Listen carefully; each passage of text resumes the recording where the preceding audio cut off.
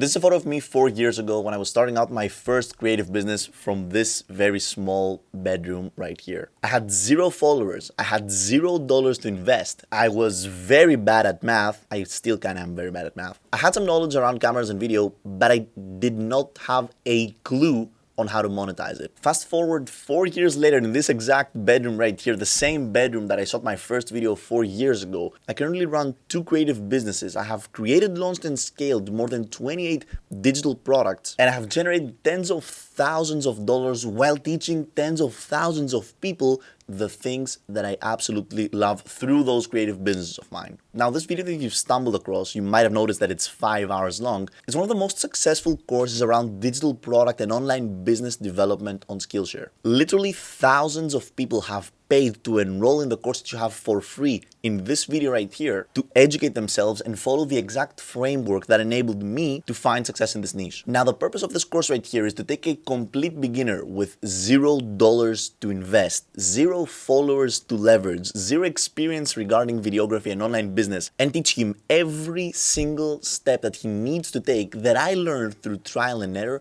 to transform himself into an educated creative business owner. In the next 5 hours, you will learn every single thing you need to know in order to take your thoughts and take your passions, pack them through digital products, and distribute them to the world through the online marketplace. If you don't have the time, energy, or attention span to consume those 5 hours of valuable content, trust me, there are thousands of people that do have the time, energy, and attention span, and they're here to literally steal your dreams. For those of you that do have the time, energy, and attention span to consume the 5 hours of content that follow this short introduction right here, I know that soon enough you will be generating income from your creative business, and I invite you to book a call with me and work with me to create a personalized strategy and exponentially grow your revenue and your business. Now, enough of this introduction, enjoy. So let's start this overview in this first lesson right here of a creative business. What is a creative business? What is the difference between a traditional business and a creative business? So in general, a traditional business follows this pattern right here, which is one of the most important things that we're going to be analyzing in this lesson right here. So let's analyze the parameters we've got. We've got a market, right? And we got us. What is a market? Very important thing to elaborate on. So a market is, or a niche, if you will, is a group of people. And in order for a niche to be viable for us to target as creators, as a creative business, we approximately needed to have more than 30,000 people. So once a market has more than 30,000 people, this means that it's worth targeting, right? And here's the thing, a market is a closed circle. Imagine a circle around these people right here, in which money circulates inside of this, and it's not that easy to infiltrate unless you have something to propose to these people. Now, a common denominator, if you will, in every market is that all markets have problems, right? And all problems require solutions. They're not solutions for every problem, but all problems require solutions. This market, this group of people, desires to have their problems solved. And this is where a business, not even a creative business, a traditional business comes into play, right? It solves the problem of a market with value, right? So you or a traditional business, this doesn't apply to a creative business already. I'm going to teach you and I'm going to show you next slides what's the difference between this traditional business model and a creative business, right? Business model. So here's the thing.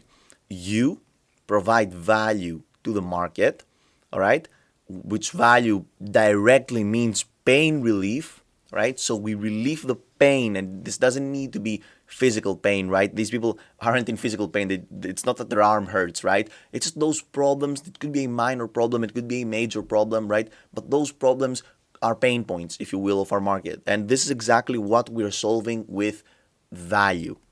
So once you give value to the market, and if they absorb your value, then they trade money for this value. So this is how the market just becomes better and their life becomes easier due to you, and you just generate more revenue because you're able to provide value to the market.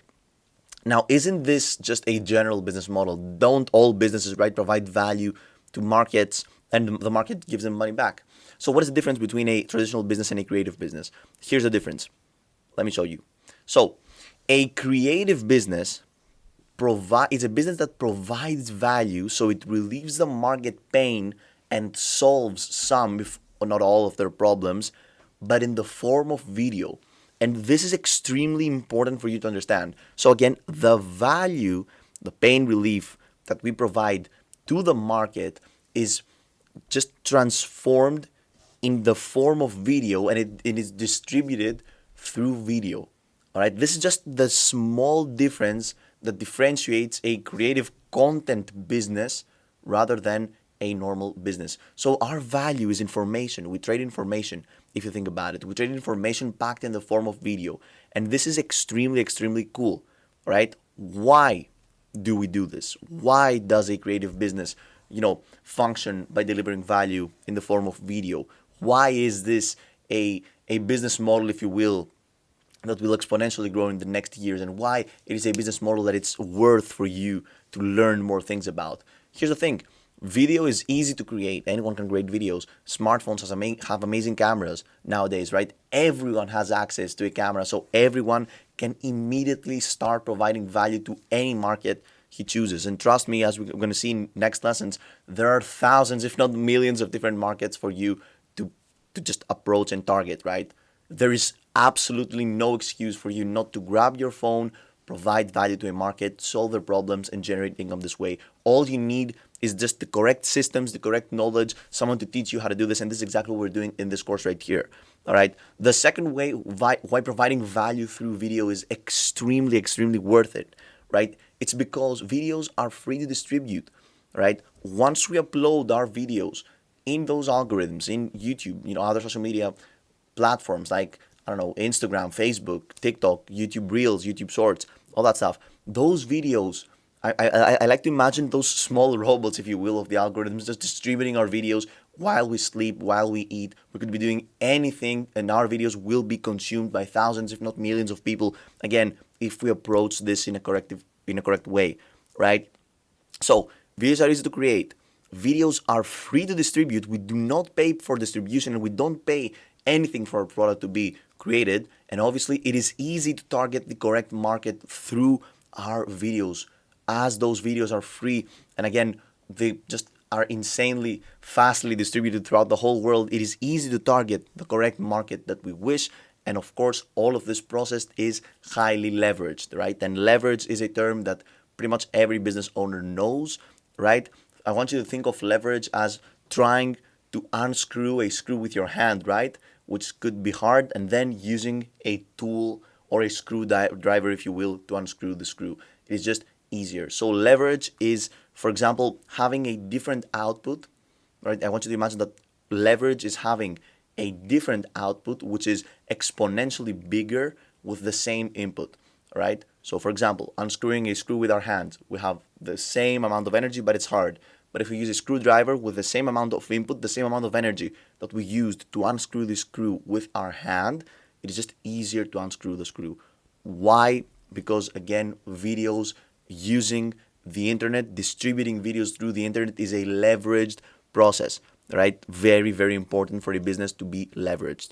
Now, what is a problem? Why doesn't everyone have a creative business, right? Because if things were as simple as I described them in this video right here, everyone would be making millions and millions of dollars with his creative business. So here's a problem, and there are three problems, and all of these three problems are pretty much the base of this course and what we will be solving in this course right here. Because this course, if you think about it, comes as a solution packed in a video format for exactly the target audience and the niche that I decided to target. All right, I am here to solve your problems. So the problem is most people don't consciously ever choose a problem to solve. Usually, if some people choose to become content creators and to start shooting videos and infiltrate a market, they never consciously choose a problem to solve. They just create random videos, they post them, some of them perform great, some of them don't perform great, and that's it. Right? So they never consciously make a decision to target a specific niche and solve a specific problem. This is why they never find success. This is the product problem. And the product problem is a module of this course in which we're going to be solving together. The second problem, most people don't know how to turn their viewers into customers. It is a very basic process, and this needs a systematic approach to create a system that funnels, again, people and transforms them from just visitors that don't know you to customers. People don't know how to do this. It is not easy to do this. You just need the correct guidance, right? And this is why the second module of this course is focused on funnels. I'm going to show you exactly how to create a bulletproof funnel which will turn customers and traffic and viewers into customers, right? Very simple, very easy. We're going to do this in the second module of this course. The third problem, most people don't know how to attract viewers. And this is a tough one. You need the correct strategic approach. You need the correct content, if you will, production approach in order to drive traffic to your funnels so that strangers that don't know about you purchase your product. So those are the three problems that we're going to be solving with this course right here. And I'm very, very excited because I figured these problems out. I've solved them for many, many people. So it's time for you to get educated and get your creative business going. All right. So what is the solution? Regarding the product problem, we will brainstorm your target audience and its problems. We're going to be creating your target audience, your target avatar, brainstorming using AI, the 10 core problems of your target avatar, and then solving them, right? Then we will design funnels. So we'll design your funnels, which will turn viewers into customers and, of course, profit. And finally, we will create a strategic approach to attract more viewers organically. This is how we solve this problem. This is how we create this content system that will allow you, again, to pack your value in the form of video and effortlessly circulate your videos to the market and money from the market to your bank accounts, right? So this was this video right here. In the next video, I'm just going to elaborate more into why this model works, why you should choose this model, and perhaps why you shouldn't choose this model if this model is not for you. All right, so thank you very much. I'm very excited about you joining me in this journey right here. I'm going to see you in the next lesson of this course. So in the second lesson of this course, we're going to be further elaborating on why this business model that I revealed to you in the previous lesson works, right? Why it works regarding the market, why it works regarding us, the creative professionals, why it works regarding the value that we provide, and how effortless it is nowadays, right, to collect cash from the market to our, again, creative businesses. So why does this model of a creative business works? This is exactly what we're analyzing in this lesson right here. So welcome and enjoy the slides. So this right here is the diagram that we analyzed in the previous lesson, which, by the way, I'm very proud of creating because I think it perfectly demonstrates this business model. And I think that you already have just a basic understanding of how we're going to be approaching this business, again, model. Now, why does this model work? First of all, the market. The online market, if you think about it, is just virtually endless, right? There are endless of niches, countless of sub-niches, and every niche has a sub-niche. Every sub-niche has a sub-niche, and it just goes to infinity. Or most likely it goes until you find a sub-niche with less than 30,000 people, which, trust me, in a global market of 8 billion people, finding a sub-niche with less than 30,000 people interested in, it's just almost impossible, right? And just imagine how many sub-niches there are. So trust me, the market is there. The market is hungry. The market always has cash. Now, some markets have more cash than other markets, but then again, money's out there. The markets are open, and it's just about you figuring out how to infiltrate these markets. And trust me, with the power of video, it's going to be so easy for us to infiltrate those markets. Now, here's the thing. Another thing is that in general, people have many problems, right? But they're becoming aware of more problems that they have due to the consumption of content online. Now, the online world, right, is a world in which pretty much not everyone is out there offering valuable solutions to people's problems. Many people are just creating content for fun, to socialize. You know, they don't have creative businesses like we do. And what those people do by socializing and exchanging information and ideas with others is that usually they reveal more problems that are out there. We didn't even know they existed, but those markets, you know, they just by socializing with each other, they come up with new problems. So trust me, the markets are virtually endless and their problems are also virtually endless. So there is no excuse there. The markets have cash and it just comes to us to be able to provide value and collect this cash, all right? Now, what about us, right? Check this out. So what we're trying to do is pretty much we're trying to provide value in the form of video, and this value is information. Here's the thing.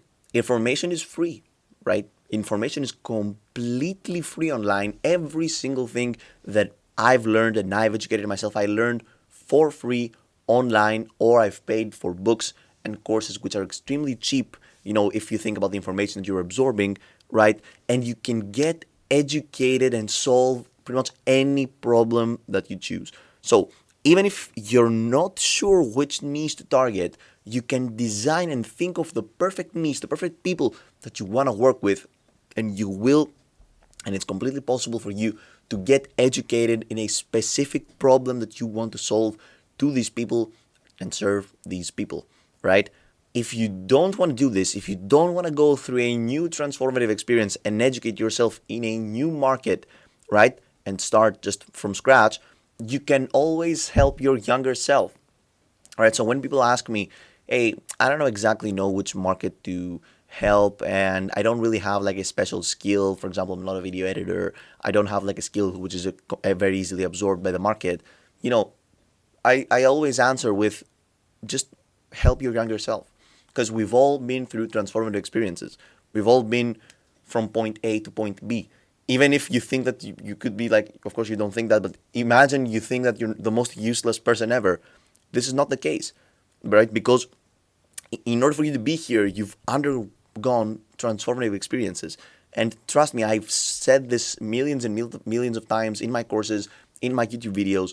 You're not that unique. You're not that special, right? If you had a problem in the past in which you managed to just overcome, then millions, if not billions of people have the exact same problem as you, all right? Millions of people are exactly your younger self and they need help, all right? If even, just imagine that you managed to figure this problem out by yourself, even better, because this means that no one else is solving this problem, right? This could be anything. Your transformative experience could be weight loss, could be becoming better at playing tennis, could be setting up a professional video shooting software and setup in your bedroom.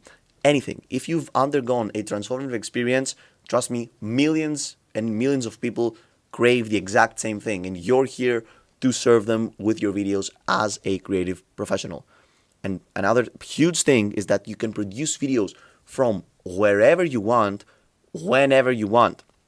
This sounds extremely cool because you will be providing value and you will be gaining money in exchange for this value from wherever you want, or then you can work like literally whenever you want. But this could also turn, towards you. And this is a double-sided knife. We're going to be talking about this in the next lesson, in which we're going to be outlining like the pros and the cons of this business. But for now, know that you got your own time schedule. You are an entrepreneur. You are a creative professional. You set the times that you work, right? Now, what about money? Money is circulating more than ever, right? And with the global market, with this globalization, if you will, of information, content, it is extremely easy, again, to find your niche, to find your target avatar. Right? Trust me, back in the day, it was so hard. And even before we were born, it was so hard for people to start businesses, to provide value to the markets, because the markets were smaller. It was harder to infiltrate those markets. The markets weren't interconnected together through the internet, right? So it was extremely hard to target people outside of your neighborhood or outside of your city. But now, listen, I'm from Greece, right? And you could be from the USA, you can be from Asia, from Australia. It doesn't matter, because we're all interconnected with this amazing power of the internet, right? And it is your, you need to capitalize on this. It is very easy for you to capitalize on this. And this, again, what we're going to be discussing about in this course right here. Another huge thing that people don't stress enough is that payment processing is faster and easier than ever. With a click of a button, someone from across the world can send you money, right, in exchange for the value that you will provide, which is a huge plus. Commissions are lower than ever. So this is just the perfect time to infiltrate this market and start this creative business of yours before it gets, saturated, and before many people are doing this, because then you're just going to be losing a huge, huge opportunity, right? What about video? As we said in the previous lesson, video is easy to produce and completely free to distribute, which is a huge, huge, huge plus. Completely free. This means that this business model doesn't require any investment if you have a video camera and some great skills to talk to a camera. Video solutions are also extremely leveraged, and trust me, leverage is a very important thing for you to understand in the world of business. And if applied correctly, your videos will become assets and will be generating you income automatically. You could be sleeping, you could be playing tennis, you could be out surfing, you could be on vacation, or you could be working, and you will be generating income from the assets. All right? You will be doing this if you position yourself correctly, if you create the correct assets, and if you have the correct systems working for you, which is exactly what we're going to be analyzing in this course. What about value? Value in the form of information is highly, highly leveraged. Value is the product that we're going to be creating, right? And just compare a product, a video product, or if you will, a infotainment product, which means an information-based program that is also combined with entertainment. For example, this course right here, right? I'm delivering information to you, but you can also view it as entertainment because it's kind of fun, right? I guess it's more fun than a book. So, infotainment products are created for free. I just press record in my camera and just deliver information. They're distributed for free because I just upload them in a marketplace. I just upload them on YouTube and people consume them. And just compare these, for example, to a car. All right, a car needs research, manufacturing, extremely high shipping costs, right, and a very niche market.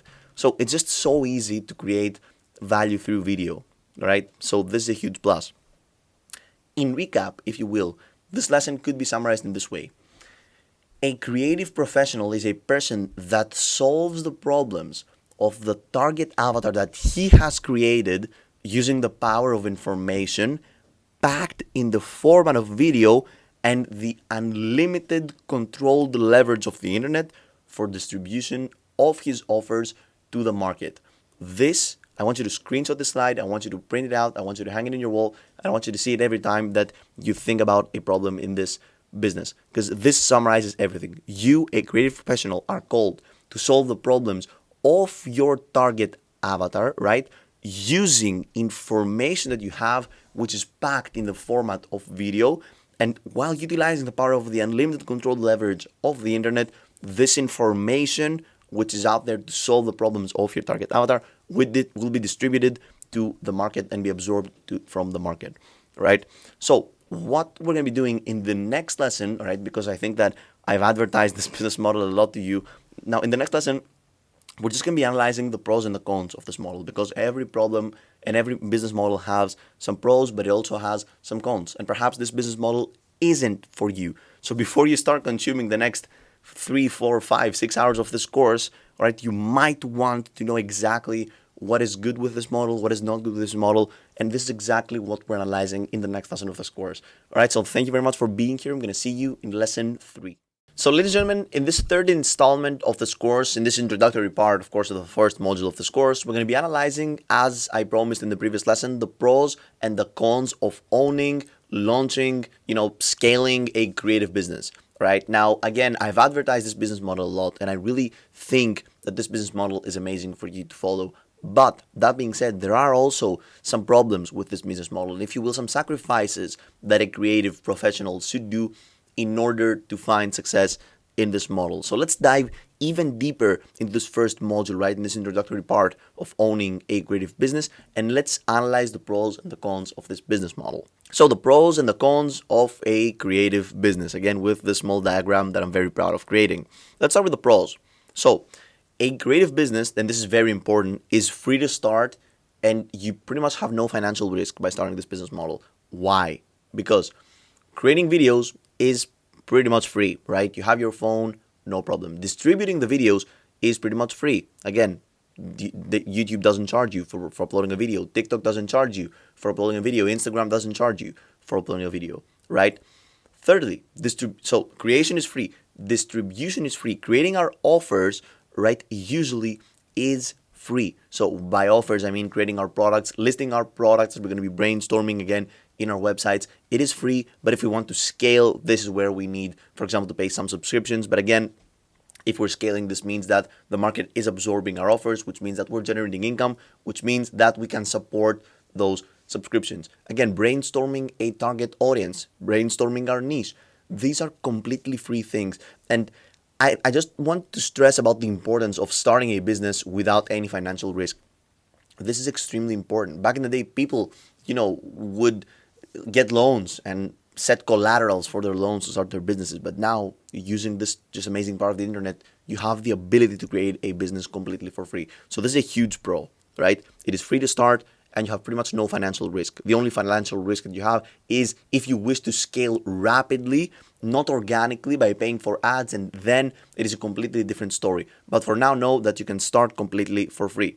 The second pro is that you do not need to advertise your products and invest money. All right, this is an option. Yes, you can pay for ads. Yes, you can have paid traffic to your offers. That being said, you do not need to do this to find success, because in this course we're going to be analyzing organic ways to acquire audience and populate your funnels. All right, and once you have your funnels ready and your product there, then again all you need is to add traffic. Now this traffic could be either organic or paid.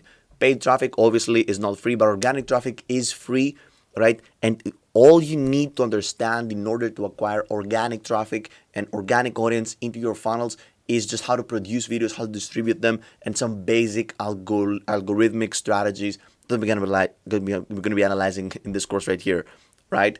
Number 3, you get to choose the audience that you will target. And this is very important because at the end of the day, you will be working for these people and with these people. And the worst thing, the absolute worst thing possibly that can happen to you is you collaborating on a daily basis with people that you don't like. So the huge pro of this business model is just because we will be targeting a specific market, you get to choose to work with pretty much any person that you find interesting out there. Let's say that you just find interesting pro athletes.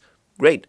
Let's brainstorm a problem that pro athletes have. Let's try to brainstorm a solution for this problem. And just like that, you will be infiltrating the niche of pro athletes and you will be helping pro athletes out. This is very, very cool because this is how you spend your day. People that you spend your day with, this is your work environment, if you will, right? So we need to be working with cool people to just have a happier life, right?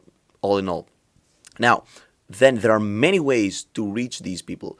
Reaching these people isn't just about uploading one YouTube video per week. You can upload YouTube videos, you can upload shorts, you can just completely write posts, if you will, in Twitter or X, right? So there are just many ways to reach these people. And if one way doesn't appeal with you, for example, let's say that long form content doesn't really appeal with your style of video, right? We can just brainstorm more ways to reach them through the internet, which is very, very cool. This doesn't limit you in one platform, right? Understanding this business model just opens your eyes in all of this unlimited possibility that there is in here, right?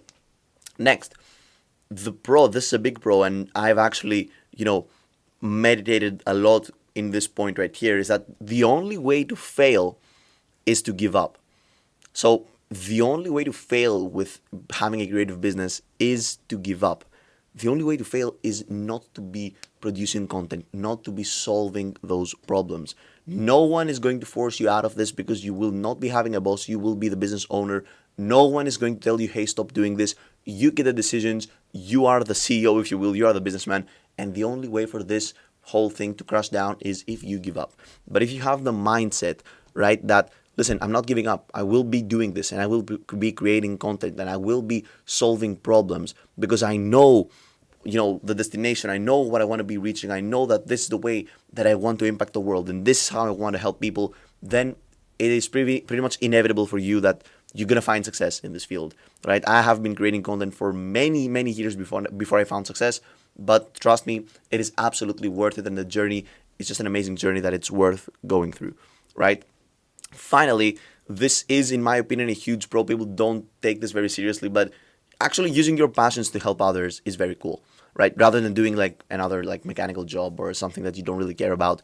Using your passions, transforming other people's lives through your passions, through your personal experience is just a very cool thing to do in general and will make you happy. And another very, very cool thing about this business model is that whenever I'm working on just a creative video solution, if you will, to my target avatar's problems, right, I enter this flow state. And this flow state is a state in which pretty much you don't understand how time passes. You just work and work and work. And once you're out of this flow state, you just feel amazingly because you know you were productive. You know that you just gave the market something that the market will consume and you will be compensated for what you're doing. And it is just an amazing, experience and feeling to feel. So those are the pros. Take a screenshot of the slide. It is very, very important. And now let's move to the cons, or if you will, the problems of this business model, because the cons are as important as the pros. So, the cons. It will take time and energy, right? It will take time and energy to grow a successful online creative business. And this is just something that people try to bypass with paying for ads. But trust me, if you invest the time and the energy to learn what I'm going to be teaching you in this course, to learn the funnels, to learn the systems, to learn the product, to learn how to hire a team, if you will, and if you want to scale, it is 100% worth it, right? But you will need to invest some time, some energy, and take this seriously if you want to be a creative professional rather than just a content creator, right? Next con, you really cannot sell this business, right? Because you will be the start of this business. This will act like a personal brand of yours, and you really can't be selling those businesses that we will be creating, right? Let's take the example of Mr. Beast, for example, right? Mr. Beast has a $1 billion empire on YouTube, but he can't really sell it, right? Because he is the star. If someone buys it, then people won't watch him because he's not Mr. Beast. So that's a problem. For example, if we start a company that designs hats, then yeah, definitely, let's sell it. We're not the stars. It's not a personal brand. But personal brands are in general a bit harder to sell. They don't sell as easily. But then again, you have many, many pros to battle this con right here. Now, next problem. Despite the fact that you choose how much you work, because as we said, you're going to be having location freedom, time freedom, energy freedom, all of that, you will most likely end up working more than you think. Right? To give you an example, right now, as I'm recording this video, it is 10:30 at night on a Saturday. All right. And listen, I have the choice to go out with my friends. I have the choice to do whatever I want, but I choose to be here in my room to work because this fills me with fulfillment. Right. And it is true. I have fun doing this. I love doing this. This is why I do this. And I'm not outside like partying right now. But the thing is that, at the end of the day, you will be working more than you think.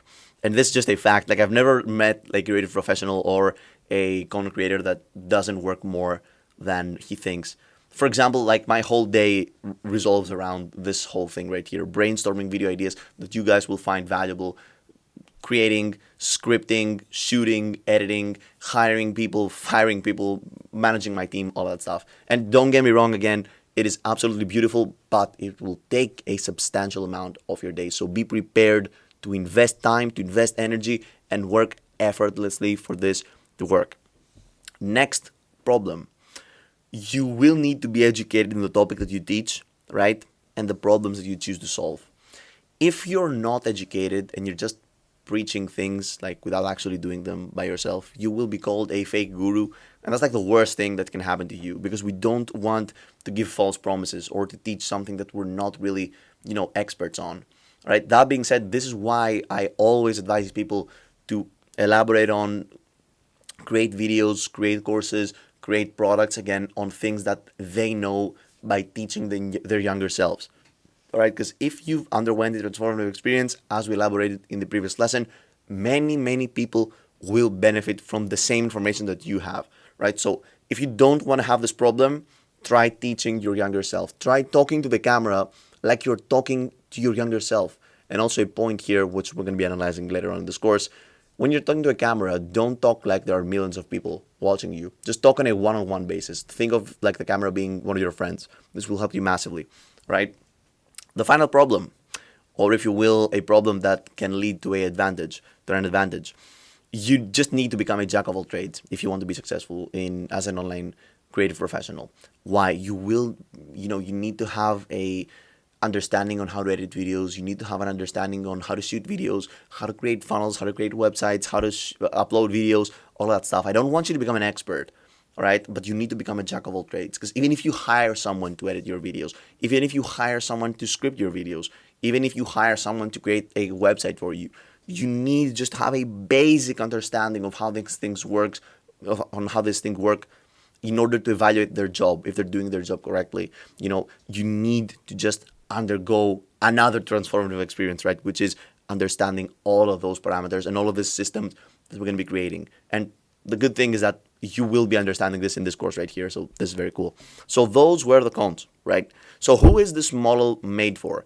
If this describes you right here, go ahead and just consume the rest of the course. You will find extreme value, and I know that it's going to help you. So if you have a passion to teach, yes, like go ahead. If you like teaching, because many people don't like teaching. Many people just want to stay inside, just work on some project of their own, not share it with the world. It's fine. But if you like to teach, and if you get fulfillment from teaching, yes. People who want to work and live in their own terms, people that are able and are willing to take the risk to live in their own terms, right? People that, if you're someone that just wants someone above you always telling you what to do, what not to do, and you find security in this, fine, maybe this model is not for you, right? If you want to live in your own terms, work in your own terms, right? Take vacation in your own terms, yes, right? People that love video and are interested in leveraging the power of the internet.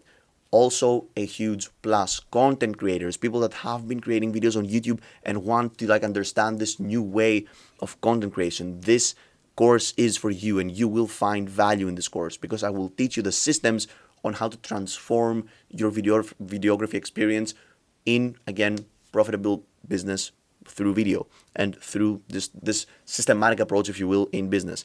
And of course, educated professionals that are already educated and have an understanding of something that they want to teach and just don't know how again to approach this systematically. So people that are experts but just don't know how to monetize their passions. This is why this course is made. This is just going to help you massively, right? But who is this model not for?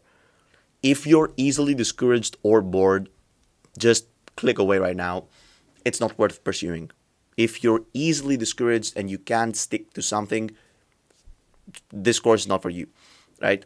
If you don't want to learn any new ideas, new language, new terminology, new approaches, which by the way are not that hard, it's easy to learn the things that I teach in this course. But if you just, you're decision fatigued and you're tired from your, job, then just don't go ahead with this course because it will just mess, with your daily life without providing that much value. If you're discouraged and you don't want to learn about new ideas, new approaches in business, then this is not for you. Also, if you hate showing your face online, if you don't want to create a personal brand, if you have identity problems online, then probably this is not the best business model for you. I have worked with people and I have coached on a one-on-one basis people that don't want to create videos with their face, and we have actually created faceless personal brands, but it's harder. And if you want to do this, it is great to have a one-on-one approach to do this and a coach to help you with, because this course, I will help people that are interested in showing their face online and helping people and connecting through video. So if you don't want to show your face online, this is not exactly a no-go. You can still consume the content of this course and just try to apply it in your style, right? And finally, if you don't have 1 hour per day to invest in this, it's not going to be worth it. Again, it needs time. As I told you, it needs energy. And trust me, this 1 hour per day that you will be investing in this model is going to be worth it at the end of the day. Trust me, it's going to be cool. So this concludes this lesson right here. And what are the next steps? So how will we move from now on? The next steps is to nailing down those 4 points right here. Your product, your funnels, your traffic, and your team. And we will be tackling every single one of those categories, right, from top to bottom. So we're going to start with the products, then we're going to move into funnels, then we're going to move into traffic, then we're going to move into team. So in the product, we're going to be choosing your niche. What is a niche? What is a target avatar? What is a target audience? How to choose your target avatar? How to directly affect those people. Then we're going to move into funnels, right? How to create a funnel that transforms your target avatar into a customer by viewing your product and buying your product. Then traffic. How are we going to populate this funnel with people, right? And finally, team. How to outsource your work, how to detach yourself from this business model, and how to have this system working without you inside the equation. Now, I know that this was a lot of information. I know that you're probably overwhelmed at this point. So trust me, everything's going to make sense in the next module. So in the second module of this course, we're starting with the product, and the first lesson of the second module is going to be I'm just going to be elaborating to you how to choose your niche successfully. All right, so thank you very much, and I'm going to see you in the next lesson of this course. If I were you, and if I was starting out again this entrepreneurial journey of creating a creative business and starting this journey of just creating a business online and all that stuff, the area in which I would spend the most amount of time, like out of all of the categories that we're going to be stressing about in this course right here, all of the pillars, all of the gears of the system, the area that I would just invest the most amount of time and energy to just nail would be choosing the correct niche. All right, nailing and dialing down and choosing the correct niche is just of uttermost importance in this whole business model. Why?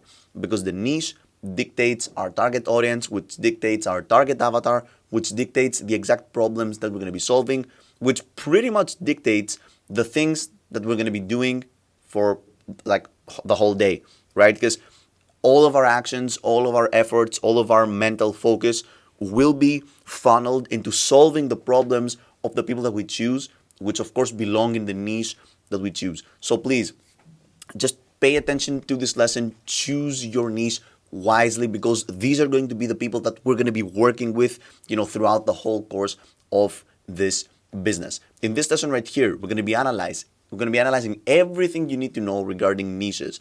All right. What are the core niches? What are their sub niches? How to choose a niche? How to choose a niche with people with high purchasing power. All right. So your business actually is viable and can live for many, many years. Right, and all of this information is coming in this lesson right here, right? So thank you very much for being here. Let's dive into the presentation. So, choosing your niche. Those are the three questions that we're going to be analyzing in this lesson right here. First of all, who do you want to serve, right? Okay. So, choosing your niche. Those are the three things that you need to answer by the end of this lesson, and I'm going to be helping you again find the correct answer by the end of this lesson. So, the first one is, who do you actually want to serve? Which people do you actually want to work with? All right, there are many people and many categories of people that we find lots of pleasure helping, and there are other people that we don't really want to collaborate with, right? So with this business model, as a creative business owner, you get to choose who you want to serve, and this is why we need to just pay attention and choose our niche correctly. The next question: what problems can you solve the best? Right, because you might want to serve like a type of people, but if you can't solve a type of people problems, then unfortunately you can't be working with them, right? So you need to find the problems that you can solve the best. Then, which niche will be the most profitable for you? Very, very important, all right? Your niche, the ultimate thing for you is to work with people that you really can solve their problems, that you really want to work with, and that have high purchasing power, which means that they have actually money to invest because they belong in a category of people that have a lot of money to invest, right? And we're going to be analyzing this when we just nail down the different types of niches. So, finding your niche.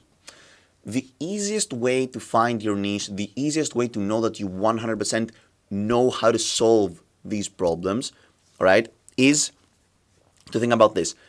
If once in the past you had a problem, right, and you overcome this problem, trust me, chances are that millions and millions of people have the exact same problem, but just haven't figured out the solution yet, right? But you have. This means that you can help millions and millions of people overcome the same problem that you managed to deal with. And even if you didn't find a solution to this problem online when you had the same problem, and you just figure it out by yourself, even better. This means that these people don't have anybody to help them, right? But you, because you figured this out by yourself, you can 100% help these people out, right? So again, what everyone craves in life is to move from point A to point B.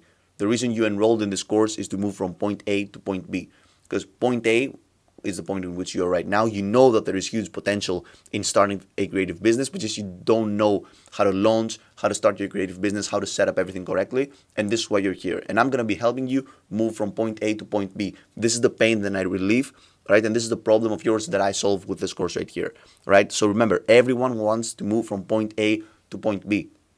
That being said, even if someone wants to move from point A to point B, all right, for example, you could want to move from point A to point B, which is starting a creative business. This doesn't mean that you haven't improved in other areas of your life or you haven't underwent transformative experiences previously in your life. And trust me, these don't need to be like the most groundbreaking transformative experiences. For example, I don't know, starting a multi-million dollar business. This could be something simple. For example, losing weight. Or, I mean, losing weight isn't that simple, but you get the point. Like losing weight, learning how to cook, I don't know, like all of that stuff. People, millions of people can benefit from your knowledge if you've undergone a transformative experience and you want to share how you did it, right? Next big thing regarding your niche. You need to focus on problems that are solved with frameworks. And another word for frameworks is processes. For example, a problem like the one that I choose to solve with this course right here, which again, starting and launching a business as a creative professional, is solved with frameworks. A framework or a process is how to find your niche, how to find your target audience, how to structure your funnels, how to bring your offers, how to create your products. All of these are frameworks. All right, because if a problem is solved by frameworks, this means that people need intense amount of information, intense amount of coaching in order to nail it. All right, if a problem is solved by just giving them a number, then no one is going to be interested in your services, right? Because the solution is very simple. You just can Google search it. Okay, this is the solution. Let's move on, right? So please focus on problems that are solved with frameworks, by processes, right? Rather than just simple information that someone can Google. And trust me, most of the problems that need a transformation to be solved are solved with frameworks and not with just information. All right. These right here are the three core niches, and every subcategory, every market ever created on earth is under one of those three categories. So we got health, wealth, and relationships. Those are the three categories that everyone is interested in. And again, every single business out there is under the umbrella of one of those three categories. All right. Here's the thing.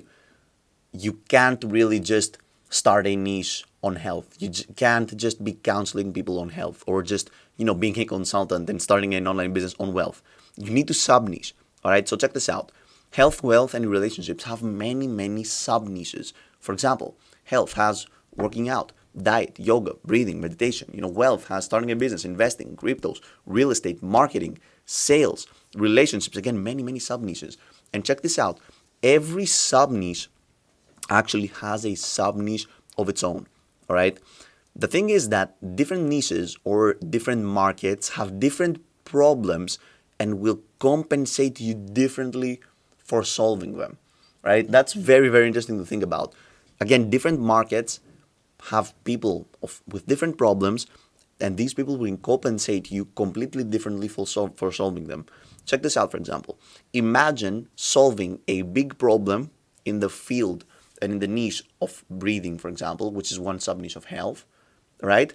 In comparison to solving a big problem in the sub niche of real estate, which is under the umbrella of wealth. Where if you solve, like, let's say, a problem of the same magnitude, of a big magnitude in both of those niches, where do you think that you will be compensated more? In the real estate, right? Why?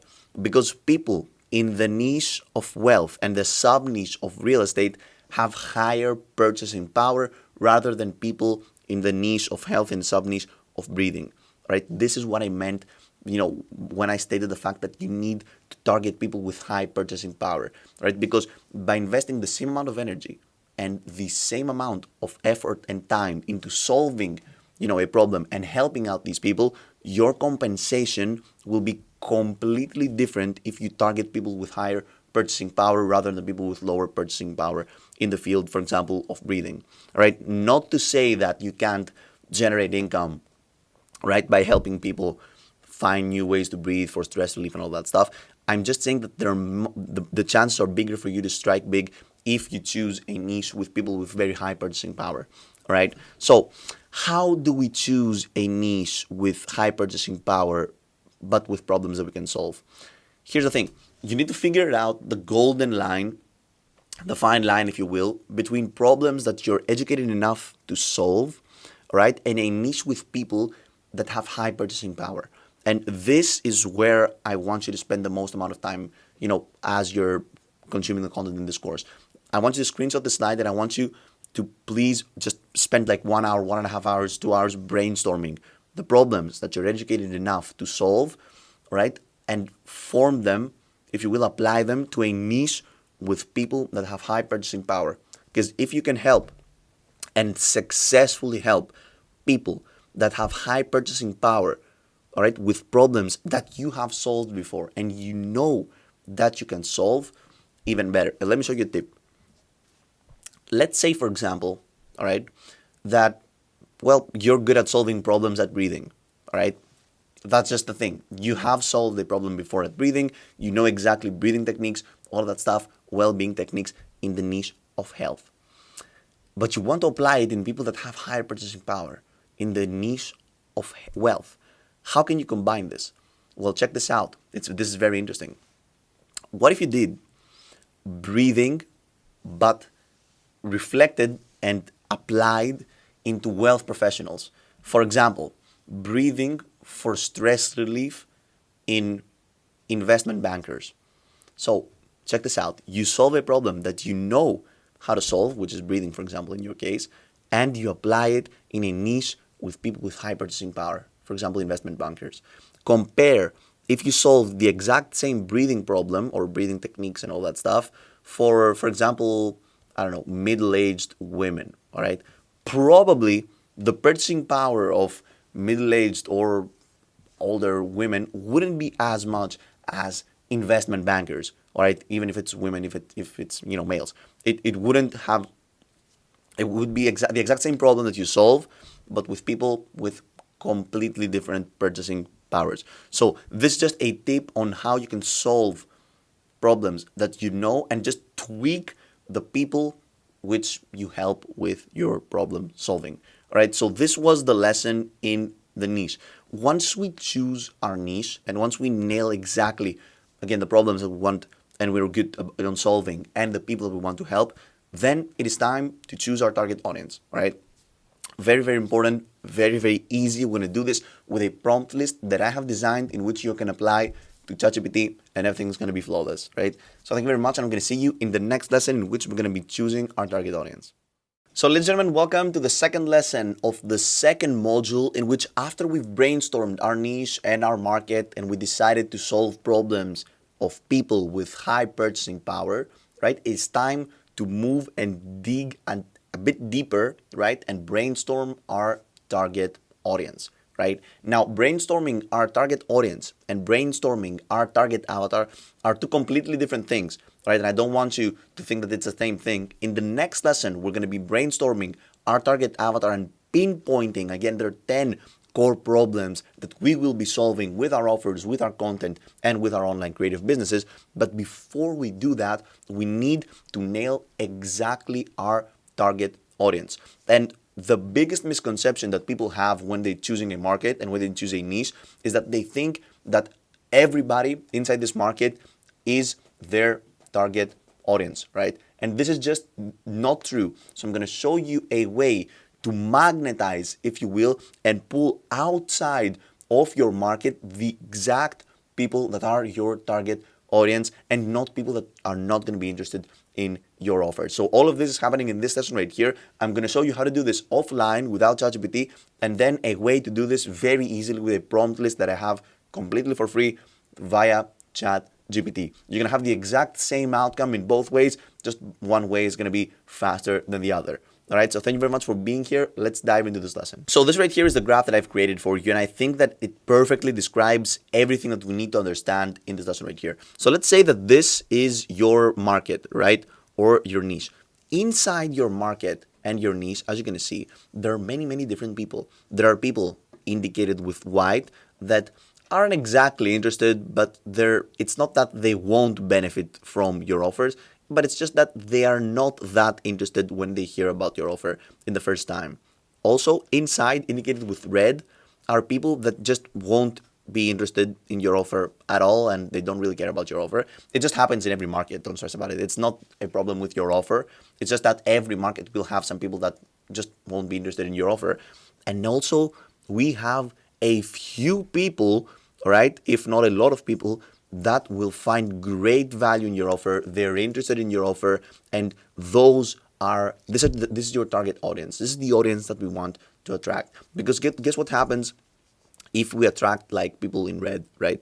They don't care about the offer. They won't perform. They won't work with you in a flawless way. There will just be problems in your business. The same thing kind of applies in people that aren't that interested in your offer and are indicated in white, right? They will work, but they won't put like the time and energy required for them to achieve the results that you want them to achieve. So it's just not worth working with those people. The people that are worth working with are these people, right? People that are indicated in green, people that love your offers, people that know that will benefit from them, people that are interested and ready to invest the time and energy to do this.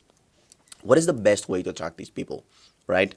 The absolute best way to attract these people is exactly what I just stated: to attract, not to chase them, to attract them. How do we attract them? By putting our offers out there, by targeting these people with content. Let them watch the content, let them consume our content. This is again a creative business. We create content. They will consume the content, and if they resonate with your stuff, if they like your stuff, they will reach out to work with you. It is completely different to attract clients rather than to chase clients.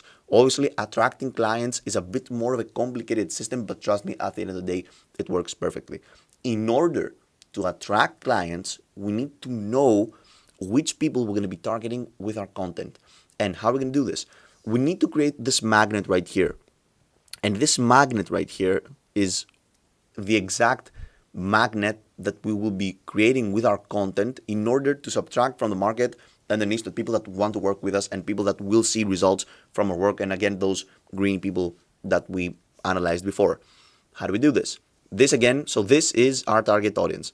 All right, don't get me wrong. This right here is our target audience. But how will we subtract our target audience from a market and our niche? Well, we need to note down some information about our target audience. And the more information we note about these people, the more we describe them and the more we clarify in our brain, because this again is a brainstorming process. At the end of the day, we're not creating anything right here. We're just brainstorming, but we need to have this sorted in our brain. The more information we have about our target audience, the easier it is going to be to target them at the end of the day. These are some questions and some areas of information that we need to have answered in order to successfully target these people with our content approaches. So, for example, we need to know the psychographics of our audience, right? We need to know their emotions. We need to know their pain points. Don't stress about the pain points. We're going to be mentioning them in the next lesson, which we're going to be targeting our target avatar. But again, we need to have a general idea regarding the psychographics of the audience. We need to know what is their occupation, right? Preferably how much money they're making. Are they of high purchasing power or a lower purchasing power? And if we don't like these things, we can change them, right? So choose your target audience. You get to choose your target audience. What is their occupation? What is their age? Do you want to work with people that are 20, 40, 60, 50, right? What are their interests, all right? What are they passionate about? What are their hobbies? What do they want to do in the weekends? Trust me, the more information you add here, the better. So try to just describe a group of people as, if you will, autistically as possible, right? So a lot of information here. What is their level of education? Do you want to work with extremely highly educated people, PhD level people, or you want to work with, for example, people that are just inside the university, college students? You want to work with high school graduates, right? So choose what is your preferred level of education, regarding your target audience. And then, of course, choose and note down their media consumption habits. Different people, for example, people of different professions and different age have completely different media consumption habits. So you wouldn't, if, for example, you want to target 60-year-old doctors, you wouldn't upload videos on TikTok because these people usually are not on TikTok, right? You would upload, for example, articles in scientific research journals, right? So this is how you target these people, right? So, but if you want to target, for example, 20 to 35-year-old males and females that want to start a creative business, then you can use TikTok, you can use Instagram, you can use YouTube, all of that stuff. So the media consumption part is very, very important. You need to understand where these people hang out online, because everyone has an online presence nowadays, and if not an online presence, everyone consumes content online. So there is a way to reach out to every single person out there online with organic content, which is exactly what we're going to be doing in this course right here. Right? So once you have your psychographics down and you've noted down the occupation with, again, intense information, so exactly what time they wake up, where they go for work, all that stuff, and we're going to be doing this in more detail in the next lesson, so I don't want you to stress that much about this, right? But just note down in a paper, in a Word document, or in a Notion file, again, all that stuff, their psychographics, their occupation, their age, their interests, their level of education, their media consumption habits, all that stuff. This is how we're going to be creating this magnet right here, right? So imagine, for example, all right, that inside this market, we start creating content. So we start using this magnet right here, exactly tailored to these people right here. So tailored to people with the same psychographics, the same occupation, the same age, the same interest, the same education, the same media consumption. These people will watch this content and will resonate with our content so much that they will be pulled towards us from the market and they would like to work with us, right? So this is the first pillar of creating our target audience. Now you can do this, as we said, offline, and you can also do this online with ChatGPT. In my personal experience, a combination of both is key. Why? Because if you do this offline, without ChatGPT, so if you just open a Word document, start writing down by yourself the psychographics, the occupation, the age, the interest, the education, and the media consumption habits of your target audience, you will just get a better understanding of who you're referring to and who you're going to be working with, right? Because at the end of the day, this is a brainstorming session. We're not trying to optimize for output. We're not trying to write 4,000 words and deliver it to someone. This process is done for us to understand better our target audience. So writing it down by yourself, typewriting it, if you will, down, will help you understand your target audience better. That being said, ChatGPT, after you're done by brainstorming your target audience in a brief way with those, again, points of interest, like psychographics, occupation, all that stuff, then you can also launch ChatGPT and just ask for recommendations. So, for example, let's say that you've written down 10 media consumption habits or 4 websites that these people, usually go to. You can use ChatGPT to brainstorm 20 more, right? That being said, please don't only use ChatGPT and don't only use this way. A combination of both, I think, would be perfect to brainstorm your target audience. And another thing, before we launch ChatGPT, and I show you exactly how I do this, please take your time, invest energy, and nail down your target audience. This is a process that we're going to be doing once, all right? And then we will forget it. We will have it noted down, but that's it, all right? We're not going to be doing this every single time that we create content, all right? So it's worth, trust me, to brainstorm your target audience and make sure you will be working with people that you want to work with, right? I can't stress this enough. All right, so now let's launch ChatGPT and let me show you exactly how to utilize the prompt list that I will have in the description of this course completely for free to brainstorm effortlessly your target audience. Okay, so we have just launched ChatGPT and we have also just opened the prompt list that I have, again, linked in the description of this course.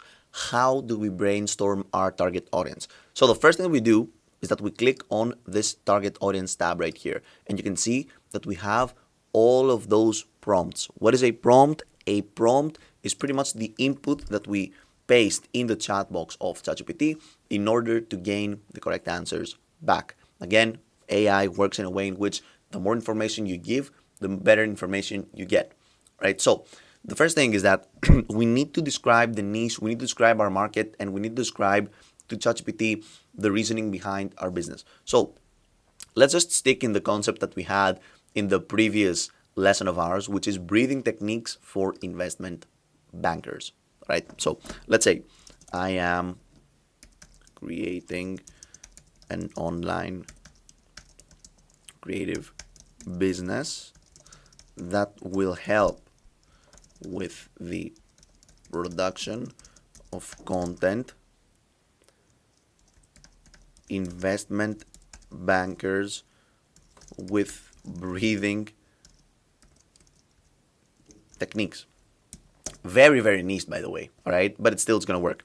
So I'm inputting this into ChatGPT, and I'm not actually expecting an answer at this point. I'm just giving information regarding what I'm going to be doing. Now, for the sake of this video, I'm not going to be giving like extreme information about this niche because first of all, it's not brainstormed correctly. Second of all, it's irrelevant to this course. If I were you, in your case, I would just give to ChatGPT as much information as possible, as much information about our niche as possible, right?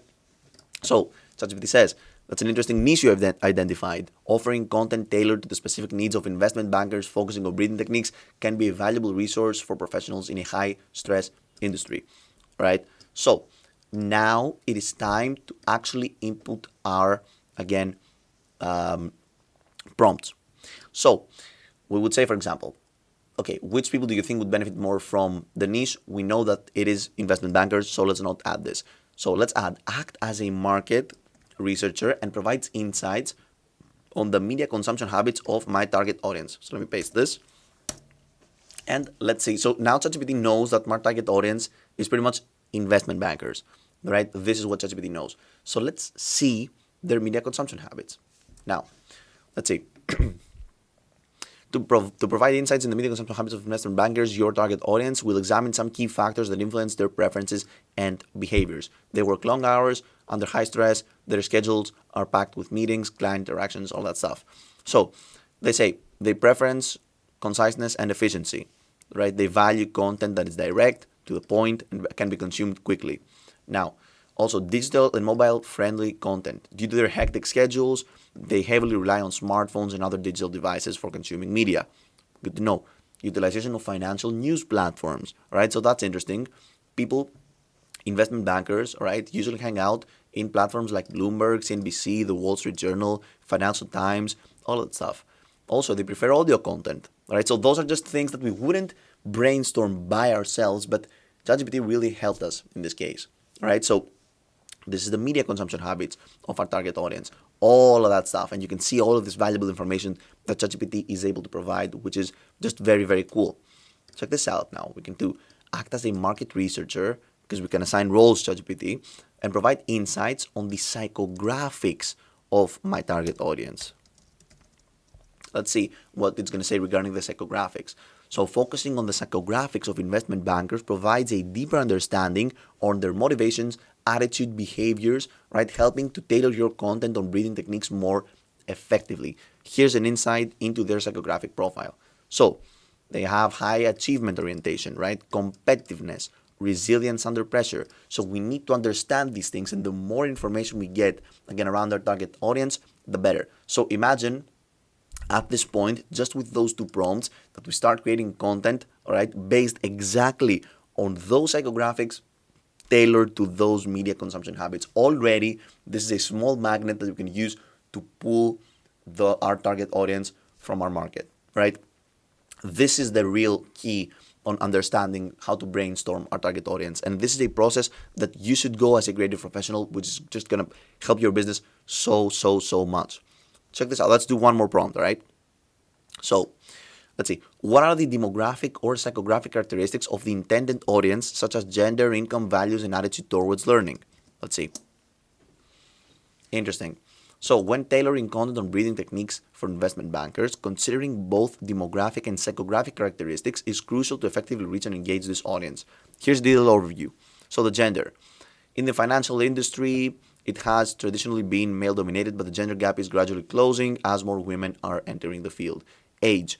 Typically in their 20s to 40s, right? They're tech-savvy, they value efficiency, and they're open in adopting new wellness practices. Good. Income. High income bracket. Very important because these people have high purchasing power. So investment bankers are generally well compensated, falling into a higher income bracket. Psychographic characteristics, we talked about this, their values, their attitudes towards learning, right? And their lifestyle and behavior. They're busy, structured lifestyle. And they also gave me some recommendations on how to engage our audience, which is also very cool. All right. So again, I know this lesson was all over the place, and I know I gave you a lot of information in this lesson. But at the end of the day, what we're trying to do is that we're trying to just pull people from our market and identify just our target audience, the people that we directly want to target, which is not 100% of the market. It's usually 10 to 30% of the market, right? So, two ways to actually brainstorm our target audience. The first one is by manually answering the questions that we analyzed in the beginning of this course. The second one is to input these questions as prompts into ChatGPT and brainstorm our target audience this way. The best thing to do is just to combine those two worlds. So combine the offline world and the online world and just create an amazing description of our target audience, right? Here's the thing. We've outlined our target audience. We know many things about them, right?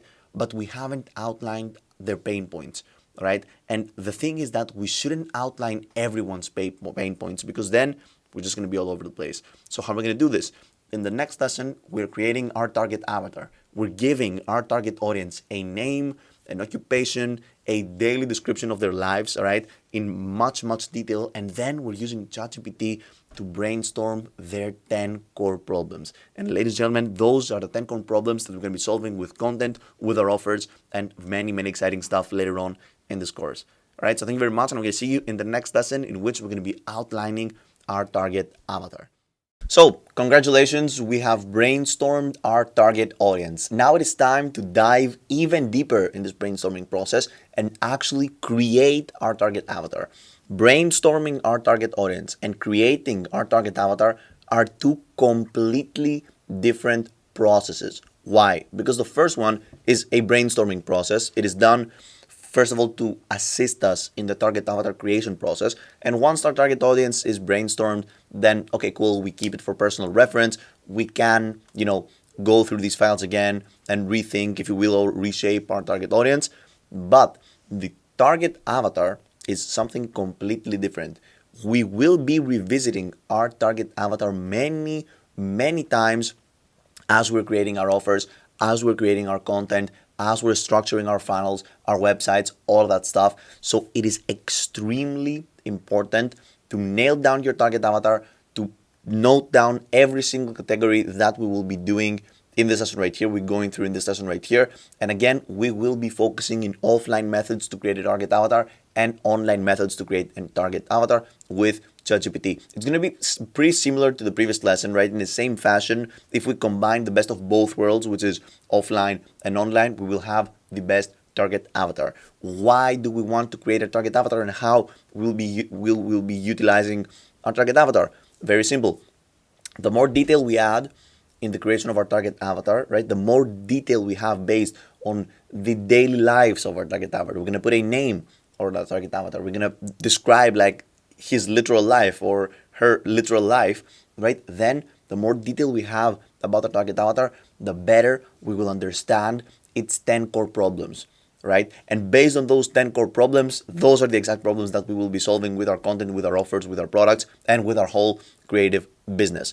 All right. So I'm very excited for you to be here in this lesson. Let's dive and let me show you exactly the approach that we're going to be following in order to create our target avatar. So in the previous lesson of this course, we stopped in this point right here, in the fact that we magnetized the target audience out of our market. Now that we have our target audience, the thing is that we cannot reach all of these people just by creating content to appeal to many people. We need to put a name on this. We need to put an age. We need to create our target avatar. So what we're going to do is that after we've magnetized all of those people, we're going to zoom in with our magnifying lens into one individual target avatar. If you will, the most appropriate person, our dream client, right? And that's pretty much what our target avatar is. The dream client to buy our products. All right. Now, how do we create our target avatar? The more information you add here, all right, the more profitable your business will be. Trust me, this is a fact. The more details we have on his name, his or her age, her daily life, her profile, where does he live, right? What car does he drive? Where does he work? All that stuff. We want extreme detail. So let me note this down. We want extreme detail. We want this to feel like you're a detective, right? I want you to add extreme detail here because this is just not only a brainstorming process for you to understand, this is a process that we will be revisiting, right, throughout our whole business, right? After we've done with the basic information, for example, the name of our target avatar, right? His profile, his daily life is extremely important, right? Because inside the daily life, we will find some pain points that he might have. For example, in the case in which we're proposing a solution to a, for example, investment banker with breathing, stress in his daily life is very important for us to note down stressful occasions in his daily life because we will be solving it through our breathing exercises. Again, in extreme detail. Then we will move and analyze his deep desires. What are the deep desires of our target avatar? This is where the 10 core problems start to rise. And you can imagine why I made the 10 core problems golden, because this is exactly the 10 core problems that we will be solving with our value, with our content. And this, ladies and gentlemen, is pretty much how you successfully infiltrate a market, identify the problems that a market has, and propose a solution, a valuable solution to those problems with your content. All right? And what comes in exchange to the value that we provide in the form of video, right? Compensation. This is how you will be generating income as a creative professional. This is the correct way to approach this, and I'm very happy to be the man teaching you this stuff. All right? So, all of this, please open a notes tab and start documenting this. So, document the name, the profile, the daily life, and the deep desires. I want you at the deep desires section right here to mention at least, okay, right, at least 5 detailed deep desires.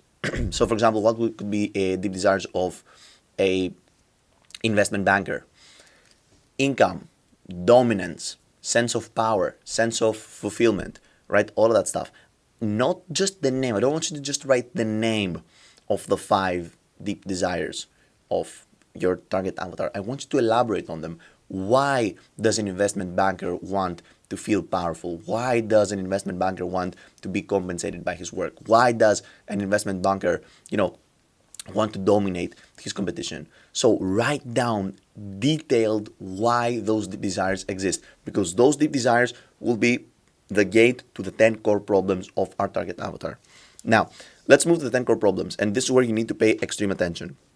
The 10 core problems, all right, 1, 2, 3, 4, 5, 6, 7, 8, 9, 10, right? The thing with the 10 core problems is that those are the exact problems that we're called to solve with our content.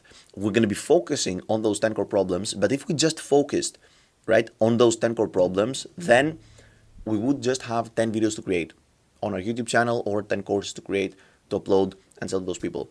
The thing is that as we talked about in the previous lessons, we focus on solutions based on processes, based on frameworks, all right? And the thing with those 10 core problems is that each one of those 10 core problems is subdivided into more micro problems. And again, those micro problems are also some content ideas that we can create in order to help those people, right? So here's the thing. Let's say, for example, that you create a video and we will put names, and I'm going to elaborate more later on in the discussion right here in ChatGPT. But let's say, how do we attract this person, right? The thing is that the core thing is that we create a video, for example, in core problem number 6, or even more deep in the sub niche of the problem number 6. We create a video solving this problem, and this guy watches the video. So he's like, hey, this actually is one of my technical problems, or even a category, a subcategory of one of my technical problems. Let me actually check his other stuff. And he checks out other stuff, and he sees we actually solve this problem. And then he sees that with our offer, with our high ticket offer, for example, I'm going to show you how to create another lessons, we can solve this problem. So now he sees that we are able to provide value. And this is pretty much how we get compensated, right? I know this was a bit overwhelming, but again, this is the thought process and the systems behind all that stuff. We need to brainstorm our target avatar. And after we've brainstormed a target avatar, we need to identify his 10 core problems. All right. Now, if your target avatar is your younger self, everything becomes way, way easier because you know exactly how to describe your younger self. You've already have an idea of your younger self. You know his name, for example. You know exactly his daily life because you used to live this life. You know the deep desires of your younger self because, again, you used to be your younger self. This is why people that refer to their younger self in their businesses and create businesses, you know, that help their younger selves, excuse me, are so profitable because they know exactly their target avatar. All right. But in this way, with this lesson right here, I'm showing you how to create a target avatar, even if, you know, your business doesn't refer to your younger self. All right. And here's the thing. We will be solving, when you will be describing those 10 core problems using ChatGPT.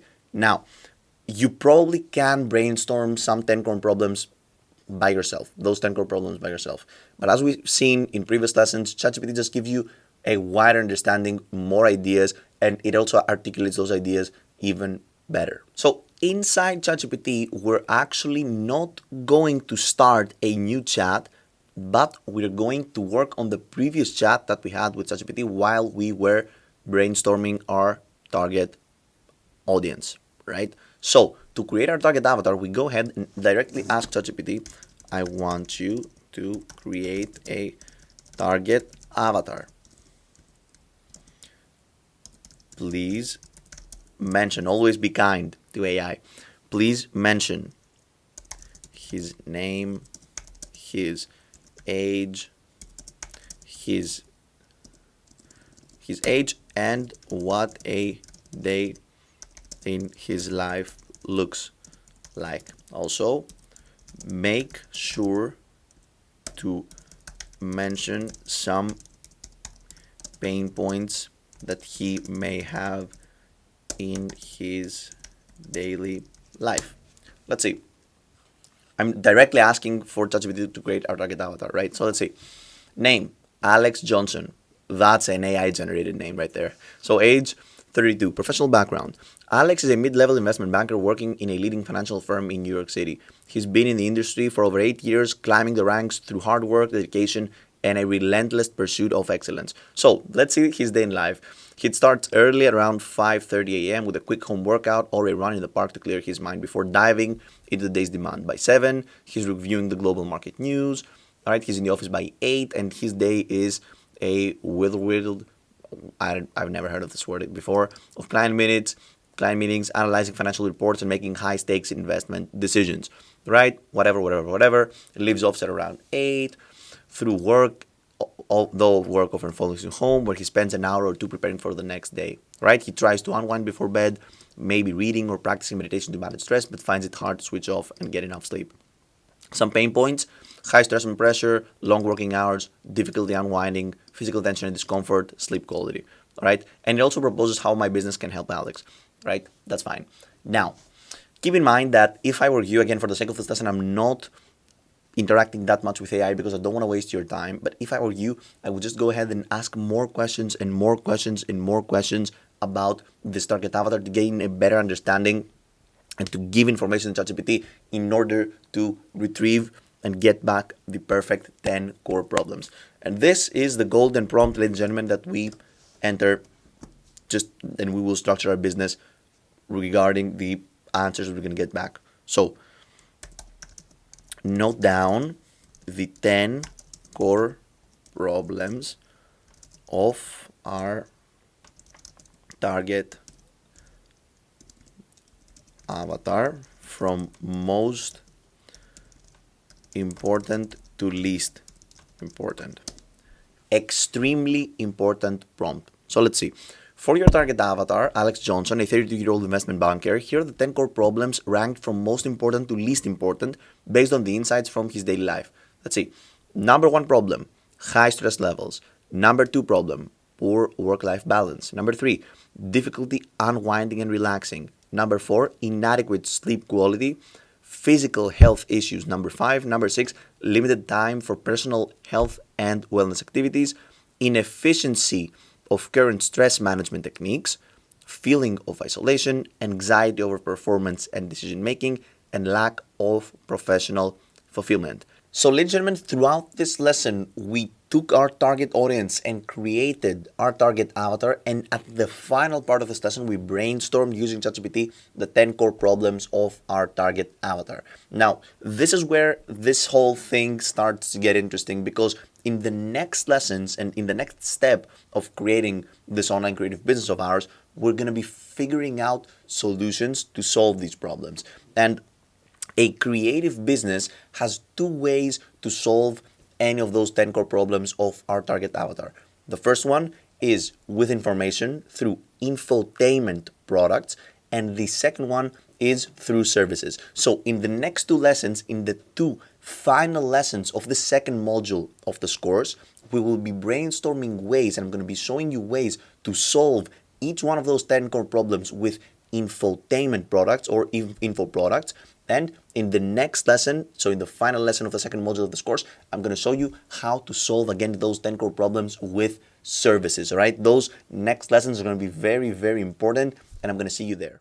So, ladies and gentlemen, congratulations. Now that we have figured out the 10 core problems, it is time to transition to the very interesting part of the first module of this course, which is actually the creation, all right, of the solution to those problems. It is time to move into analyzing how to solve these problems. And in general, in this lesson, we're going to hyper analyze and deep dive into all of the potential solutions that you can give to your target avatar's problems. I'm going to show you the free solutions, the paid solutions, and in the paid solutions, we're going to be sub-niching into cheap, mid, if you will, price and very pricey solutions to problems. So in general, by the end of this lesson, you will know exactly all of the different types of products that you can create in order to help your target avatar, and you will create all of the products that we will be mentioning in this lesson right here, because again, you don't need to only create, for example, one of those products. All of those products that we will be creating are going to be part of different offers, right, that we will offer to our target audience. And in next modules of this course, I'm going to show you how to correctly position those products and how to make the navigation of the strangers, if you will, or the audience that we will attract with our socials, to make it seamless from our socials to our websites, to our offers, to our products. But don't want you to stress about this, because this is going to be happening in next lessons. Again, in this lesson, prepare to learn everything regarding solving the problems of your target avatar with content. All right, so I'm very excited to have you here.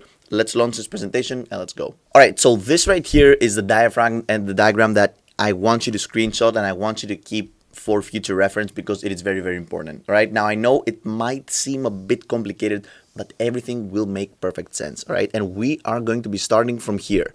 All right, so this was the point in which we left in the previous lesson, right? We analyzed the 10 core problems and we have mentioned the 10 core problems of the target avatar that we have created. Now, these problems, as we know, they require solutions, right? And there are two types of solutions that we can give to those problems. And spoiler alert, we're going to be giving both of those types of solutions. We can't just have one of those types. Those solutions are free solutions, right? And paid solutions. What is the difference between a free solution to our target avatar's problems and a paid solution to our target avatar's offer, our target avatar's problems?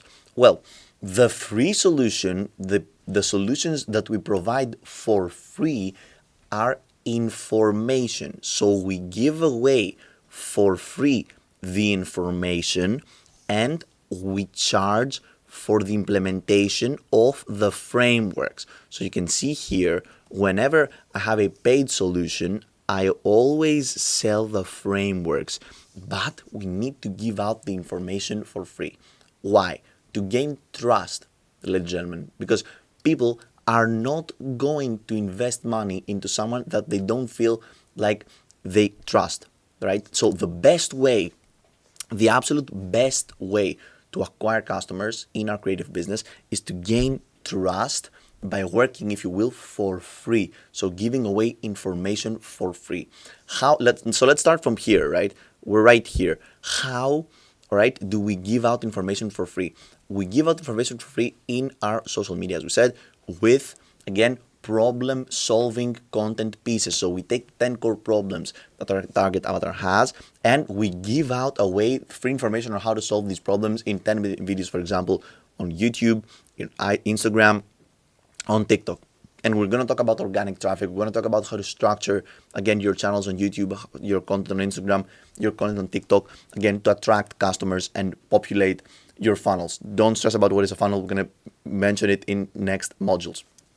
Now, information, all right, is DIY, is a DIY free product. What is a DIY product? DIY means do it yourself, as we all know, right? So with the information that we're going to be giving to our target avatar, we're going to just let them know, if you will, how to solve their problems by themselves, all right? And this right here, which is very valuable by itself, doesn't directly give us money, but it's a great way for us to infiltrate a market, all right, and provide value. So what happens next once we provide information on how to solve a problem for free? And at the end of this video, I'm going to show you exactly, for example, in the niche of breathing techniques for finance, for investment bankers, I'm going to show you what I would do in this diagram, right? So once we give information on how to achieve something by themselves, strangers, right, that watch those videos and consume our content resonate with our content and find value in our content, and they gradually turn to customers. How do they turn to customers? Because they check out our paid solutions, because they find so much value in our free stuff that they're like, okay, if this dude gives us so much free value in the free stuff, then his paid stuff should be amazing. Now, every creative business should have 3 different paid offers, right? Or 3 different products. A complete creative business has all 3, all right? A low ticket product, a mid ticket product, and a high ticket product. Let's start with a low ticket product. Again, in all those products, in a low ticket product, in a mid ticket top product, and in a high ticket product, we sell frameworks. That's very important for you to understand. There is a difference between information and a difference between implementation. Frameworks or implementation is exactly what we charge for, right? Because we give out the information for free, but we charge for the frameworks on how to solve these problems. Right? Because again, most of the problems, as we discussed in previous lesson, are system-based or are framework-based, not information-based. That's the trick here. So a low ticket product is usually an info product. Now I know that there are a lot of new words here, but hear me out. What are info products? Right? Obviously there are products, there are stuff that we can exchange for money and provide value, right? But what is info product?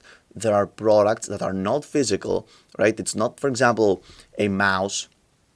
It is information packed in a product, let's say in a digital product, right? So these could be books, these could be courses, these could be communities, and this could be, for example, podcasts and all that stuff.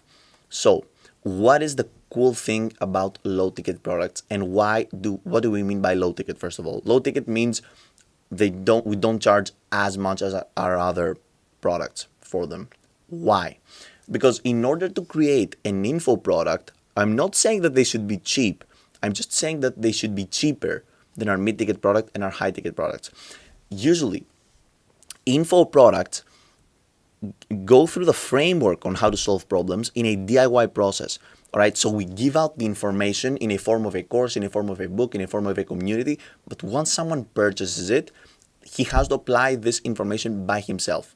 All right, and this is why it is low ticket, because again, we give out the information, about the frameworks, but people that buy those low ticket products have to apply it by themselves. For example, this course right here is a low ticket product, right? Because I'm not there teaching you how to do this. I have recorded this once and you downloaded this info product, you paid for this info product, and now you are called to do it yourself, if that makes sense, right? So those are books, courses, and communities. Why are usually info products also low ticket products? Because as creators, we spend time creating them once, and once we create them, guess what? We can literally sell them to billions of people, right? Every time we sell, we could be sleeping, we could be working out, we could be doing anything, we could be traveling, and info products are distributed and sold completely without the need of our time. Everything is automatic. So you spend time and energy once, and it can be distributed to millions and millions of people. So as you can imagine, because exactly your personal time is out of the equation once you create an info product, this is a low ticket product, but it's easily recreatable, right? Now, let's move to mid-ticket products. What is the difference between a mid-ticket product and a low-ticket product, and why are mid-ticket products more expensive, all right? And again, they don't need to be, again, cheap or expensive. They are just more expensive than low-ticket products. So some people could sell a low-ticket product for $2,000. Some other people could sell a low-ticket product for $10, all right? But a mid-ticket product is usually more expensive than a low-ticket product, all right? So what is this mid-ticket product? It is a product that is more expensive than a low-ticket product, less expensive than a high-ticket product, and guess what? You also, again, sell frameworks, all right? It could be a DIY framework, but it is usually a DWY framework, so a done with you, not a do-it-yourself, a done with you product. For example, again, you give out in a mid-ticket product the info product that we also already have here, but you also offer a call, for example, or a coaching to help people achieve what they want, to solve the problems with your customers. All right. And as you can imagine, because you are putting your time in the equation with group goals or personal goals and with group coaching or personal coaching, this suddenly becomes a mid-ticket product. Because guess what? You can't really sell a mid-ticket product to billions of people. Why? Because your time is directly tied to your mid-ticket product, right? Does this make sense? I think it makes sense. And I guess you can actually sell a mid-ticket product to millions of people if you have group coaching or group goals, right? But again, this is why a mid-ticket product is more expensive. Remember the DWY, a done with you. I don't only give you the information and say, go ahead and do it yourself. I also help you and do it with you, all right? Now, moving on to a high-ticket product. You can imagine what a high-ticket product is. It's the most expensive product that you should have, all right? And these are, again, we sell the frameworks to the solution of the 10 core problems of our target audience, but we sell them either in a done with you fashion or in a done for you fashion. Now, a few words about done for you products. Done for you products don't apply to all businesses. Okay, done for you products apply to some businesses which are usually not creative. For example, let's say that you want to build a pool, right? A DIY product on how to build a pool would be a course, for example, on how to build a pool for beginners. A done with you product on how to build a pool would be a course plus a consultation call on what I would do if I were you. And for example, I would check out the planning of your house and help you structure the pool, and that's it. A done for you, okay, product would be I come to your place and I build the pool for you. All right, so those are three completely different offers and three completely different products that a complete business, though, should offer. All right, and your business, your creative business will definitely offer. And those are coaching, for example, one-on-one coaching or direct services. All right, so I do the work for you. All right, that's very important. I want you to note down low-ticket products, mid-ticket products, and high-ticket products.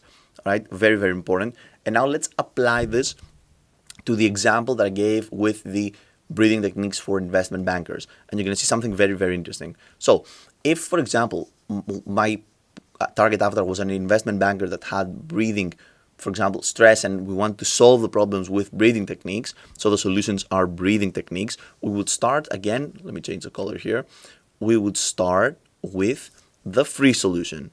All right, so the free solution would be free DIY information on YouTube, Instagram, TikTok. For example, this could be videos in the 10 core problems that we have brainstormed. Those videos could be stress relief breathing techniques for investment bankers, how to relax in your midday break with breathing for bankers, how to, for example, I don't know, use your smartphone, use the smartphone application for better stress relief. So we hook people based on the information that we give for free on YouTube, and then in on YouTube, on IG, on TikTok, we enter a CTA, a call to action, and we go like, don't worry about this, by the way, we're going to be analyzing this in the next module, but I'm just giving you an overall framework, an overall image, if you will, of how this is going to work.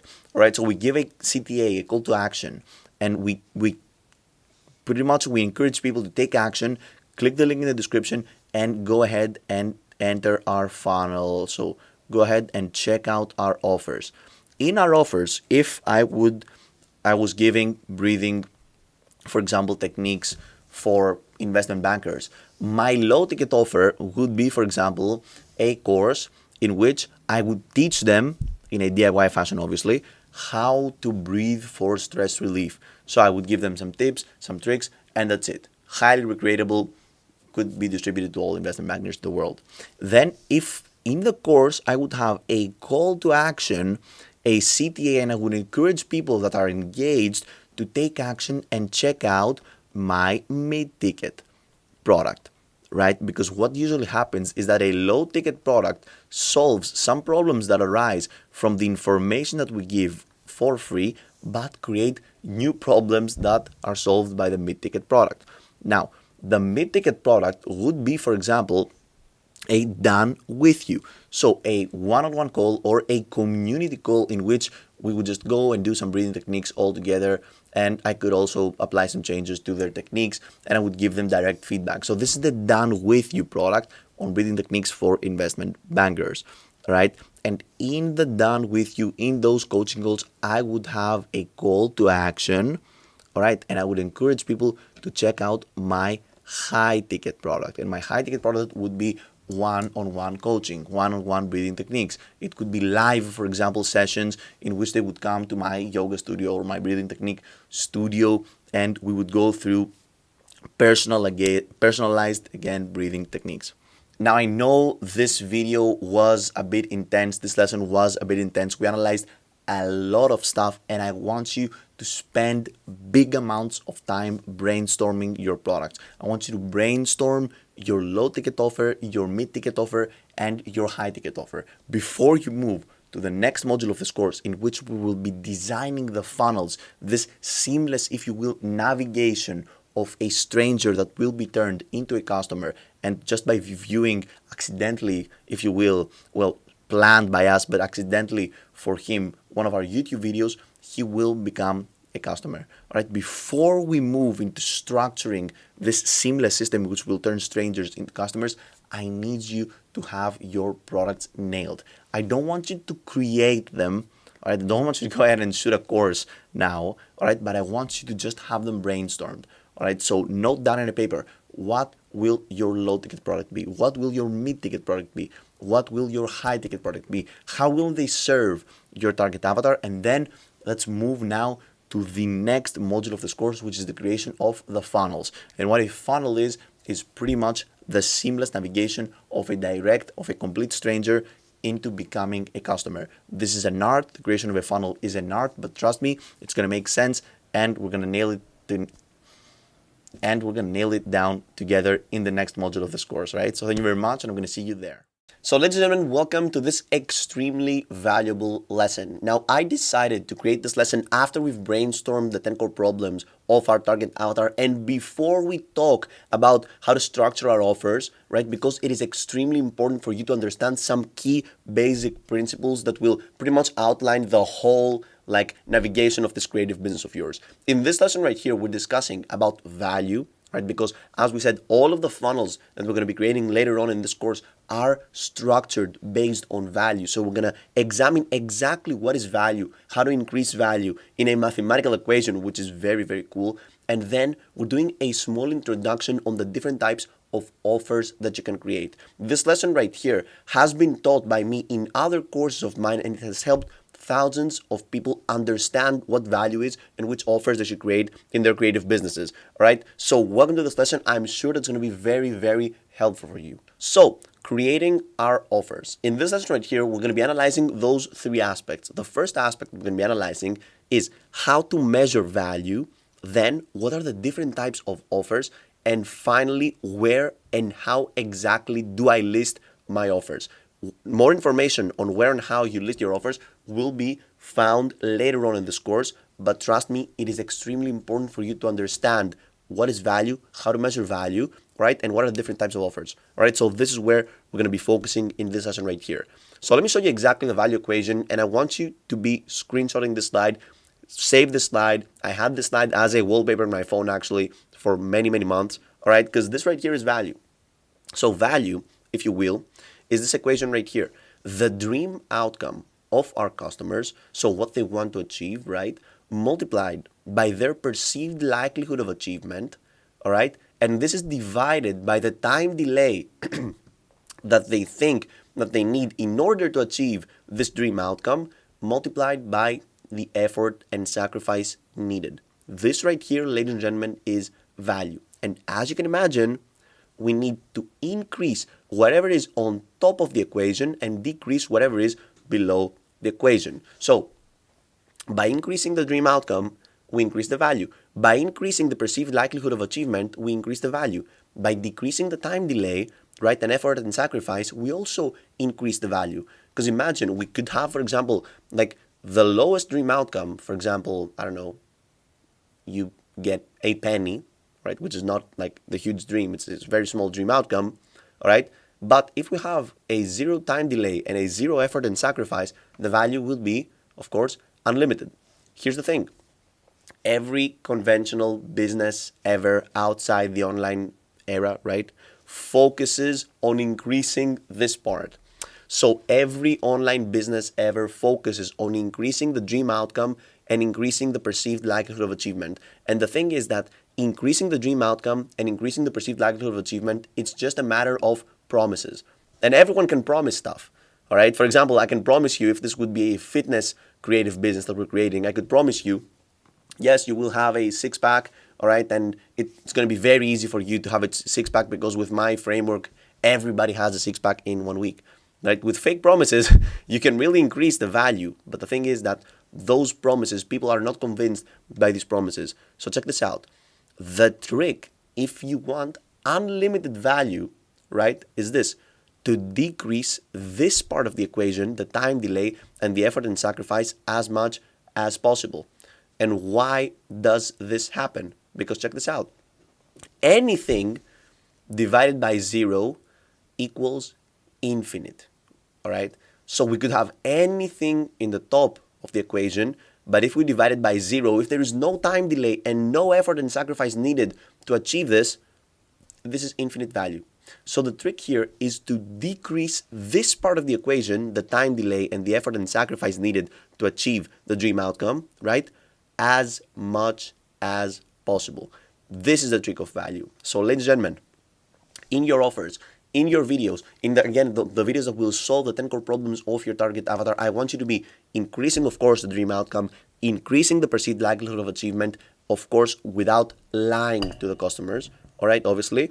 And I want you to decrease the time delay and decrease effort and sacrifice as much as possible. So when you're brainstorming solutions to their problems, I want you to think, how can I decrease the time delay? How can I make this as effortless as possible for my audience and as fast as possible? This is what really matters, and this is what will skyrocket, right, the value. Making it fast, making it painless. Fast and painless is better rather than fake promises on dream outcome and perceived likelihood of achievement.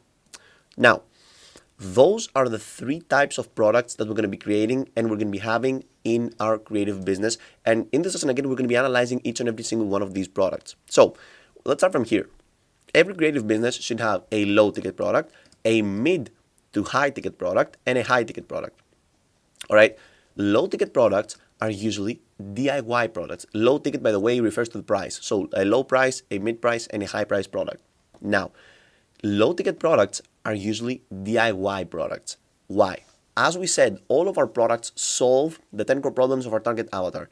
And low ticket products are products, again, we're going to be analyzing each and every single one of those products, are products that give out the information to our audience, all right, to our target avatar, and not sell the implementation. So we give out the information, we don't have our personal touch in there, so we just tell them how to solve the problems, if you will. Mid to high ticket products are more pricey, so they're more expensive than low ticket products, but less expensive than high ticket products, and they are done with you products. So you give them the information, but you also help them achieve their desired outcome in a one-on-one basis or in a coaching basis or in a group call basis. Now, high ticket products are usually, if the business model applies, done for you products. So you solve the problem for them. And again, high ticket products that are done for you don't apply to all business models. For example, I cannot get a six pack for you if this is your desired outcome, right? But I can help build a business for you. So again, high ticket products don't apply to every single business, they apply to some businesses. Let's move and analyze further DIY products. What is a DIY product? These are guides, courses, ebooks, and any other format that is created once, right, and can be recreated infinite amount of times used to educate others, right? So what do DIY products do? They reveal the framework that people need to solve their problems, and you just let people apply the framework by themselves. So you give them out the framework, and they apply the framework by themselves. If in the funnel we're going to be creating, you're going to see that we're going to be giving out some information, some problem-solving information for free in our YouTube channel, in our social media, right? Then we're going to be giving our framework to this information from our DIY products, and then again, in the DIY case, they will apply the framework themselves. So what are the pros of DIY products? They can be selling as you sleep, right? Because you create those DIY products once, and they're selling as you sleep for years and years and months, and you just input time and energy once, and then they're out there, they're selling, right? And of course, with the funnels that we're going to be creating and the systems that we're going to be structuring, it will be automatic. The flow of customers, of strangers that will be falling into your funnels and it will be turned into customers is going to be automatic. What are the cons of DIY products? Depending on the problem that they solve, they're relatively cheap. And everything is relative, obviously, because if you sell DIY products to serve, like, I don't know, some very high-paying client, for example, investment bankers, I don't know, spaceship companies and stuff, you're going to be selling them very expensively. But your done with you products are going to be more expensive. Why? So done with you products usually involve a DIY product plus a mentorship or a personal guidance from the teacher to the student. So you reveal the information, right? You reveal the framework that people need to solve their problems, but also you give them the adaptation. So you do it with them. It is done with you. So what are the pros of this? Of course, it generates more income, right? Because they provide more value. So obviously you don't only give the framework, but you also step in and help each and every single one of the students achieve their desired outcome. But of course, there is a problem, because at this point you're starting to exchange your time for money, right? Meaning that you can be selling a limited amount of done with you products every single time, if that makes sense, because now your time is inside the equation, inside the value equation. Back then, with the DIY products, you weren't involved. Your time wasn't involved. You invested your time once to create the products, and then they would sell by themselves. But now your time is in there, and this is why done with you products are more expensive than the DIY products. And then finally, of course, we got done for you products. Here's the thing. Done for you products are sold in business models that allow them. For example, again, when it comes to fitness, you can't really do it for them, right? The clients need to work out by themselves. But regarding creating a business, for example, you can definitely create a business for them. You can definitely build a house for them. You can definitely fix the car for them, right? For example, in car mechanics, this works perfectly. You can give out a DIY product, for example, a framework on how someone can build their car. You can do a done with you product. So for example, I give out the framework and I also help you build the car, and I can build the car completely by myself for you. So again, you will be solving the customer's problem by yourself if you offer a done for you product. All right? And they straight up just solve the problem of the client, no questions asked. You step in, you solve the problem. What are the pros of done for you products? They're more expensive, right? But of course, they're extremely profitable because you step in, you do all the work, but you get like compensated for it.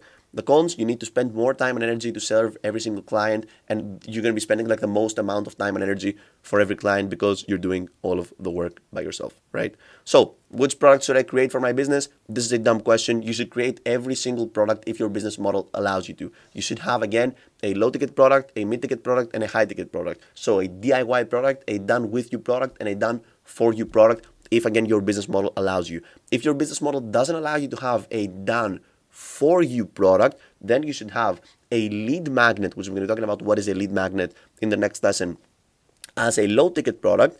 As a mid ticket product, you should have a DIY product, all right? And as a high ticket product, you should have a done with you product. And I know that this was, all right, kind of too much information, but this is a very important lesson. Trust me, it has helped thousands of people understand what is the point of a creative business and what are the products that we're going to be creating in a creative business. And the coolest part about all of these stuff right here is that you do not need any physical product to sell. Those products are digital, right? The DIY products are digital. The frameworks that we're going to be selling are digital. The information that we're going to be selling, right, are digital. The coaching that we're going to be providing in done with you products, they are digital. So you don't need to stress about having inventory, shipping costs, and all that stuff. It is a very cool business model, and we're going to be diving even deeper in the next lessons and in the next modules of this course. So in the next lesson, I'm going to be showing you exactly how to solve the 10 core problems of your target avatar with info products, right? Which is the core, again, of our creative business, right? So thank you very much, and I'm going to see you in the next lesson. So, ladies and gentlemen, I would like to welcome you to the second module of this course. I am very happy that you made it up until this point because in this second module of this course, we're going to be discussing something extremely important for any business and especially the creative businesses that we're trying to set up in this course right here. So, the key point of discussion in this second module are going to be funnels, all right? And in this introductory video of the second module, we're going to go through what is a funnel, how to populate a funnel. I need you to understand what is the function of a funnel and why no creative business can pretty much function without a funnel, all right? All of your questions will be solved by the end of this first introductory video, and by the end of the second module, you will have nailed down all of the funnels that you will be using for every single different type of the products that you have. Just to give you a small recap of what we're going to be doing, right? We're going to be creating a funnel for every different offer that we have. So we're going to have a different funnel for our low ticket product, a different funnel for our mid ticket product, and a different funnel for our high ticket product. It would be very good for you, right? Moving on to the second module of this course, to have your products noted down so you know exactly what your low ticket product is, what your mid ticket product is, and what your high ticket product is, and then note down the funnels for each and every one of those products. In the third module of this course, we will be creating those funnels, right? In this module, we're going to be outlining them, right? I want you to understand what a funnel is, and then we will be setting everything up, creating the funnels, creating the systems. So again, all of this process becomes flawless and very easy for you, right? So welcome to the second module of this course. I'm very happy to have you here. And let's dive into this introductory lesson on what are funnels. Okay, so ladies and gentlemen, this right here is a funnel. And more specifically, this is the funnel right here from all of this big image, which we're going to be elaborating in this lesson. This right here is the funnel. All right, what is the reason, why does a funnel exist, right? Why a funnel is so important in a creative business? Because a funnel is the process of turning a stranger, right, to a buyer. And guess what? Without a funnel, no stranger would become your buyer. Because imagine going in the public and asking, hey, does anyone want to give me $1,000? Please. No one is going to say yes, right? So we need a way to funnel strangers and bring them in our business, make them buyers. How do we do this? We do this by turning strangers, first of all, into leads, and then leads into nurtured leads, and then nurtured leads into buyers.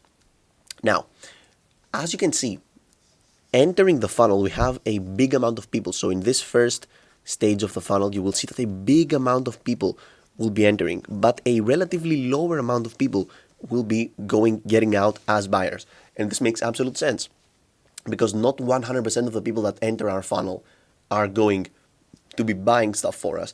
But this doesn't matter, because even if a small percentage of strangers that watch our stuff and enter our funnel, even if a small percentage becomes buyers, then our business is profitable. Why? Because again, this business model has pretty much no expenses, so it's very easy for you to be profitable. Now, a funnel has different steps, and depending on how expensive the product at the end of the funnel is, so depending on the price that someone needs to pay in order to become your buyer, we usually have more steps in the funnel. That's why you're going to see that the low ticket product funnels that we're going to be creating, right? So the process in which a stranger needs to undergo in order to become a buyer for a low ticket product is way faster and way less, if you will, complicated than the process and the nurturing that someone needs in order to pay you bigger amounts of money for a high ticket product. All right, this is why every single product of ours will have a different funnel to maximize profitability and maximize, again, the conversion of strangers into buyers. Now, in general, the key process here is that, again, we turn strangers, first of all, into leads. All right, so leads are people that you can contact. Okay, so leads are strangers, if you will, that you can contact. So, how can we contact strangers? By having them give us their, of course, contact details. So by having them give us their emails, or by having them follow us on Instagram, for example, in which we can directly message them. This is why we need to turn strangers into leads. The first step into convincing a stranger to become a lead is, of course, and pretty much every step of the funnel, is to provide value. All right, so value is, as you can see, seen in every single step of the funnel, right? And the first way to provide value, obviously, this is going to be free value, by the way. Everything's going to be free until someone becomes a buyer. So the first stage of the funnel, which is the stage of free value, we're going to be providing with our social media content. So videos on YouTube, videos on TikTok, videos on Instagram, all of that stuff. Don't stress about it. I'm going to show you how we're going to do this, and we're going to set up all of your channels and all of your media outlets in the future. But for now, know that we're going to be providing free value, all right? And then by solving, again, one of those 10 core problems, or all of the problems of our target avatar with our videos. And then we're going to be providing more value with a lead magnet, which is going to be something that buyers, or if you will, strangers at this point, will be downloading, again, for free or in exchange to their email. And this is how we're going to be turning strangers into leads. It is very important for you to have a lead list and a list of people that you can contact via email if one of your accounts gets striked, or if, just anything happens to your social media accounts. You need to have a list of people that you know they're interested, they are your target avatars, and you know that you can count on them to, for example, buy an offer of yours, right? So after someone gives you their email, they're not exactly strangers, but they're not exactly buyers, right? So what do?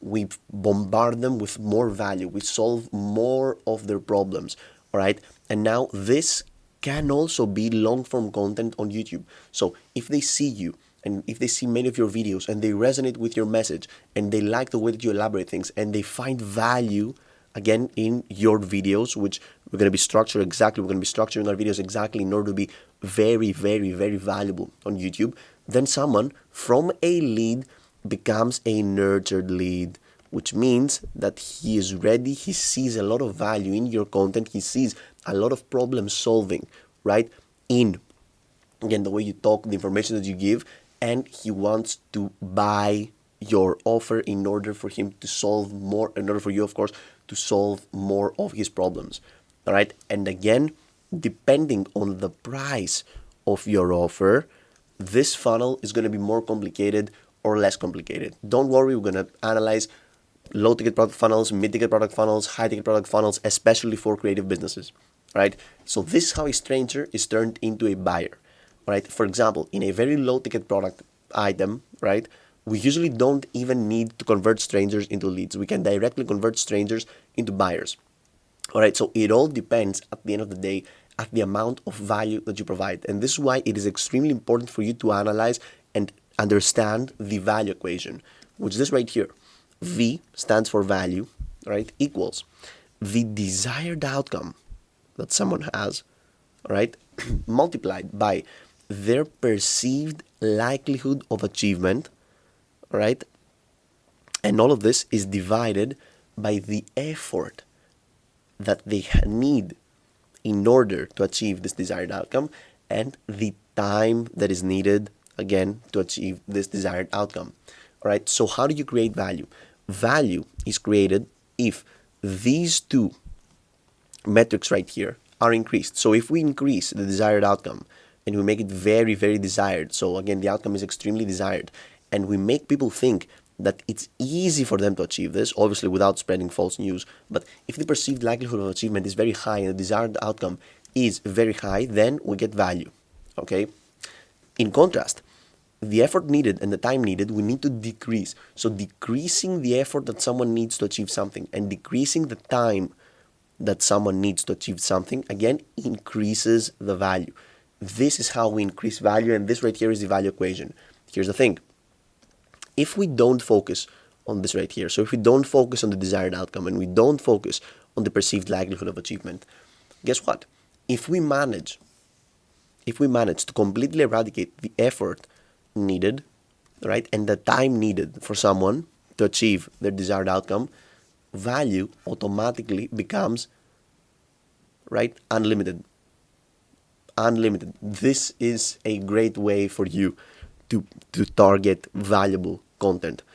Decrease the effort needed almost to zero, decrease the time needed almost to zero, and regardless of the desired outcome and regardless of the perceived likelihood of achievement, you're going to see that the value will grow exponentially. All right, so I want you to meditate on this. I want you to write down the desired outcome, right, of your target avatar. What is your target avatar wanting?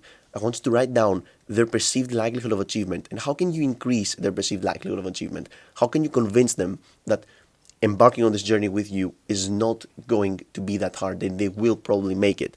Then you need to decrease their effort needed. So tell them that it's not going to be that hard, but of course back this up with statistics and make it true, right? And also decrease the time needed. So I can, for example, do this for you in X amount of time. So this is the general concept of a funnel. Again, it is a funnel, if you will, that turns strangers into buyers. It is filled, every step of the funnel is filled with value, and different offers require different funnels. This is why in the next lessons of this module, we're going to be analyzing the ultimate funnel to have for your low ticket product, the ultimate funnel to have for your mid ticket product, and the ultimate funnel to have for your high ticket product, right? So thank you very much. I'm going to see you in the next lesson, in which we're diving into low ticket product funnels. So ladies and gentlemen, welcome to the second lesson of the second module, in which we're going to be discussing about low ticket product funnels, again, using social media in our creative businesses, right? So the funnels that we're going to be discussing in this lesson right here target strangers and will turn them into buyers of our low ticket products, right? They're going to be set up completely for free, and we're going to have two different traffic sources in those funnels. So two different ways, again, to attract strangers. The first way is going to be long form content, and the second way is going to be short form content. Now, later on in this course, I'm going to show you how to create long form content, how to create short form content. We're going to talk about the pros of long form content, the pros about short form content and their problems, right? But this funnel right here, the three different types of funnels that we're going to be discussing in this lesson right here, are just going to unlock your hands, right, and help you decide which funnel better helps your business and better applies to your business, your type of content, and at the end of the day, your type of problems that you're going to be solving, right? So this is going to be a very exciting lesson. Welcome. Let me show you what I've done. Okay, so ladies and gents, those are the three different funnels, right, in which we're going to be taking strangers and turning them into buyers of our low ticket product. Again, emphasis in the fact that we're selling low ticket products here, and that's why those funnels are kind of basic. Right, so let's start with this funnel right here, right? And this funnel right here applies to people that only want to create long form content and don't want to mess with short form content at all. And you know what? For a big amount of time, I was one of those people. I didn't want to mess with short form content because I liked creating bigger videos. I didn't like attracting people that consume short form content due to their lower attention spans, and usually they don't have that, high purchasing power. And this is the funnel that I implemented for many months, if you will, in my business. So this funnel looks like this. You provide value in the form of long form content, all right? So in your YouTube videos, valuable 10-minute videos every single week, right? People watch those videos, people resonate with your message, you solve some of the problems of the people in your videos, and then inside the videos you have this insanely cool thing which is called a CTA, a call to action. In those videos, you call people, you call these strangers that are being nurtured, right, slow and steadily with your videos because they watch many of your videos, right? You call them to take action and visit, for example, the first link in the description. If they want, for example, a free whatever, which is going to be your lead magnet, that's going to solve more of their problems, right? So you give a CTA in some of your videos, if not in all of your videos, in which you again advise people to take action and check out your lead magnet, right? A lead magnet is something cheaper usually than a low ticket product. Most of the times it is completely free, and it is just something that solves a bit more problems rather than just your YouTube videos. For example, in my case, I help professionals in my YouTube channel create, launch, and scale their online course businesses without paying any ads, without having any followers, just directly turning their passion into profit. Right now, I advise many ways to do this in my YouTube channel. I give insane amounts of value for free in my YouTube channel, and my lead magnet is actually a ChatGPT prompt list, which is called Course GPT. So it is a prompt list, a list of different prompts that a course creator can input in ChatGPT, and ChatGPT will give them, for example, search engine optimized titles, search engine optimized descriptions, all that stuff. That's irrelevant to this course, but I'm giving you an example of a lead magnet. So lead magnets are usually lists. They could be prompt lists, they could be ebooks, they could be also small courses, anything that provides more value, additional value, if you will, from your YouTube videos. So you give them a lead magnet, all right, and you ask for exchange of this lead magnet their emails. And this is how you start building your email list. Now, we're not going to do any email marketing to sell our low ticket product, but we need those emails because many times we're going to be redirecting people that have bought our low ticket products in their emails. So we're going to be sending them emails reminding them that we have also mid-ticket products and high-ticket products that can serve them even more and potentially solve even more of their problems. All right. So theoretically speaking, in the sake of this funnel right here, we don't need to add a lead magnet, but adding a lead magnet at this point of the funnel is helpful because we collect emails for future reference. So again, YouTube, we upload long-form content that solves problems. We have a call to action for someone to buy our lead magnet, and once someone buys our lead magnet, he gets redirected in the website. All right, and don't stress about websites. It's very easy to host your own website. I'm going to show you how to do this, in which we're going to be having our low ticket product hosted. It's pretty much just going to be one page. It's called a landing page, and inside this landing page, we're just going to have some text, some images, and our low ticket product for them to buy. And this is a simple funnel. Many people are using it. It's very hard to fail, right? It's very easy, and I'm going to show you how to create these funnels and how to populate these funnels in future reference. Now, what if you don't want to post long-form content because you don't have the camera, you don't have a studio, or you just don't like shooting long-form videos, you are a short-form video master, right? What if you just want to shoot short-form content? And now let's move into this second funnel right here, which discusses exactly this, all right? So funnel, social media funnel with short-form content. Now, the problem between short-form content and long-form content, of course, short-form content we can create in bigger scale, right? We can create like 10 shorts per day if we want to. The problem is that people aren't that nurtured with short-form content. So they get to consume your content, but they get to consume your content in like 10-second pieces, 20-second pieces, 30-second pieces. So they don't get that engaged with your stuff, right? Whereas in long-form content, they consume like 10 minutes, then 10 more minutes, then 10 more minutes, and just the lead nurturing is just way faster. This is why if we add a CTA in our short-form content, so we call them to take action, then we not only need a lead magnet for them to go and purchase and solve some of their problems, but we also need to provide additional value in the form of a VSL, right? So again, to recap, if we're doing a social media funnel with short form content in order to sell our low ticket product, we need to have again, our short form content in all of those different short form content destinations, for example, YouTube Shorts, Instagram Reels, TikTok, whatever, right? And then we traffic people in our page in which we have our lead magnet and our VSL. What is a VSL? A VSL stands for value sales video, right?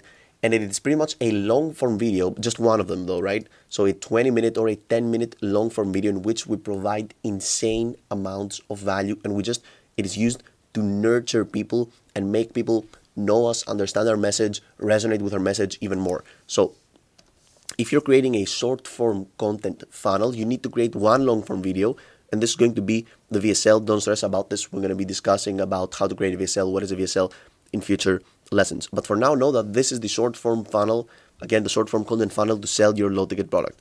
Once someone buys your lead magnet, again, we collect their email, right? And we redirect them in the page with the VSL and our low ticket product. All right, why don't we need a VSL in the long form content? Because our long form content acts as a VSL, right? We give a lot of value and lots of long form value, and we nurture people enough in the long form content, again, funnel, in which we just don't need a VSL.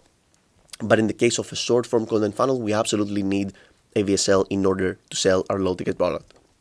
It's not that you're not going to have any sales if you don't have a VSL.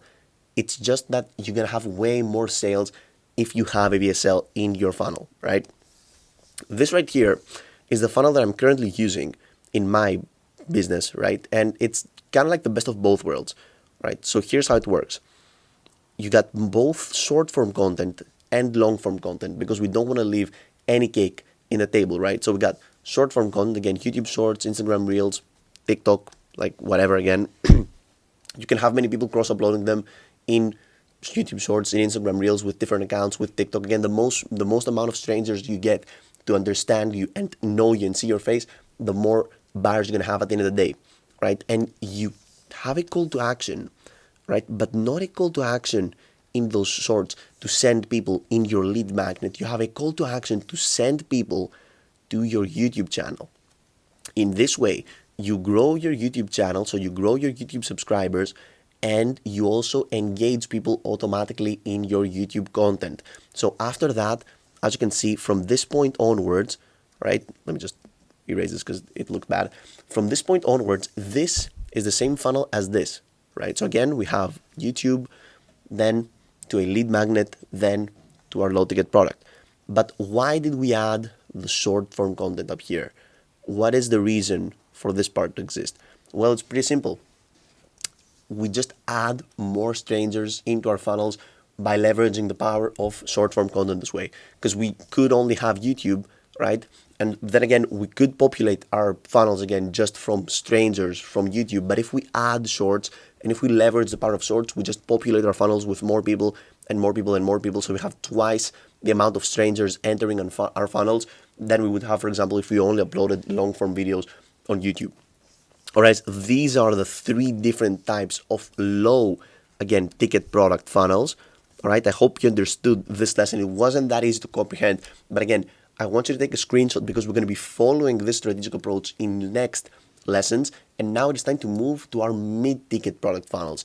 A few slight changes are going to occur in those funnels that we're going to be adding in order to just apply more lead nurturing, right, throughout the process of turning a stranger into a buyer. Because again, we need those strangers to be a bit more nurtured in order to buy something a bit more expensive rather than our low ticket product, right? So thank you very much. We're going to see you in the next lesson of this course. So ladies and gentlemen, in this third lesson of the second module of this course, we're going to be discussing about the funnels, the correct way, if you will, to turn again strangers into buying your mid-ticket offers. As you can imagine, in the next lesson, we're going to be discussing about, again, the funnels that you should use in order to make people buy your high-ticket offers. And after that, I'm going to be revealing exactly how to structure those funnels, how to create a website completely for free, what to put in the landing pages and all that stuff. This is happening right after we analyze the funnels, right? The strategic approach, if you will, or the systematic approach that you should take to make this thing work. Now, as we discussed about in the previous lesson, again, every offer needs a funnel, and the more expensive the product or the offer, if you will, that we're offering, the funnel needs to have a bit more lead nurturing. So we need to provide more value to convince people or strangers, again, to understand us, know that we provide value, and then purchase something that we sell, right? So the funnel we're going to be using in our mid-ticket product is going to be a bit different than the funnel that we use in our low-ticket product, but everything is going to make sense, and you will, I think, completely understand what we're going to be talking about in this lesson right here. All right, so let's analyze again this diagram. This right here is the mid-ticket product funnel. And as you can see, it is very, very similar to the low-ticket product funnel. So everything starts from social media in which we provide value for free. You could either start from here directly, so only posting long-form content on YouTube, or you can also start from here. So posting short-form content on TikTok, on Instagram, on YouTube Shorts with a call to action for people to check out your long-form content.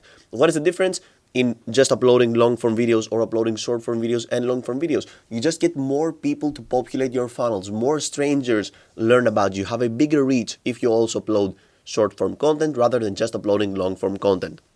Now, we've discussed about this part right here. After that, in our long-form content videos, which are going to be, again, the exact same videos that we have for our low-ticket product funnel. So you don't need to have different videos, for example, to sell your mid-ticket product, right? We have a CTA or a call to action. This call to action is, for example, you encourage people to check out the first link in the description. The first link in the description is a link that navigates people in your landing page. All right, so this is the first difference here. And a landing page of a mid-ticket product is different than the landing page of a low-ticket product. First of all, what is a landing page? I think we discussed this in a previous lesson, but a landing page, it's pretty much a website, right? So you take people off social media in your own website, and in this landing page, imagine a Word document, right? You can write whatever you want, you can show whatever you want in forms of videos or in forms of pictures, and the sole purpose of a landing page is to help people and just encourage people to take action. And this action, in this case, is to purchase our mid-ticket product. Now, because we're referring to a mid-ticket product, right, and we're not referring to a low-ticket product, usually, despite the fact that we have nurtured our people with free value in our short-form content and free value in our long-form content, usually those leads, those people need a bit more nurturing. And this is where our VSL comes into play, or our value sell video. So usually our landing pages, I'm going to show you in next lessons what a correct landing page should have in order to sell a mid-ticket product, but it also needs sometimes to have a VSL. A VSL is, again, a 10 to 20 minute video in which you just give value, and at the end of the video you pitch the product that you sell, and you pretty much elaborate on how this product is going to solve big problems of the people that have visited your landing page, right? And if you do this correctly, right, and the correct approach to selling a mid-ticket product starts from here, because you need to attract the correct people with your short-form content, then you need to funnel them and funnel the correct people to watch your long-form content. And if you funnel the correct people to watch your long-form content, then they will take action, they will visit your landing pages, and they will buy. After a landing page, we usually have a checkout page, right?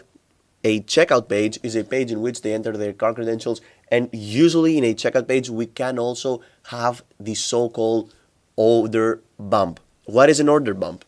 Let me just mention it right here. It's not like essential, but you can also add an order bump. Okay? The order bump is, as someone is checking out, you give them a notification, if you will, that they can also add this product in their offer to just gain more value, and you also give this product usually in a discounted price. So what you can do is that you can order bump people. Usually what is done is that we order bump people from our low ticket product. So as people are checking out and buying our low ticket product, we give the mid ticket product to them in a discounted price. Those are a bit more advanced marketing and sales principles, so I'm not gonna stand into those points for much longer.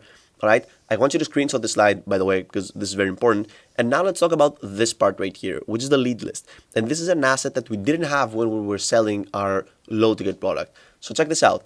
Once you're selling the mid ticket product, there is also one more way to populate the landing page, all right, rather than just doing it with YouTube long funneling people from, again, YouTube, the landing page. And this is to email market people that we have in our lead list. Because in the low ticket product that we're going to be selling and we're giving a huge amount of value, usually for free or in exchange to people's emails, right? We will be collecting a big amount of emails and we will be structuring a lead list. What is the point of this lead list? We know that these people have actually the problem that we're solving with our product. We know that these people are interested in having their problem solved because they gave us their email in exchange to our low ticket product. So we know that these people are potential customers of our mid ticket products and our high ticket products. And this is where the lead list come into place. And this is where we leverage the emails that we have collected with our low ticket product. So again, there is a sequence of emails that you can send out. You can do this either manually or automatically. Obviously, if you have a huge lead list, like manually typing every single email or even copying and pasting every single email manually, it's going to take you a big amount of time. But there are many softwares you can use that automatically send emails to market your mid-ticket products into your leads, right? And this is just another way to populate your landing pages. And it all comes down, as you can imagine, in this mid-ticket product to have the correct landing page, to have a landing page that attracts the correct people and just sells the correct product to the correct people. This is very, very important regarding your landing page. And let's remind ourselves what the landing page should have, okay, and what we are selling in our landing page. Because depending on what we're selling in the landing page, we should have different text, which is called copy, by the way, in the world of marketing, different images, different videos, all that stuff. So the mid-ticket product, as we said, is a low-ticket product, so also an info product, a do-it-yourself product in which we again sell the framework. Let me write this down again. So you remember that in our product, we sell frameworks. We don't sell information. We sell information on the YouTube channel and our socials. But in our mid-ticket product, we sell the frameworks not only as an info product, which is our low-ticket product. So this right here, all right, from this part and above, this is our low-ticket product. Remember, but what makes this more expensive? The fact that we also add a done with you action in our mid-ticket product, which also involves, for example, some calls, or if you don't want to do calls, some group coaching. So you actually help your ideal client, you help your target avatar achieve the results, all right, and solve the problems also on a one-on-one basis or in a one-to-many basis, all right? So you are able to answer questions and do the solution of the problem with them.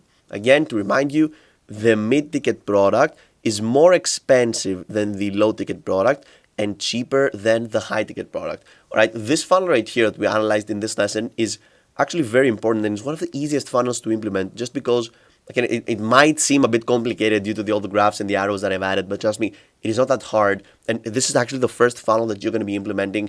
And after this, of course, there are many, many very complicated funnels and tactics and order bumps and email marketing and all that stuff.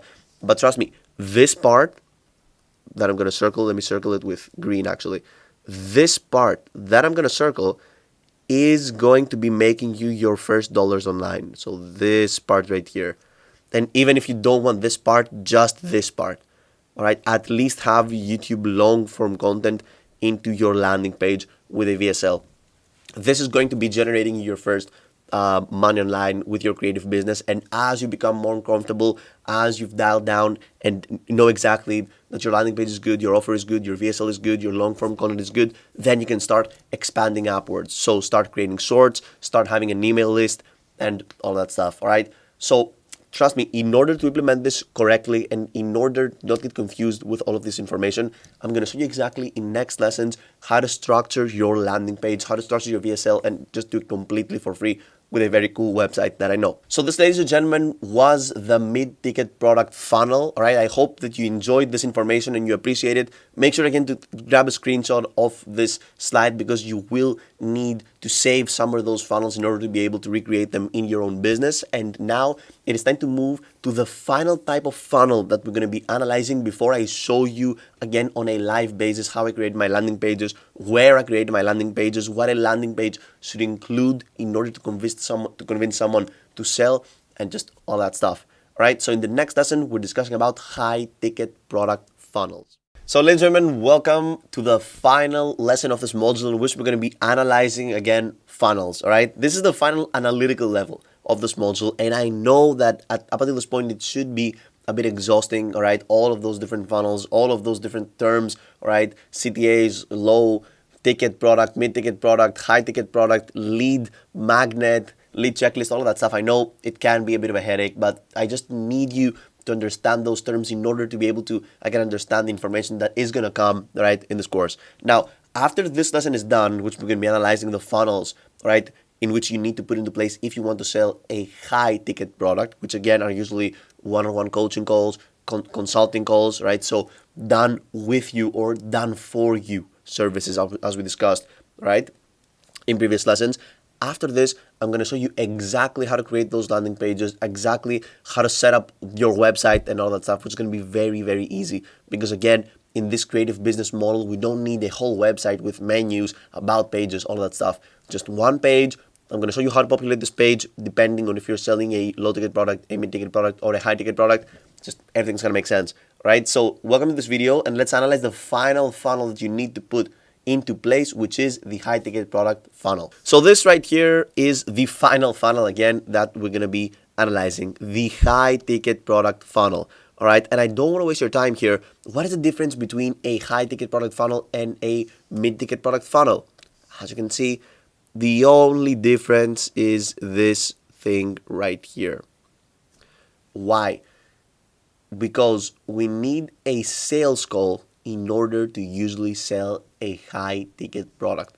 All right, a sales call is a one-on-one 30-minute to 20-minute, 30-minute again call in which you go with the potential client and you just answer their questions, give more free value. They don't pay anything to enter a sales call with you. Just give them free value and you pitch your high ticket product. Why? Because when someone is about to spend, $1,000, $2,000, $10,000, $60,000 on a high ticket product, they want to see your face. They want to know that you're legit. They want to gain more value and trust, because people, as a rule of thumb in general, I want you to remember this. I want you to note this down. All right, let me actually write this down for you. People, okay, buy from people, right, they like. Very important, all right? People buy from people they like. And this is why having a creative business is so profitable and so cool. Because during this whole process of nurturing, so with the short form content, with the long form content, in the VSL and in your landing page, in your emails, with your low ticket product, with your mid ticket product, nurturing is making people like you and resonate with your message. This is nurturing, and this is the whole process of making someone like you. And if someone really likes your stuff, really resonates with your stuff, right, and enters a sales call with you, and he sees that, the persona that you portray online isn't actually persona, and it is who you truly are, because people really value being genuine nowadays, right? They don't like those big companies. They want to see a face. They want to see a person, right? Because people really value this. So when you enter a sales call with someone and they see that you're actually pretty chill and you can help them grow their business and they like you, then they are going to buy, all right? Now, let's dive even deeper in this funnel right here. And I kind of lied to you when I told you that the only thing that changes is the sales call, because there is actually more, there are more stuff in this funnel that change. So the first thing that is also going to change, let me change the color of the pen, is in the landing page, all right?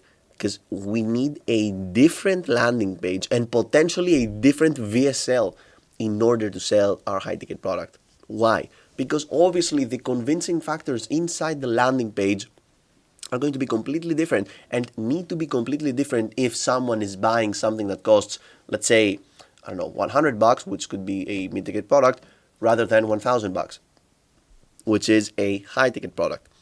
In addition to that, as you can imagine, from the landing page to the sales call, or from the landing page to the checkout page, if you remember, in the mid-ticket product, we had a CTA, right? A call to action. But this call to action now in the landing page is completely different, because we call people to take action and book a call in our calendar. And again, I'm going to show you how to set up the calendar and all that stuff. But in general, in the high-ticket product funnel, we encourage people to book a call, all right, in our calendar. We don't encourage people to buy. That's a big difference. And just because the landing page and the VSL rest somewhere in the middle of our funnel, because as you can see, it's not exactly in the beginning in the content part, but it's not also in the end in the sales call. So the landing page isn't the final destination of our funnel. We need the landing page to be very basic, purely just with convincing factors. Usually we add testimonials and some smart text, and then we just want people to book calls. This is the only purpose of this landing page, to make people book calls. Now, inside those sales calls, depending on how many calls you get booked per week, so depending on how great this system, again, is working for you, which everything starts with content, depending on how great this system works with you, you're going to have a different amount of sales calls booked per week. If the amount of sales calls that you get booked per week, again, those are a bit more advanced principles, by the way, but if the amount of sales calls that you have booked per week are more that you can handle, or for example, people book sales calls but don't end up buying, this is where it's worth actually hiring a sales rep. So hiring someone to go in those sales calls to convince people to buy. Why? Because again, you detach yourself from the business and you have just more time and more energy in your possession to apply and again to invest in things that matter. For example, the process of your coaching program, right? Now, another thing is that usually in a high ticket product, again, which is the crown jewel, if you will, of our problem solving techniques, it's going to solve every single problem of our clients. So it's worth, again, giving it some more thought. We could create content specific, all right, to attract people that would be interested in our high ticket product, people that have higher purchasing value. And again, we could tailor some of our videos to just apply to a wider audience of people, again, to have a call to action inside, to funnel them in our landing page and then our sales calls. All right. The email marketing is usually the same, all right? And obviously the email marketing that you do in people that have just bought your low ticket product is different than the email marketing that you do in people that have bought both your low ticket product and your mid ticket product, because obviously those people have different purchasing powers. So you need to market them with different ways. All right. But in general, to understand this funnel right here, all you need to know is that people buy from people they like. So your quest here is to make people like you. How do you make people like you? By making them resonate with you, by nurturing them through your funnel. And the nurturing starts with short form content, continues with long form content, and ends in your landing page with your VSL and obviously the one-on-one sales call that we use to again convince people to buy our high ticket product. Now, question that you might have: can I sell a high ticket product without actually having to do sales calls? I mean, you can, but you're just leaving big amounts of money on the table because, if you're selling something very, very expensive, then people will not buy if they don't see your face. So yes, you can sell a high ticket product without showing your face, without having a sales call, but you will make way more money if you actually have a sales call in your high ticket product offer. All right? Very important. This concludes, ladies and gentlemen, the low ticket product, mid ticket product, and high ticket product funnels that we analyzed. Again, I want you to take a screenshot of all of those three funnels because you will be implementing them in your own creative business. Now, you might be like, okay, great. The information is great. We analyzed those funnels. How can I actually create those funnels, right?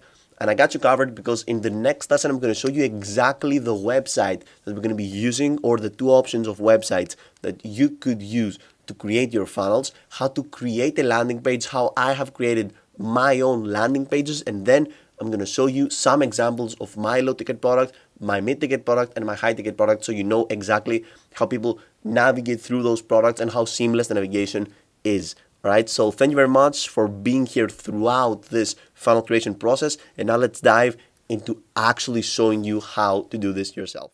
So, ladies and gentlemen, welcome to this lesson in which I'm going to show you exactly where to host your offers. Now, this is a very important video, and this lesson actually should come before I explain and I teach you how I host my offers, where I host my offers, and how, again, I navigate strangers into becoming customers of mine through my lead magnets, my low-ticket products, my mid-ticket products, and my high-ticket products. So in this lesson right here, we're discussing what are the best solutions, if you will, if you want to host your offers, what are the pros and cons of each website, of each service that you should be using, and what are my personal recommendations, again, before I show you my offers and my funnels and all that stuff, right? So thank you very much for being here. Let's dive into this lesson. So hosting our offers. As you can see, we have 4 offers to host, right? The first one is the free value that's going to be providing from our YouTube or from our courses, right? If you want to create courses and list them for free, just like I have done, right? Then where to host your lead magnets, your mid-ticket offers, and your high-ticket offers.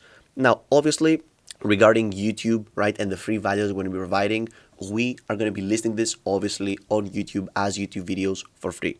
Now, regarding lead magnets, personally, I like to host my lead magnets in a website called Gumroad, and I'm going to show you what Gumroad looks like. We're going to enter Gumroad in the next lesson, which I show you my lead magnets and how they're structured there. Now, what Gumroad is, it is pretty much a hosting platform in which you can host digital products, right? And it's the best of both worlds regarding hosting your products on a marketplace and hosting your products on your own website. What do I mean by that?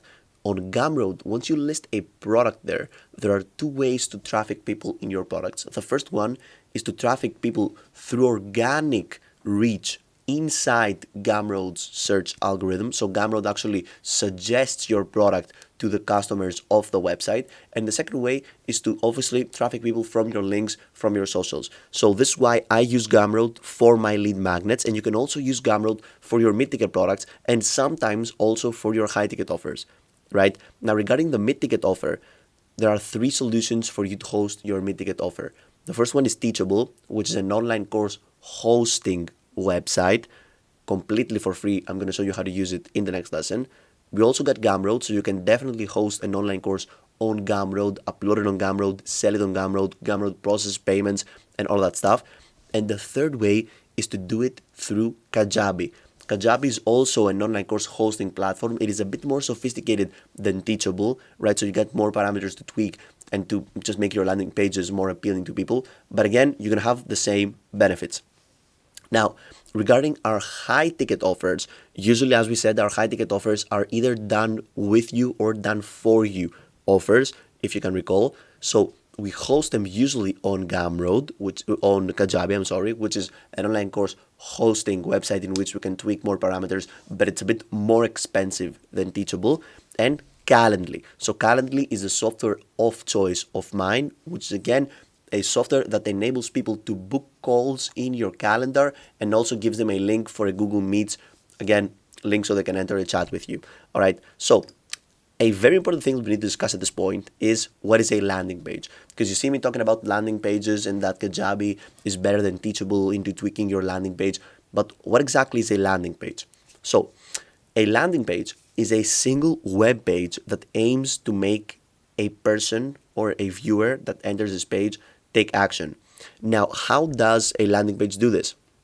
We achieve this with copy, with images, with testimonials, videos, and reviews of the product that we're selling. So pretty much when I say that on a YouTube video, when you have a CTA, a call to action, and you give people the information to go and check out your website, what you mean by that is that you want to traffic people from your YouTube to your landing page. Your landing page, if you will, is going to be your website. And it's just going to be one page that is way easier than back in the day in which you needed a huge website with many menus and about me pages and all that stuff. It is just one page with the only aim of this page is to make the person take action. All right. And we do this with copy, again, and copy in the world of marketing is just text, right? Convincing text. Images, so again, images of the product, describing the product, people using your product, people getting educated with your products, their problems being solved by images or you working on your product. Again, testimonials of people that have bought the product, right? And they gave out great reviews. This could be video testimonials, image testimonials, copy testimonials. And again, testimonials are a very, very high convincing factor, again, for people to actually take action. And again, taking action could be adding to cart, going to the next page, buying, booking a call, right? Of course, videos and reviews, very, very important. So again, the more expensive your product, the more convincing your landing page should be. And this is why we have different software for different products. For example, our lead magnet isn't that expensive. This is why we can host our landing page on Gumroad, which is very basic, very simple, not that time and energy needed. Because again, people are buying something that it's just worth buying, which is a lead magnet. So you don't need that sophisticated landing pages and that convincing landing pages.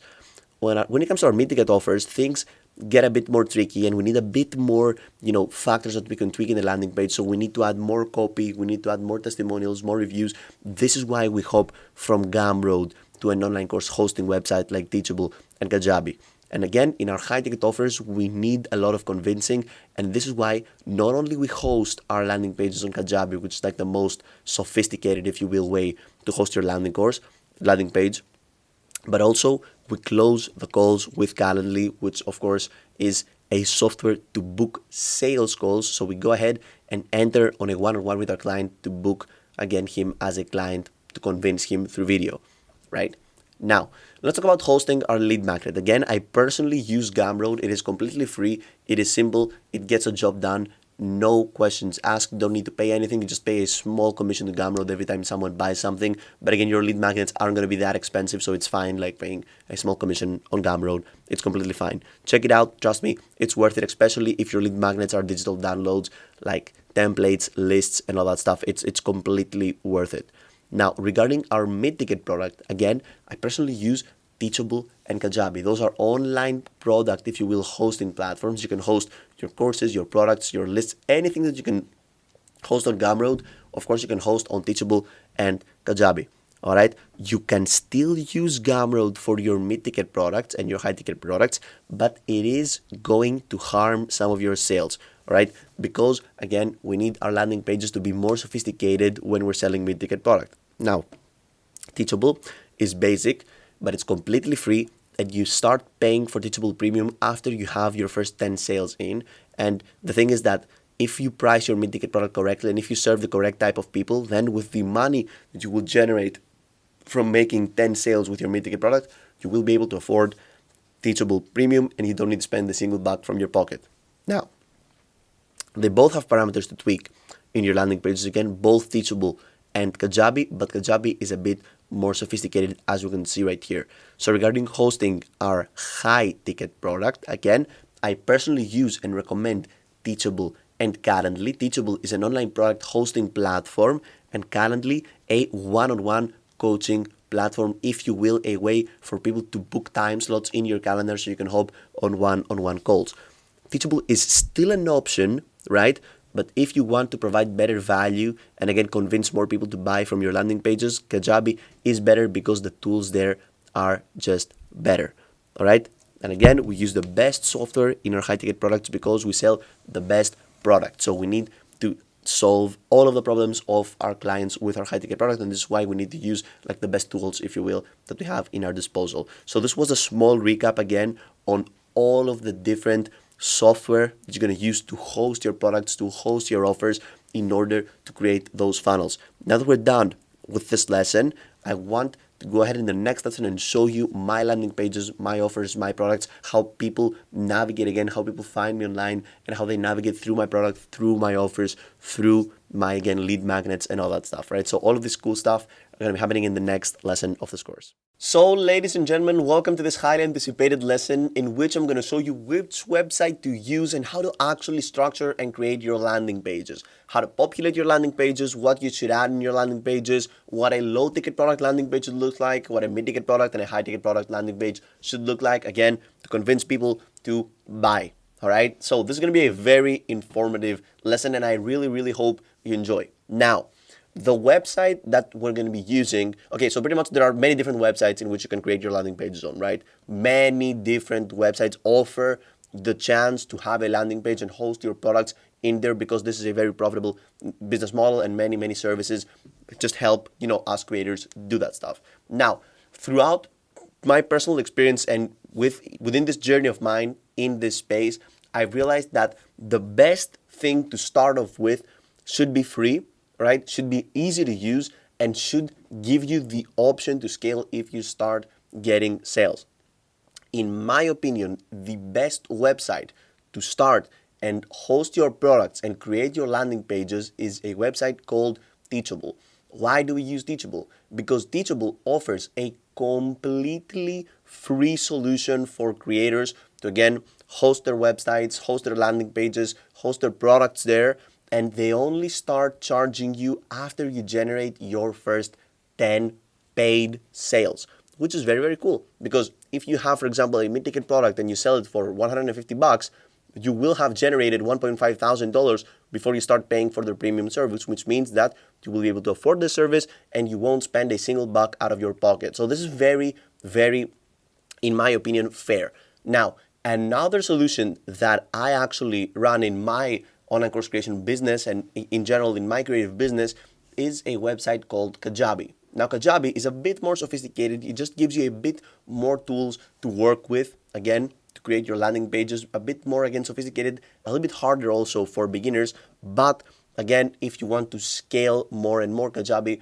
also gives you like pretty cool analytic tools, but it's not free and it could be kind of expensive if you're starting out. So for the sake of this tutorial, I'm going to show you how to create your landing pages on Teachable. We're going to go through everything you need to know regarding Teachable, all right?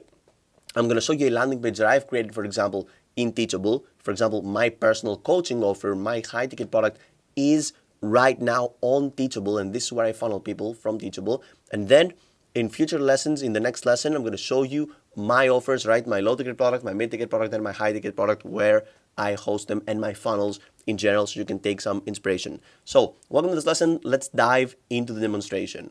So once, ladies and gentlemen, you enter Teachable's website, you will see that you will have these options right here. The free option, the basic option, the pro option, and the pro plus option. All right. Now, to just give you some perspective, the pro plus option is still cheaper than starting with Kajabi. This is why I always suggest you start with Teachable. All right. And this is where, again, I just advise most people to start with, right? You try it out and you start earning revenue before you pay to host your landing pages, right? It has obviously higher transaction fees, and it only helps you and it only enables you to have one published product of each type. Again, but for the sake of this creative business, in order to start without having to invest a big amount of money, start please with free Teachable. Once you enter Teachable, you will see that you will have to just create a very simple school. This is my school in Teachable. It's called Lambs Visuals. And once you enter it, you will see, okay, if it loads, all right, this is the front page of the Lambs Visual School. So in general, once you create a school there in Teachable, once you set everything up, this is what you will see. Now, depending on the product that you're going to be selling on Teachable, you will need, of course, to first of all create the product. Makes sense. Like a low ticket product and a mid ticket product are usually courses. All right. So we create the courses and we list the courses in the product section of Teachable. So right here. Don't stress about site. Don't stress about sales. Don't stress about emails. Don't stress about settings. All of that stuff. All right. So if we click on courses, I actually used to host one of my courses on Teachable, and this was the 7-day course creator. All right. I hosted it in October of 2023 for I think 1 month or something. It generated some sales. I might have had 3 enrollments, which is good. All right. And once we go to courses, all right, those are the products. You can create a new course. So those are the infotainment products we talked about, usually your low ticket product, right? And your mid ticket product, obviously. All right. And once you create it, you will see that you can access it. Once you access your program right here, you can add more stuff in the curriculum. You can edit the curriculum. This is my curriculum, for example. Right now, by the way, I sell the 7-day course creation program, which is a product that takes like a complete beginner that has no idea on how to start and launch an online course, and teaches him in 7 days how to create, launch, and scale his online course without paying a single dollar in ads and without having any followers. Right now, I host it on Kajabi, not on Teachable, because it also offers like a better experience for the students, but it's obviously more expensive for me, right? And once you create your product, once you add your videos in there, which is a very easy process, what I'm going to be demonstrating in this lesson right here is the landing pages. All right. So this lesson is focused not in the creation of the product, because this is something that you will do, right? But more specifically in the landing pages. So right here, after we've selected our product, we go for, first of all, we can always tweak the price from here, so I can change the price, change everything. But we go to sales pages. And in sales pages, this right here is a part which we want to focus on. Now, this is the 7-day course creator sales page that I have, right? This is the 7-day course creator checkout page that I had, because as you can recall, a mid-ticket product has a sales page or a landing page, it's the same thing, and a checkout page. I also host my coaching program on Teachable, and still up to this date, I actually host my coaching program on Teachable, and I'm going to show you the exact funnel and why I actually host my coaching program on Teachable, because you might think, hey, a coaching program is a high ticket offer. Why is he hosting his high ticket offer in such a basic website as Teachable? The answer is very simple. We just want people to book calls. We don't want people to purchase. So the landing page of our high ticket product doesn't need to be that sophisticated. So let's say that you're actually going to be creating a new landing page. After we've created our product, after we are in the sales pages, how do I create a new landing page? Or pretty much any website that you use, this information I'm going to be giving you regarding landing pages is going to be valuable. So you click here, add new sales page, right? And you can either generate with AI or build from a custom template that they already provide. Usually I press build from template, next, right? We wait a bit.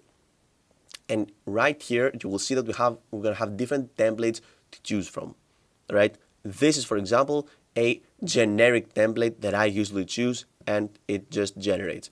So check this out. We've got right here, you can see the landing page, which will be, of course, changed on real time. So as we're changing something here, you can also see it here. So check this out. This right here is the banner, all right? So this is the banner. Then we have an image in text with text. So if I click this, you will see that we go to the image with text. If I change the text, for example, and where it says example, I type lambs, right? You will see that it also changes here. So in order to change something in our website, which is automatically refreshed, we need to change it on the left side of the screen, okay? And you will see, for example, that we have image with text. So if I click this, I go to the text that it reveals, and I can tweak the text, right? Text with image grids, so those are text with image grids. You can tweak, change the images, replace the images, all that stuff. And again, more stuff and more stuff, featured products. So you can see you can populate your landing page very, very, very much, all right? But what should you actually write inside a landing page, all right? This was the question that I had. So for example, I just showed you how to create a landing page, right? You can see, yes, you can change the images. Yes, you can change the texts. Yes, you can change all of that stuff. But what should a landing page really have inside? That's a question that I had, for example, for a long time. Let me show you. We're not going to edit this landing page. I'm going to show you one of the landing pages that I've already created, right? So this is the landing page, for example, that we just created, Untitled 3. Let me go ahead and delete this because I don't want to confuse the product. Let me show you, actually, my old landing page, all right, of the mid-ticket product that I have. So let's go to edit, actually. Okay, so a landing page, ladies and gentlemen, should be obviously a page to convince people. So the ultimate goal of a landing page is to make people take action. How do people take action in a landing page? They take action by clicking the call to action button. This is my call to action, right? Start the 7-day course creation program today. This is the call to action that I have. And this is the only thing that people can click in this website. There is no go back button. There is no go to home button. The only thing that they can click is the start the 7-day course creator program today. So how do we make people take action? The first thing that every single landing page has, and again, there are people that elaborate deeply into what a landing page should have and what it shouldn't have. But once you enter a landing page, the number one thing is the header, all right? So if you will, this big title right here, all right, and a description. So the title and the description are the two most important things in a thumbnail, in a landing page. In general, your title should address the people that you're referring to, and you should elaborate on, for example, the results you're going to bring or the problem that you're going to alleviate, all right, and the time frame. So for example, you can see that my mid-ticket offer back in the day when I used to host it on Teachable would be referring to course creators, so create and sell an online course, again, from $0 to $500 per month, which is the desired outcome, in 7 days, which is the desired time frame, with no audience, which is the problem that I alleviate, that people think that they need to have audience in order to generate income with online courses. And again, subtitle, for example, there are people making 100,000 plus per year with no followers by selling online courses, and they gatekeep their secrets like their most prized possession. Time to end that. Do you recognize what this right here is? This, ladies and gentlemen, is the VSL. This is actually my value sales video, right? This is the VSL. So as you can see, even if in my mid-ticket offer, I have a title, I have a subtitle in my landing page, and I also have a VSL to, again, give more value to people, engage more people. Now, this again was a very basic version of my landing page that I had for a very, limited amount of time online. I'm going to show you again in the next lesson my actual mid-ticket product landing page with my new VSL, which looks even better. So, usually start your landing page with a title, with a subtitle of what you offer in this product, right? Then have a VSL. It works, right? And after that, a call to action, a button, which is a purchase now button, for example. I didn't want to write purchase now button in my landing page. I just wrote start the 7-day course creation program today. If people aren't convinced up until this point, what is the problem? They aren't nurtured enough. So we need to do more nurturing. And nurturing in landing pages is done with testimonials, reviews, and again, by outlining the value that you're going to be giving in your program. So all of the rest of the landing page right here is going to be either me outlining what's going to be happening inside the program, or testimonials or reviews. Check this out. Outlining what is inside the product. The 7-day course creation program teaches a complete beginner my proven strategy on launching your course successfully without an audience, right? All of that stuff. Then we get testimonials. So brilliant course, another 5-star review, another 5-star review, another 5-star review. So many 5-star reviews. Then again, some convincing factors. Why 99.9% of creators never create their first online course, all right? Then again, outlining what's inside of the product. You can see I got an image of the product.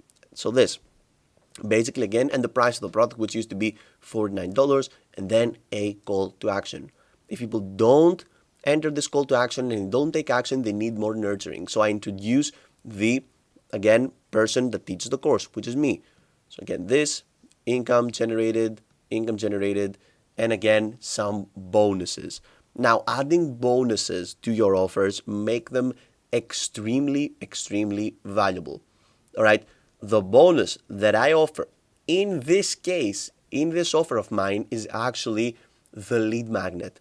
All right. So I sell my lead magnet. I used to sell pretty much my lead magnet with my mid-ticket offer, right, completely for free. And I used to, again, advertise my lead magnet as a bonus to my mid-ticket offer, if that makes sense. So I gave Course GPT, which is my lead magnet. I'm going to show you my lead magnet in the next video, right, with my course. And this is how I structured my, again, mid-ticket product. I also add scarcity and urgency. So for example, I said I only accept 100 dedicated creators per month, which is true, right? And then some frequently asked questions that people could have and the answer to them. And this is my landing page. This is what I would suggest you to try to copy with your landing page. So the things that you must absolutely do is that you should have a great title, a great subtitle, an amazing VSL, and I'm going to show you my VSL in the next video, call to action, and then analyze what is inside the program, why people should purchase this program for you, and then reviews, testimonials, right? Very, very, very important.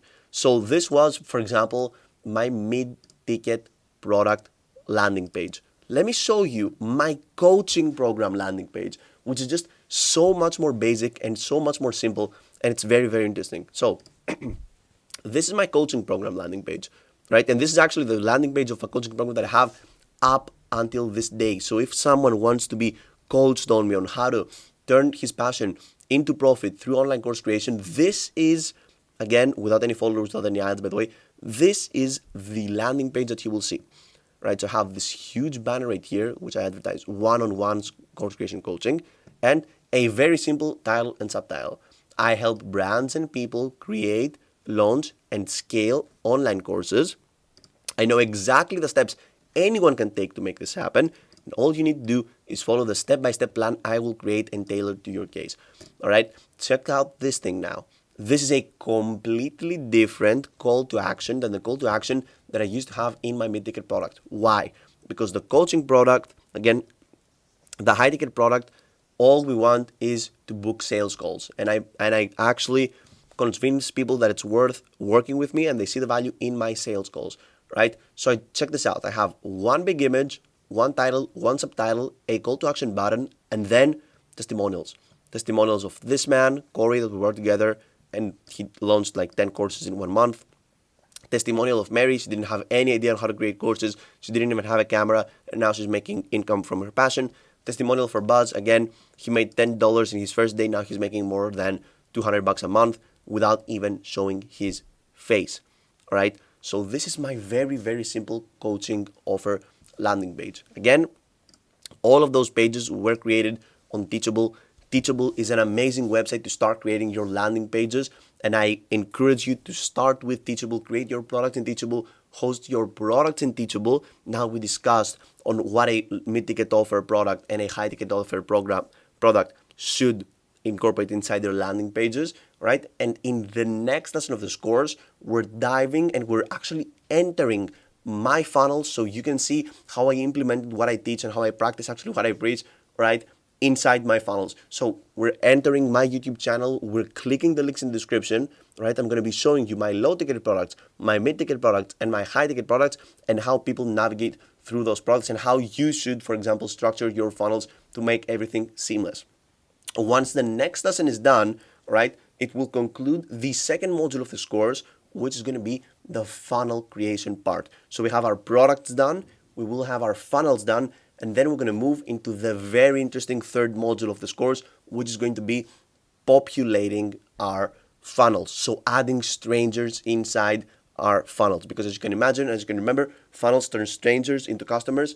And once everything is done, once the product and the funnel is done, we need to populate them with strangers to acquire customers, right? So this is what's going to be happening in the next module of this course. So thank you very much, and let me actually show you my funnels on real time. So, ladies and gentlemen, welcome to the final lesson of the second module of this course, in which I am going to be revealing my funnel, my low-ticket product, my mid-ticket product, my high-ticket product, how I've structured everything around my content on social media, and just to get an idea on how you should structure your content, right? This course and this lesson right here is going to be very, very informative because, again, you can directly copy what I do and just apply it to your niche, to your product, to your target avatar, and all that stuff. Right? So this is going to be a bit of a bigger lesson, but trust me, I'm going to give you a lot of information that is going to be very valuable for you to apply again to your creative business. So let's dive into, again, analyzing everything there is regarding my products, how I structure them, how I funnel people from one product to another, and the value that I'm providing.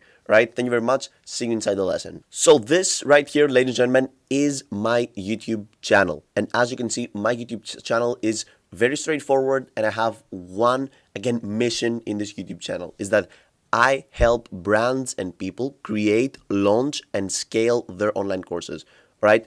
So I pretty much help people that have no idea on how to create online courses, they have no audience, and they have no money to invest in ads, turn their passion and their thoughts, if you will, into income with online courses. So pretty much I help people that want to create creative businesses, launch their creative businesses through online course creation. All right, so this is my value proposition. Now, these right here are many different videos that I've created. And as you can see, if we go to videos, you will see that I have many videos, right? And those are long form videos. So you can see 6 minutes, 18 minutes, 7 minutes, 6 minutes, 6 minutes, 7 minutes, 5, 16, 31 minutes. So this is my long form content. This is where I nurture people into trusting me, knowing that I'm genuine, knowing that I provide value, right? And of course, purchasing my products. On top of that, I also have my shorts, and those are just the YouTube shorts, right? So all of these are shorts that I've created. By the way, I'm from Greece, so everything is in Greek here, but you get the point, right? So all of these are shorts that also, again, grab the attention of people and funnel them into long form content, right? So let's say that you are a person coming from a short form video and you see one of my long form content. So if I go to here. Let's say that you actually want to check out this video right here, and you checked out this video right here. It is 18 minutes, right? So if we go to read more, you can see that the video will open up. Let me skip this ad, right? And once we skip this ad, you're going to see something very interesting. So this is like the video. It's 18 minutes long. I go through the whole process of creating an online course, turning your thoughts into again income, and launching a creative business through online courses, which is very exciting and something that I know how to do successfully. I've been doing for years, and now I teach people how to do that. All right. And at the end of the video, as I told you, I have a call to action for people to check out the link in the description. Right now, in my description, you will see that I have actually all of my products. So I got my lead magnet, I got my low ticket product, my mid ticket product, and my high ticket product. And some people just have their lead magnets in the description, all right? And just any buyers, even if they're like high ticket product buyers, mid ticket product buyers, low ticket product buyers, they need to go through the lead magnet first and then get nurtured. But in my personal experience, I've seen that some people just want to directly buy the high ticket product. They want to directly invest a bigger amount of money to get the most value out of like my business. All right. So I list all of my products in the description of my videos, and again I have a call to action in the video. So at the end of the video I go like, hey, if you find value in this video and you want to just launch your creative business, start generating income from your thoughts without paying a single dollar on ads or without having any followers, click on the description and check my lead magnet, for example, out. So people go in the description and they be like, hey, okay, oh, I can book a call with this guy. All right. But let me show you actually every single one of my products. So let's start with the lead magnet. Now, the lead magnet, I've seen from personal experience that when people try to create online courses, right, they want to utilize the power of artificial intelligence. The thing is that they don't know how to utilize the power of artificial intelligence, and a very useful tool that they can use is a prompt list. Right? A prompt list is pretty much a list of inputs that you can give to ChatGPT and to get back the correct information regarding this online course creation process. So a prompt list is actually very, very valuable for online course creators. And this is my lead magnet. So if you click here, right, you will be redirected into my Gumroad page where I sell the so-called Course GPT. Course GPT is a prompt list. And as you can see inside this prompt list, I have prompts on how to create course titles, course descriptions, course thumbnails, a sales page, an upsell page, a thank you message, and again, writing a course outline, scripting a course, all of that stuff. I also got like marketing prompts, research prompts, so many valuable stuff. You will see that this is the very simple and basic landing page of my lead magnet. I've got some text here, again, some convincing factors, some persuasive factors to make people purchase, right? Some things about AI, right? All that stuff. More stuff, no photos, no videos, just very basic stuff, right? And pretty much I sell this for $7, which is, you could sell it for free. I have also another lead magnet that I sell completely for free, but this is just $7. It's very cheap for people to buy, and the value that you're getting out of it is just absolutely insane, right? So because for $7 you can literally save like many hours of scripting, outlining, creating courses. So it's worth, and people have been purchasing this for many weeks, months, and potentially years. I've been selling this for 2 years now. All right. So once someone buys this and they find value in my lead magnet, they go like, hey, wow, I got a lot of value for those $7. It was actually very much worth it. Let's check again this guy's YouTube videos and what this guy preaches, right? So they come back to the channel, they watch more videos, and if they're more interested, they might even check my low ticket product. All right. And in this case, my low ticket product is my free community of course creators, which is not free anymore, by the way. So this is my low ticket product. My personal low ticket product is this community right here. It is called the Course Creation Academy community. It currently has 89 members. And what I do is in this community is that I've taken all of the people that are very passionate into creating courses and monetizing their skills and passions through online course creation. I've collected them into this community in which they pretty much ask questions, right? And we discuss about, again, problems with the course creation process and cool stuff about the course creation process and all of that stuff. This community is very valuable, and I've designed this community so it's pretty much inevitable for you to not find any success in the online course marketplace if you follow the guides in this community, right? So people, again, get lots of value of my low ticket product, which is this community. All right, this used to be free. It's not free anymore. But again, people again gain big amounts of value from this community. And this is my low ticket product. And once again, people gain value from the community. They come back to the channel and they're like, okay, what else can I get value from? Because I spent some money in the lead magnet, it was worth it. I spent some time in the low ticket product, it was worth it, right? Now, what else does this guy sell? So then they check out my mid ticket product, which is this product right here. And I'm gonna stay in this page for a bit because I think this is very, very interesting. So this right here, ladies and gents, is my mid ticket product. And immediately you can see that this is a similar page like the page that I showed you in Teachable, but the refined version. So my mid-ticket product, first of all, as you can see, directly talks to my target avatar, right? My target avatar are digital entrepreneurs, right? So this is the target avatar that I brainstormed, right?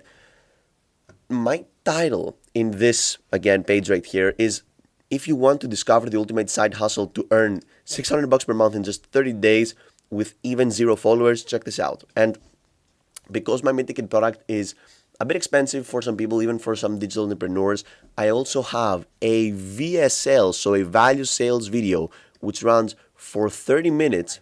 As you can see, it's a 30-minute video which convinces people, again, to purchase and gives them more value, more information about the Course Creation Academy, which is pretty much my program. All right. So again, more information about the Course Creation Academy, more information about what my journey, why it's worth going in this journey with me, why it's worth entering the Course Creation Academy, and why it's worth having me as your guide to turn your passion into profit. Now, my mid-ticket product is a 12-hour masterclass, right? It is a DIY product, so I don't have direct communication with my audience, right? That being said, in my mid-ticket product, which is, again, this 12-hour masterclass in which we cover every single detail that you need to know in order to be able to skyrocket your revenue and just transform your thoughts into money, right, through online course creation. I also have my low ticket product there as a bonus. So my community, right? And inside this community, you will actually have direct access to message me. All right. So by buying my mid ticket product, you also get access to my low ticket product, which is very, very exciting. And people, again, find big amounts of value. So usually when people enter the mid-ticket product and they purchase the Course Creation Academy, right here, as you can see, I have many call to actions. All right, it costs $997, right? But everything I have inside exceeds $3,500. So you're still getting huge amounts of value. When someone enrolls, right, you can see that I give all of those stuff, right? When someone enrolls and you click enroll, you go to the checkout page. This right here is the so-called checkout page. Get your email address, your name, your account number, and once you complete the purchase, you will see and you will get access to, again, 12 hours of content and all of those checklists, pretty much everything you need to find as much success that I've found, and even if not more success, if you're in a more profitable niche than me through online course creation, right? Now, usually when people embark in this journey, they start generating, if they buy my mid-ticket product, they start making money and they start generating income fast, right? And they're like, okay, that's actually amazing, but I need more. How can I optimize even further? And people that, have the financial ability to hire me as their personal coach, as the personal consultant, come back to the YouTube videos, right? And click on the book a call with me link. All right, and once they click on my book a call with me link, this is again the page that I showed you on Teachable, my one-on-one personalized course creation coaching. This is the most expensive product that I have. This is my high ticket product, and this is the product which, if you buy, you will get the maximum amount of investment back. So this is the product which will make you the biggest amount of money, and this is why I price this product in the biggest amount, again, of price. All right, so I showed you this landing page, testimonials of people that I made, that they've made this with my help, right? All of those people, and those are just the people that have something special, right? I've got many more students, but those are just the students that they found success and they have an interesting story behind them. So for example, this guy right here, Baz, right? He didn't even want to show his face, and we managed to create a course, and he made more than $100, in his first month. Mary, one of my students, again, she didn't have any idea on how to shoot videos, didn't have any ideas on course creation, no idea about cameras. We went everything from the beginning.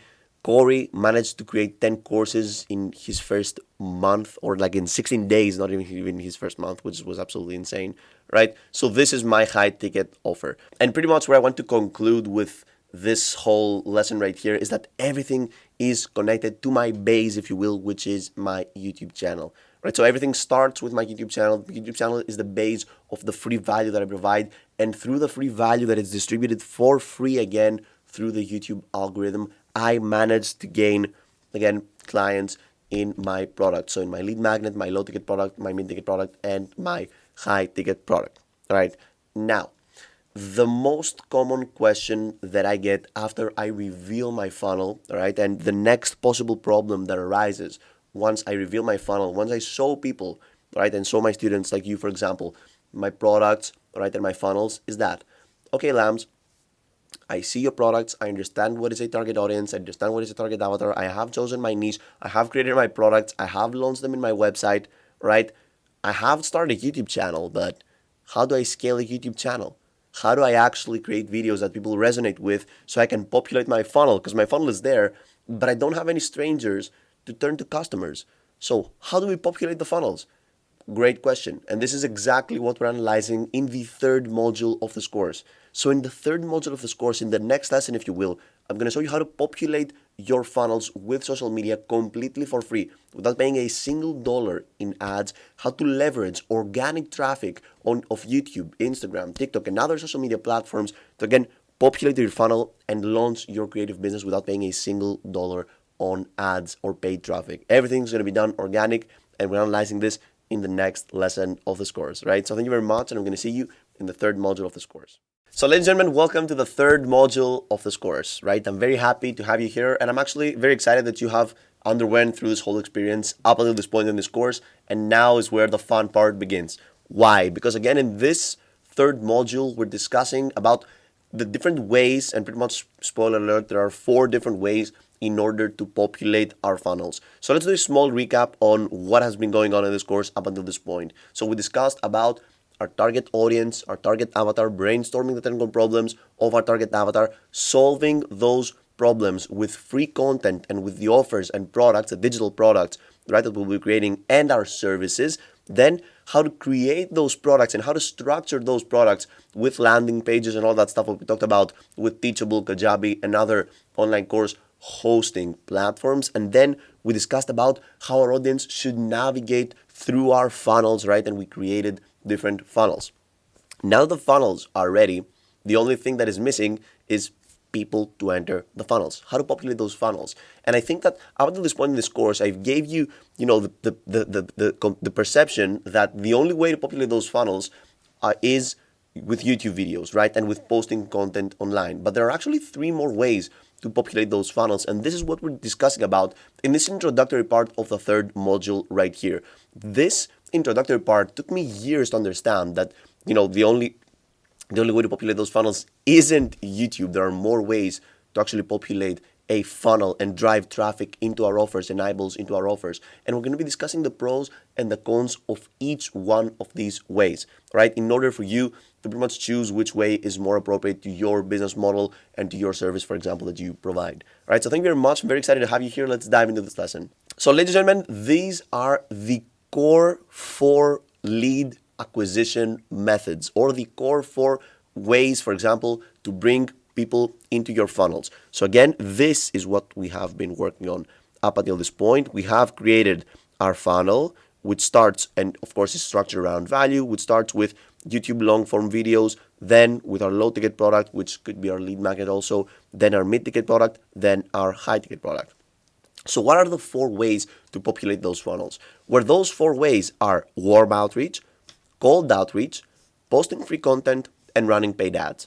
All right. And all of those different ways, the variables that change, for example, to change between one of those ways are we targeting people who know you?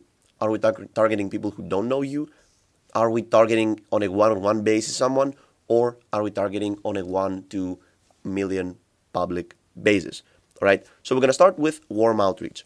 Now, in warm outreach, we target people who know us on a one-on-one private basis. What is warm outreach? For example, if we have a lead list, right? So if we have a list with all of our leads, we know and we can, all right, directly message them. We can directly send them an email on a one-on-one basis. And this is why warm outreach, right? Just because it is private and we're sending a direct message, for example, or a direct email to people that know us, it is one of the most efficient ways to convert, again, our lead list or people that used to be strangers, but now because they're warm, our connection is warm, they have been nurtured to buy our products. And this is why, as you can see indicated with these colors right here, when we perform warm outreach, we can funnel people to our mid-ticket products and our high-ticket products directly. So we don't have to funnel them to watch our YouTube long form videos because they have been again nurtured already, because we usually have their emails, and this is how we were able to contact them in the first place. So in general, this is why having an email list and having many leads is this, again, that important in this business model. Because again, we can do warm outreach and we know, who our leads are, and we can send them a direct message, send them an email like, hey, I have this new mid-ticket product.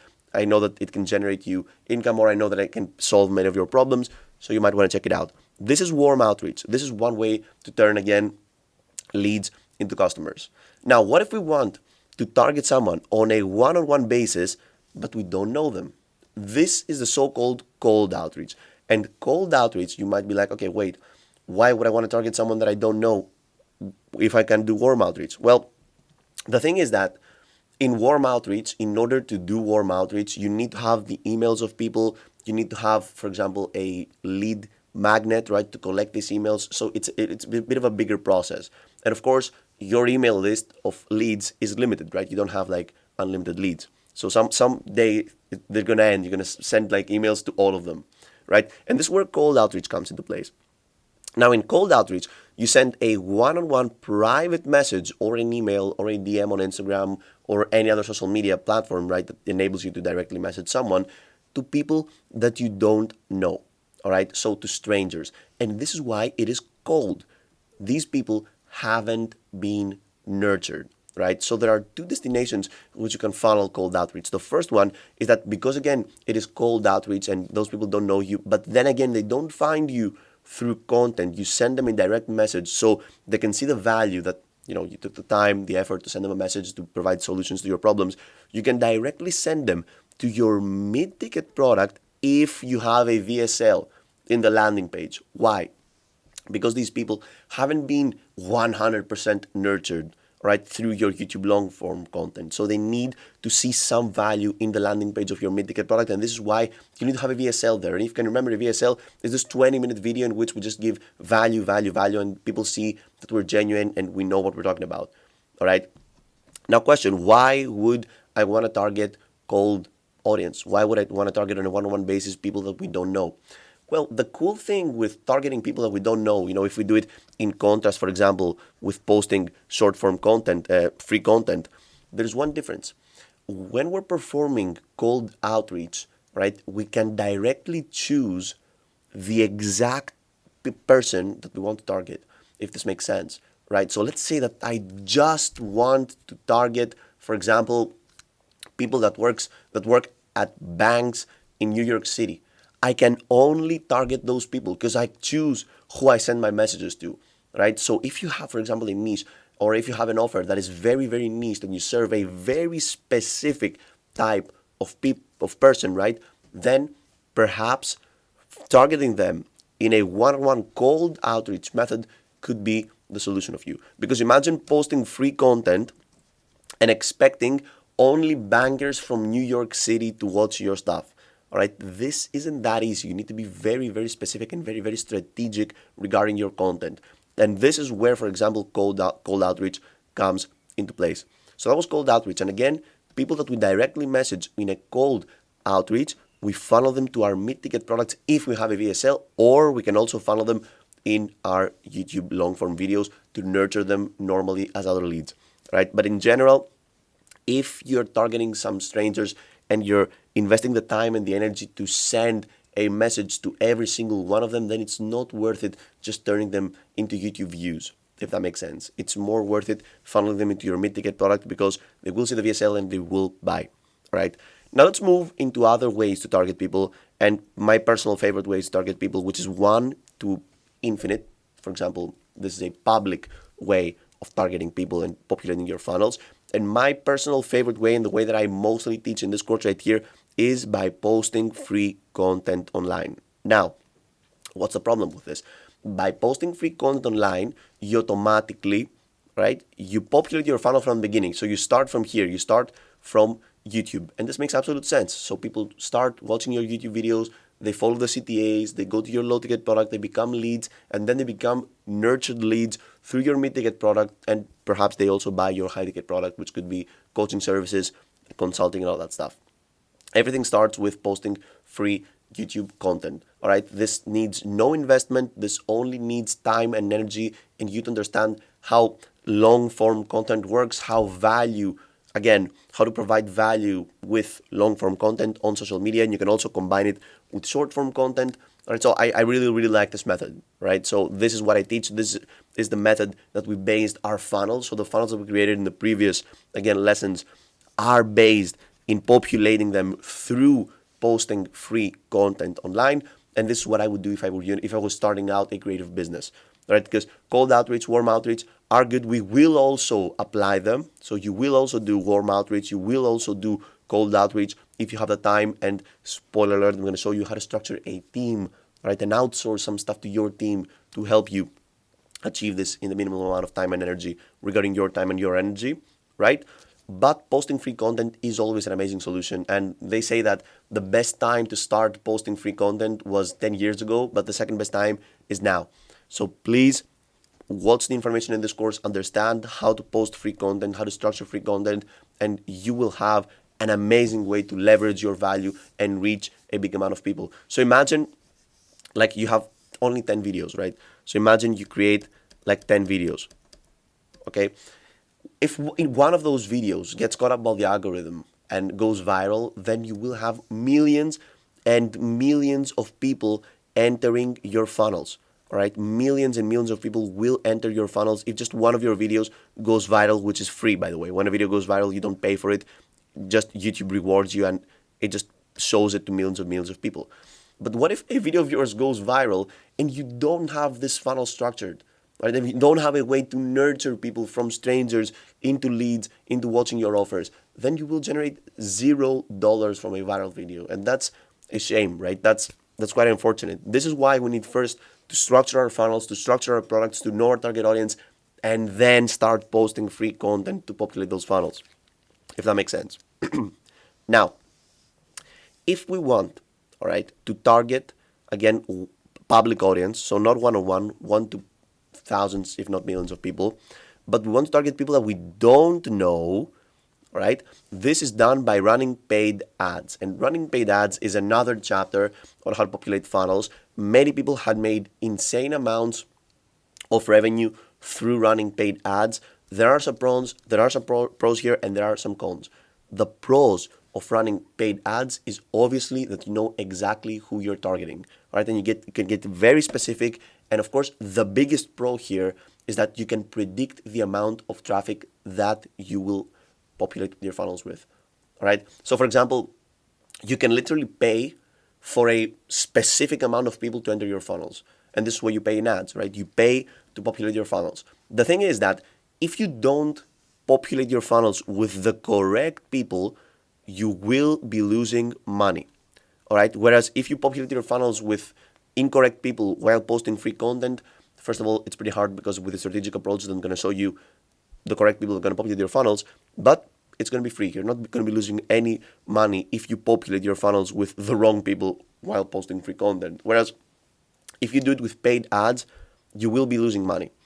That being said, if you find your target avatar and you are able to match the parameters and tweak the parameters while running those ads, all right, to populate your funnels with the correct people, then you will be generating insane amount of revenue, all right? And you can turn $1 into $10, $5, $20, every $1 you spend in ads in many dollars in revenue.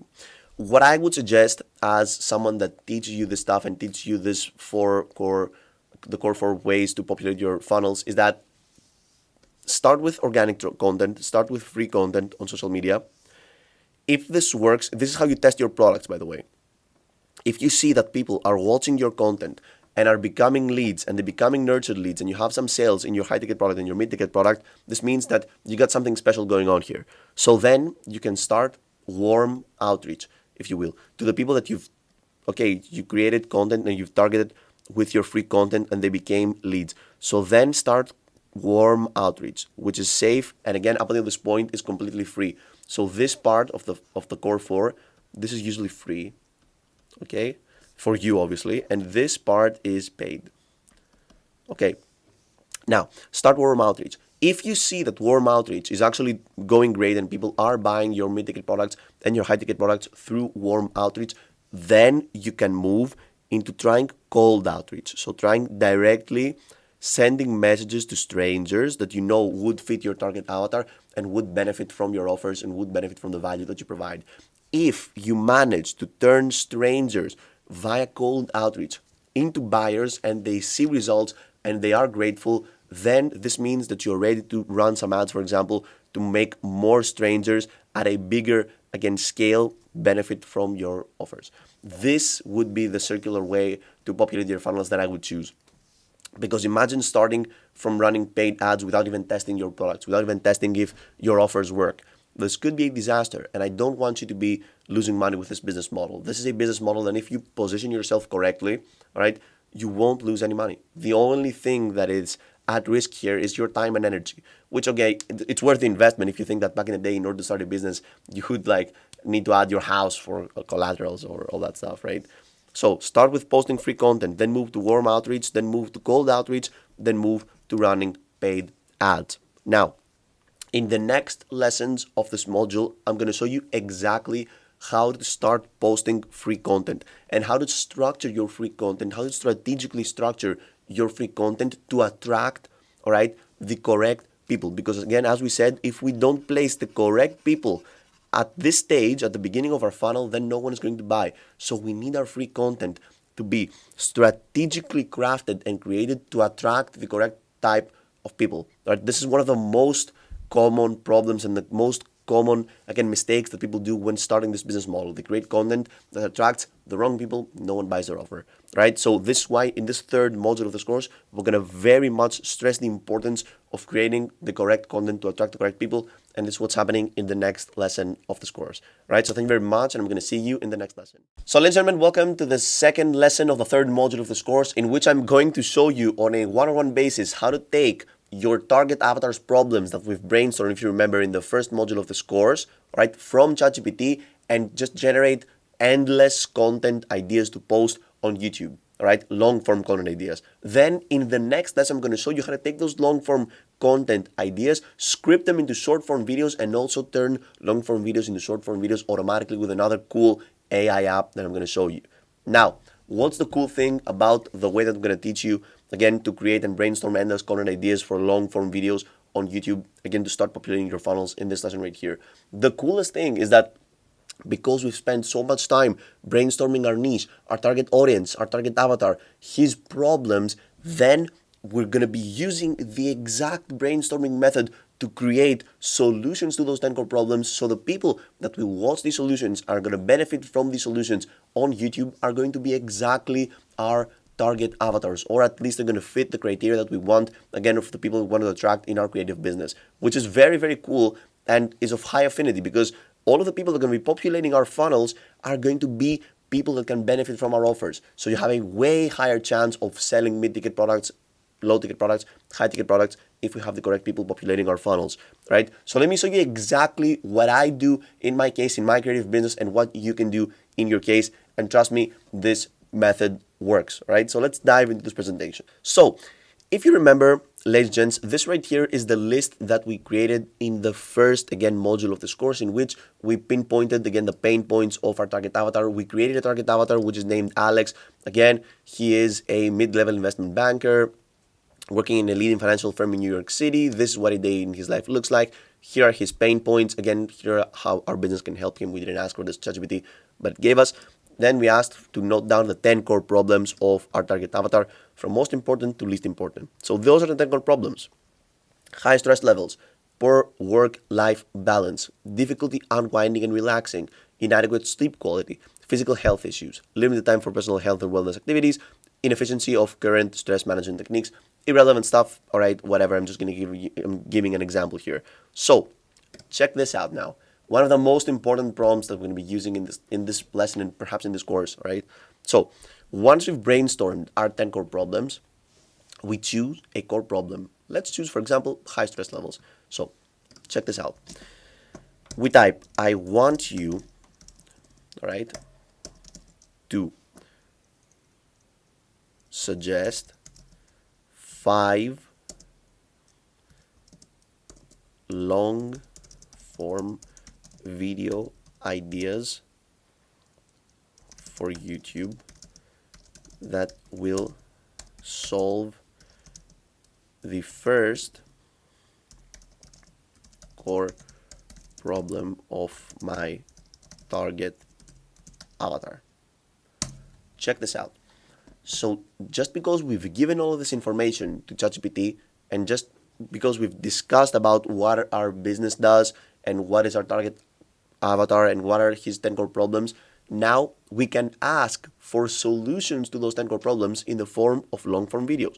So check this out. This is the first video, Mastering Mindfulness from Financial Professionals, a comprehensive guide to mindfulness techniques tailored specifically for those in the finance sector. All right, blah, blah, blah. Secondly, The Science of Stress in Investment Banking, Solutions for a Healthier Mind. Then, Breathing Techniques Workshop, live session for high performers. A Day in Life, Stress Management Routines for Successful Bankers. Again, from stressed to best, transformative stress reduction techniques. And all of these are 5 videos that you can create for the first core problem of our target avatar. So imagine you don't ask for 5, but you ask for 20 videos, all right, for not the first 10 core problems, but for the 20 first core problems of your target avatar. And we can go even deeper, all right?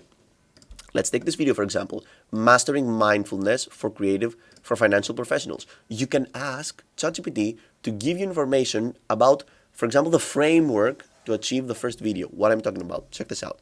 So I want you to suggest 10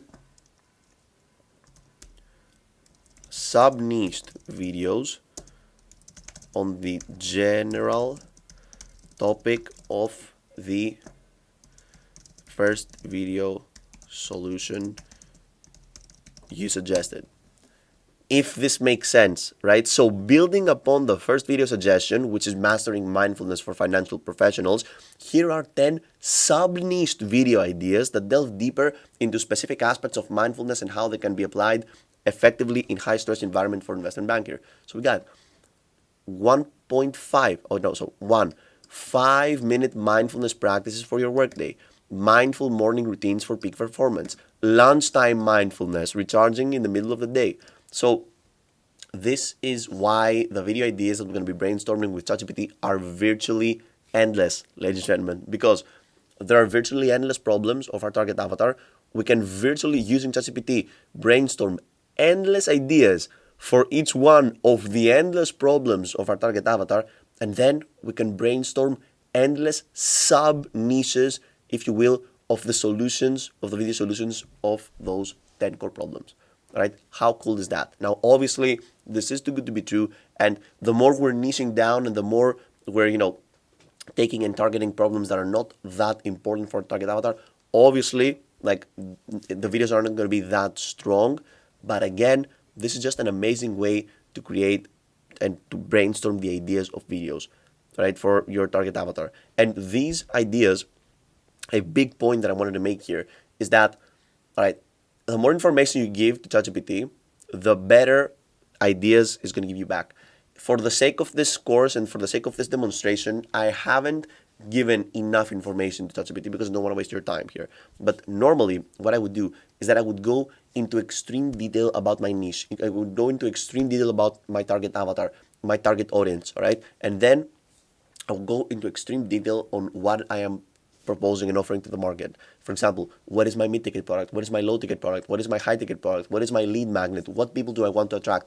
I would describe ChatGPT in extreme detail, this stuff, because first of all, you describe it once and then it is saved in ChatGPT, and then you can use the same chat box because ChatGPT has the ability to recall information in the same chat, again, to brainstorm perfect solutions that tailor, again, your funnel. All right. So it is very important if you're going to be taking something from this lesson to engage with ChatGPT, give a lot of information to ChatGPT to get the correct information out of ChatGPT. All right. So let's say, for example, let's brainstorm another video solution for the second core problem, which is poor work-life balance. So I want you to suggest 3 video ideas around which will solve the second core problem. Let me just write it correctly. Problem of my target avatar. 3 video ideas that will solve the second core problem of my target avatar. So addressing the second core problem, it's poor work-life balance, all right? Alex Johnson, so similar health professionals. Here are 3 video ideas aimed at providing solutions and strategies to improve their work-life harmony. So ultimate guide to work-life balance for investment bankers. Let's blindly take this as our video that we're going to be creating for the next part of this module, all right? So check this out. I want you to outline the talking points of a 10-minute YouTube video packed with valuable information around the, copy this, paste it here, ultimate guide to work-life balance for investment bankers. So the prompt that I used is that I want you to outline the talking points of a 10-minute YouTube video packed with valuable information around, and I pasted the first video solution that we got proposed by ChatGPT to the second biggest core problem that our target avatar has.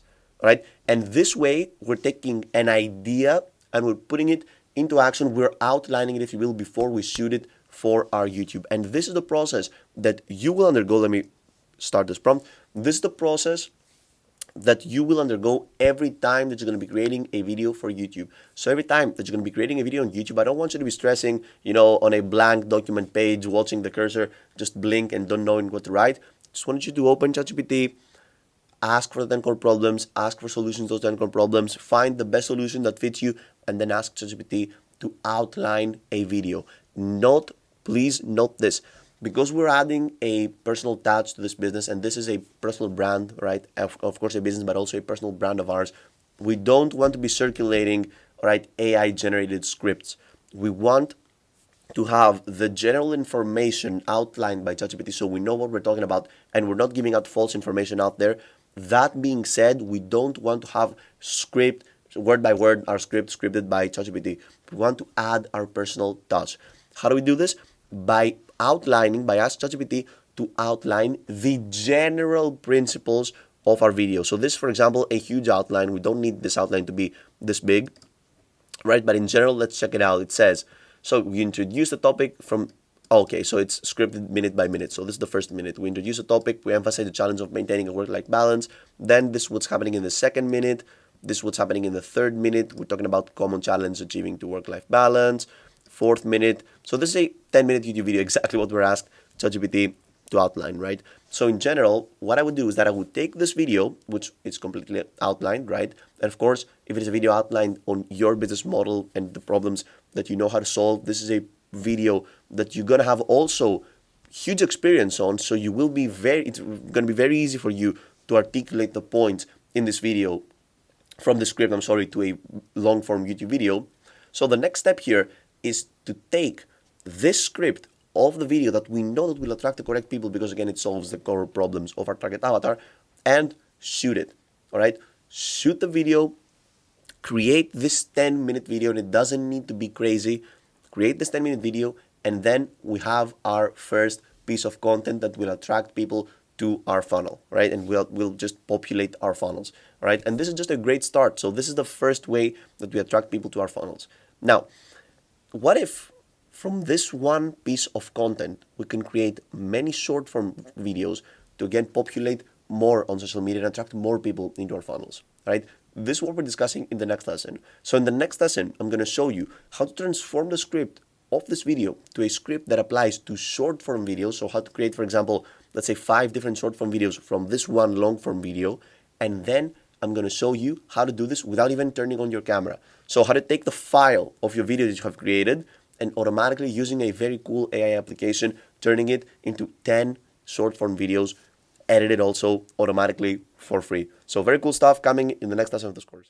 So now that we've covered the first way to populate our funnels again through long form videos on YouTube, it is time to show you some tricks again to turn those long form videos into shorts to be able to distribute them into more channels and attract more, again, broader audience, if you will, which is the short form content audience from all of those different websites and social media platforms such as Instagram, TikTok, YouTube Shorts, Facebook, Instagram Reels, all that stuff, right? Now, there are 2 ways to approach this in a strategic way, all right?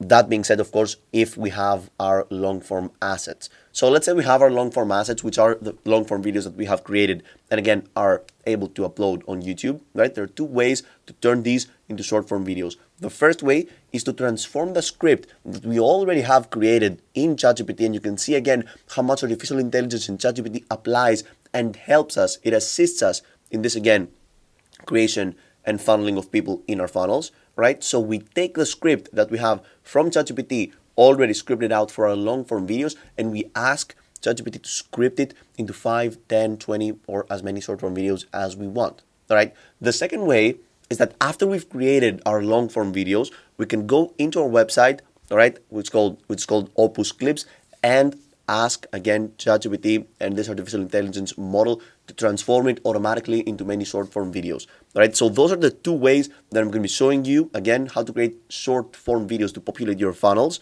all right, with strangers in this video right here. Right, so welcome. Let's dive into this. So this right here is ChatGPT. We've discussed about it. We've brainstormed again the problems, the solution to the problems, and this right here is the script, all right, of the solution, all right, which is called The Ultimate Guide to Work-Life Balance for Investment Bankers. So this right here is a script, right? Let's say that we go ahead and actually shoot this video, create this video. I'm not going to show you how to shoot videos. I got many courses on how to do this, but let's say that you actually shoot the video, you edit the video, you've got this 10-minute video asset for YouTube. How are we going to turn this into short form videos? So you're going to go right here and you're going to ask ChatGPT, I want you, all right, to turn this script into 5 short form video scripts, all right, around the same topic. Very, very simple. We just ask GPT to transform the script into script for 5 short form videos. So let's see. Creating a series of short form video scripts will be the ultimate way to work-life balance for investment bankers, all right? Outline will focus each script on a key aspect, making them concise and engaging for a short form video format. Each script aims for an about 1 minute duration, perfect for platforms like Instagram, TikTok, or YouTube Shorts. Check this out. This is the first video, for example. Very simple, very short, because again, those scripts refer to short form videos, so very easy to shoot. Cool stuff.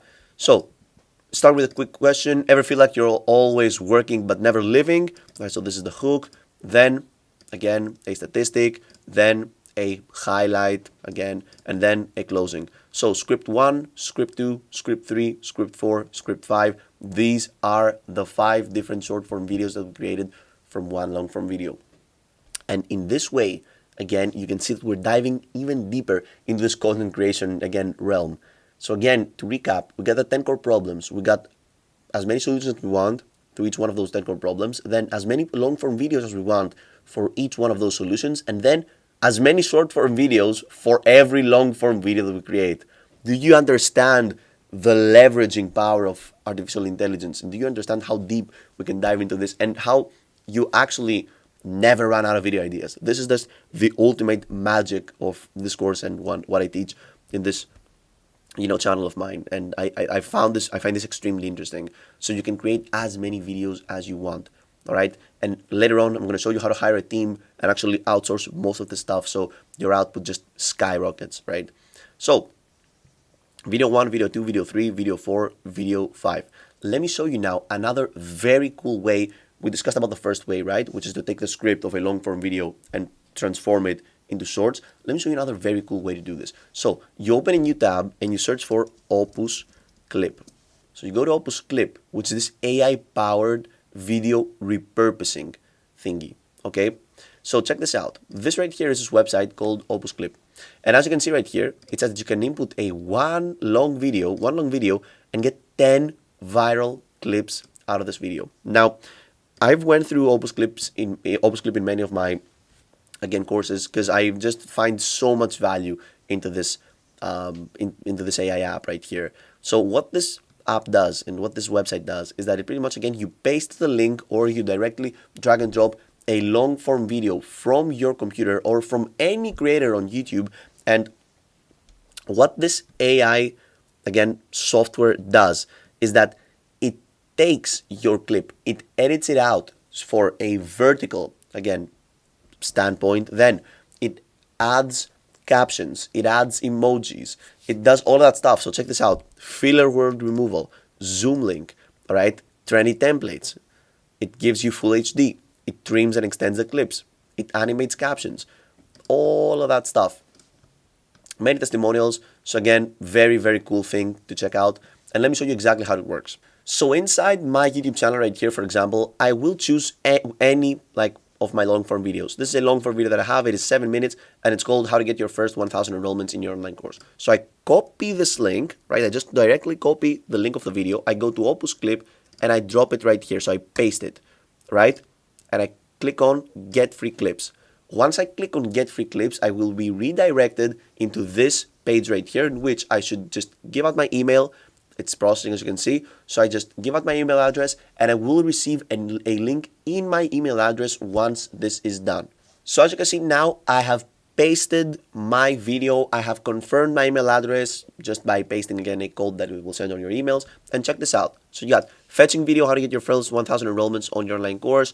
Again, from 0 to 6 minutes, estimated time 16 minutes, processing and analyzing, it's already at 20%. So you can leave this page and you're going to send an email to your email address with a link to access the edited videos, again, that we will create from this long form video.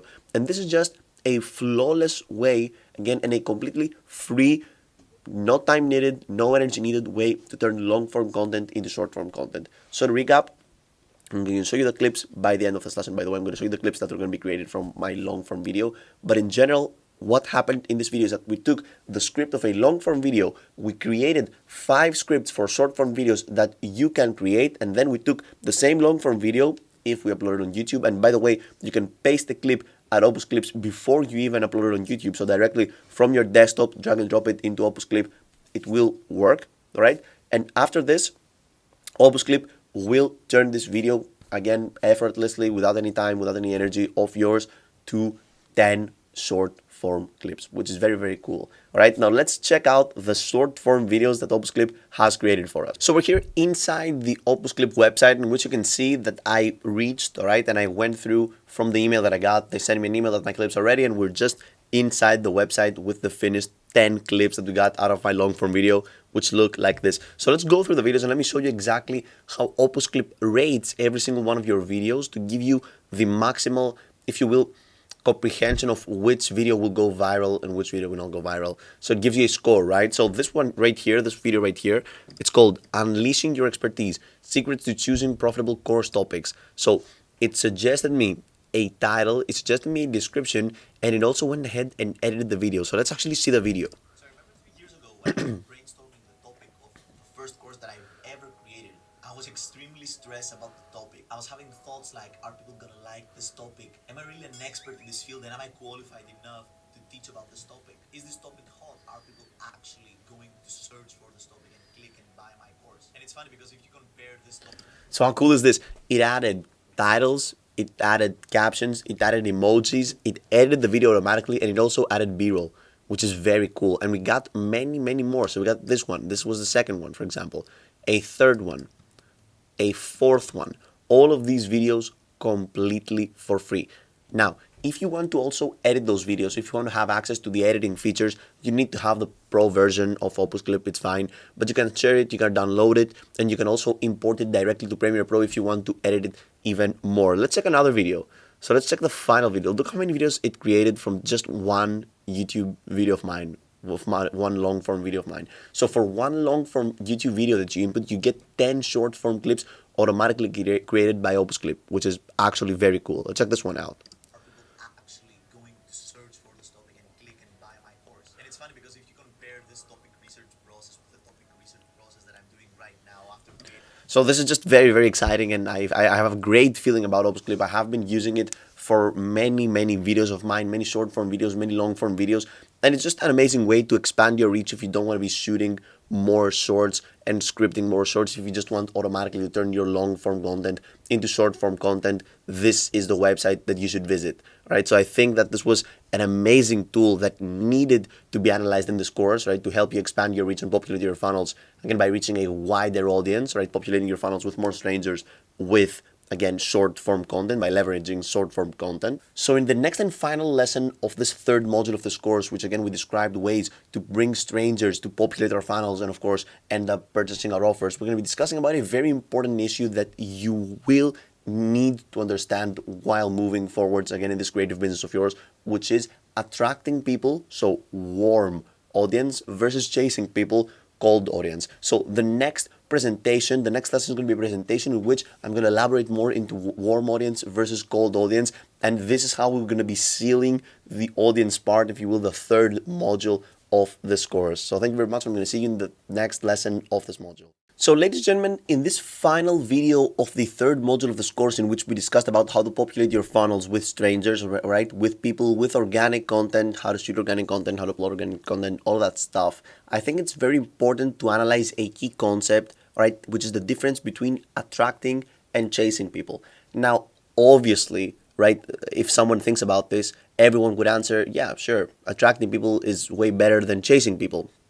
The thing is that in the funnels that we're going to be creating, and this strategic approach I'm going to be showing you in this lesson right here combines those two worlds. Because as weird as this is going to sound, chasing people and shoving our offers into their faces, if you will, which is pretty much cold approach, right? As we discussed about in cold approach, we directly message people and let them know about our offers, has actually some pros which in some cases outweigh the cons. So again, in this session right here, we're discussing the pros and the cons of attracting people, the pros and the cons of chasing people, and how to pretty much find the best of both worlds and implement them in your funnel, in your offers, in again, your creative business, right? So welcome to this lesson.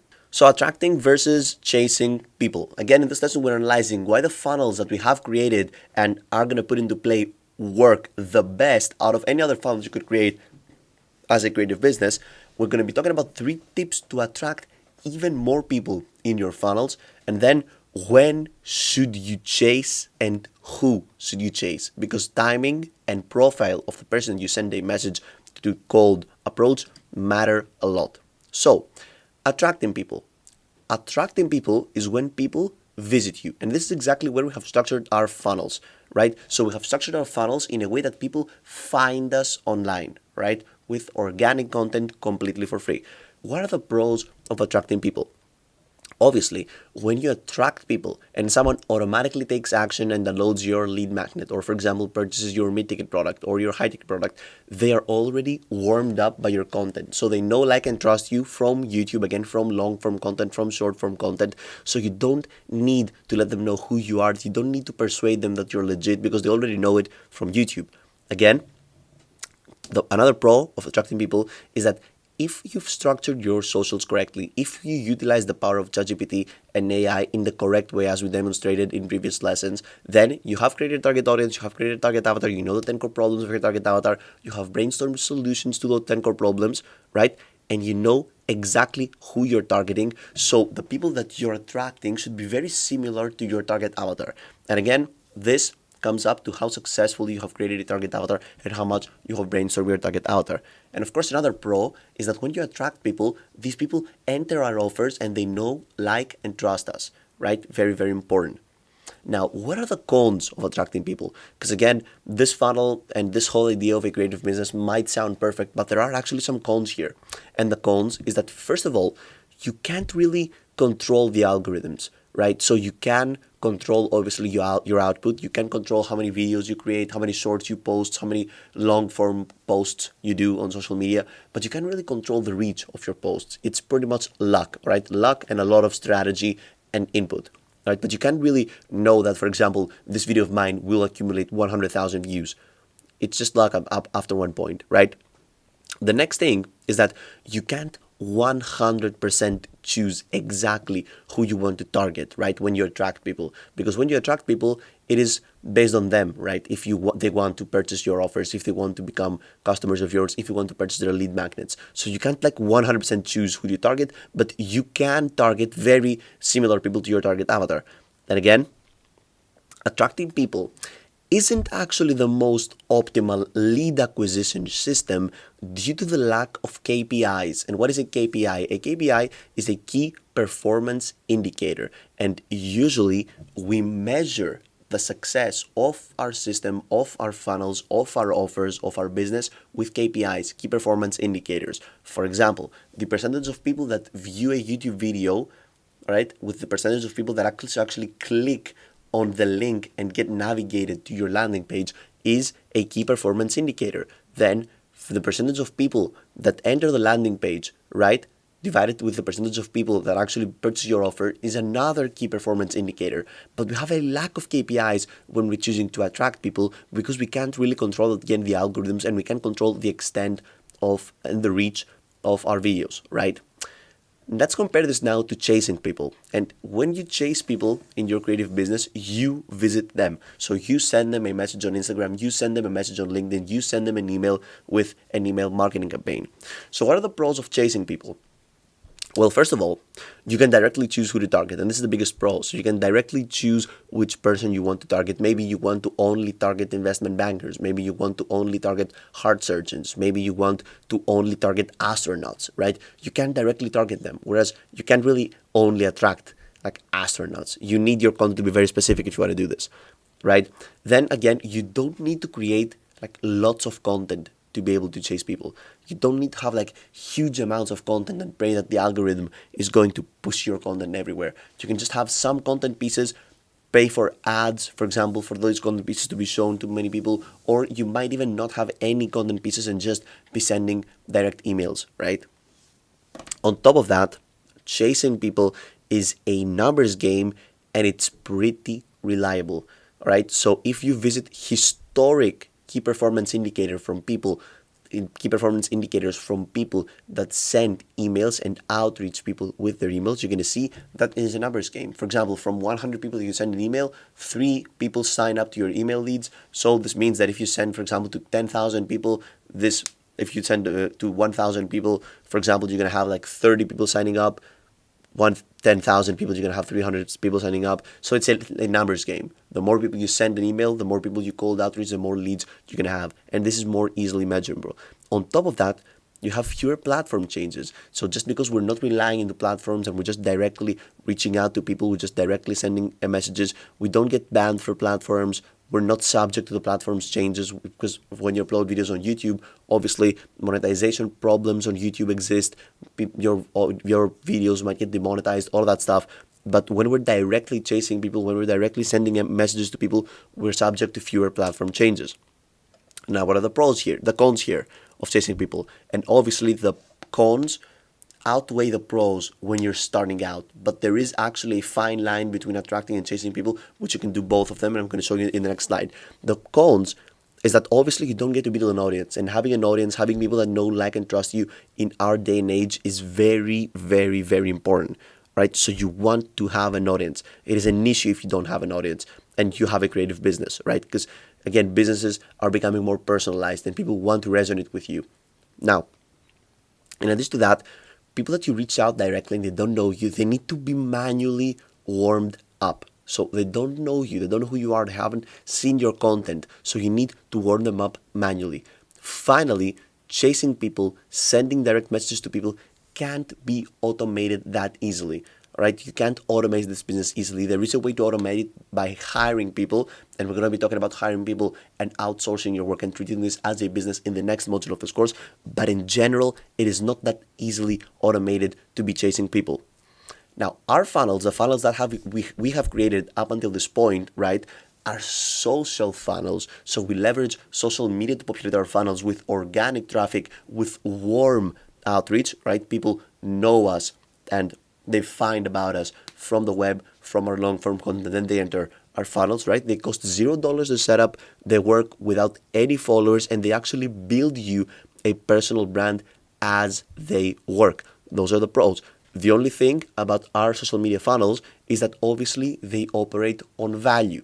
You need to have value as the baseline of your funnels. You need to provide a lot of value. You need to provide value on YouTube. You need to know how to solve the problems of your target avatar that you've chosen. And this is why we spend so much time brainstorming all of that stuff. And you need to be confident into, again, applying many different ways to solve these problems. You need to solve problems with your lead magnet, your low-ticket product, your mid-ticket product, your high-ticket product. All these need to be very valuable in order for your business to thrive. All right? So how can we attract more people? Here are 3 tips that have helped me, right, after filming more than 40 hours of content along all of my courses along YouTube.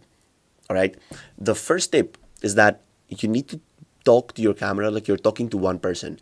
Now, keep in mind that yes, your YouTube videos may go viral, you may accumulate an insane amount of views, you may accumulate hundreds of thousands of subscribers, students, and all that stuff. But when people consume content, they usually, especially educational content, right? Because at this point, our content is educational. We're going to be solving people's problems with, again, education, with information. They watch those videos by themselves. And as you can imagine, they enter the videos with a very specific, again, profile, with a very specific viewer profile. It is completely different to try to educate one person if they're watching a video by themselves, whereas trying to educate 10 people in the same room watching the same video. It is completely different. And perhaps, at some point you tried watching like your favorite YouTuber with 4 or 5 of your friends. It is a completely different experience. But in courses, in YouTube videos, in educational stuff, people consume them by themselves. They like to take notes. So please talk to the camera like you're talking to one person, like you're talking to your younger self. This is the most important tip that I can give you, right? Secondly, do not mask your personality. This is, again, a very, very important tip. Do not be afraid to do mistakes. Do not be afraid to talk like genuinely to the camera, because people appreciate this. People like this tone of personalization, and people want to resonate with other people online. They don't want to resonate with a brand. Branding is important. Branding is cool. Yes, obviously some brands are insanely huge, but our creative businesses are mostly personal brands, right? So please, if this brand is personal, adding your character, adding the way that you speak, the way that you elaborate on information, the way that you help people is going to help you massively. And here is like common saying is that people buy from people that they like, right? So you need to make people like you in order for them to buy your stuff. That's the most important thing. And the easiest way to make people like you is not to mask your personality. Just give out your actual character in there and people will appreciate it. The third thing is that we're going to be creating a lot of videos in our funnels, right? Like a lot of videos, a lot of short form content, a lot of long form content. And I show you how to create all of those videos. Your first 100 videos that you create will probably absolutely suck. So you might as well get them over with.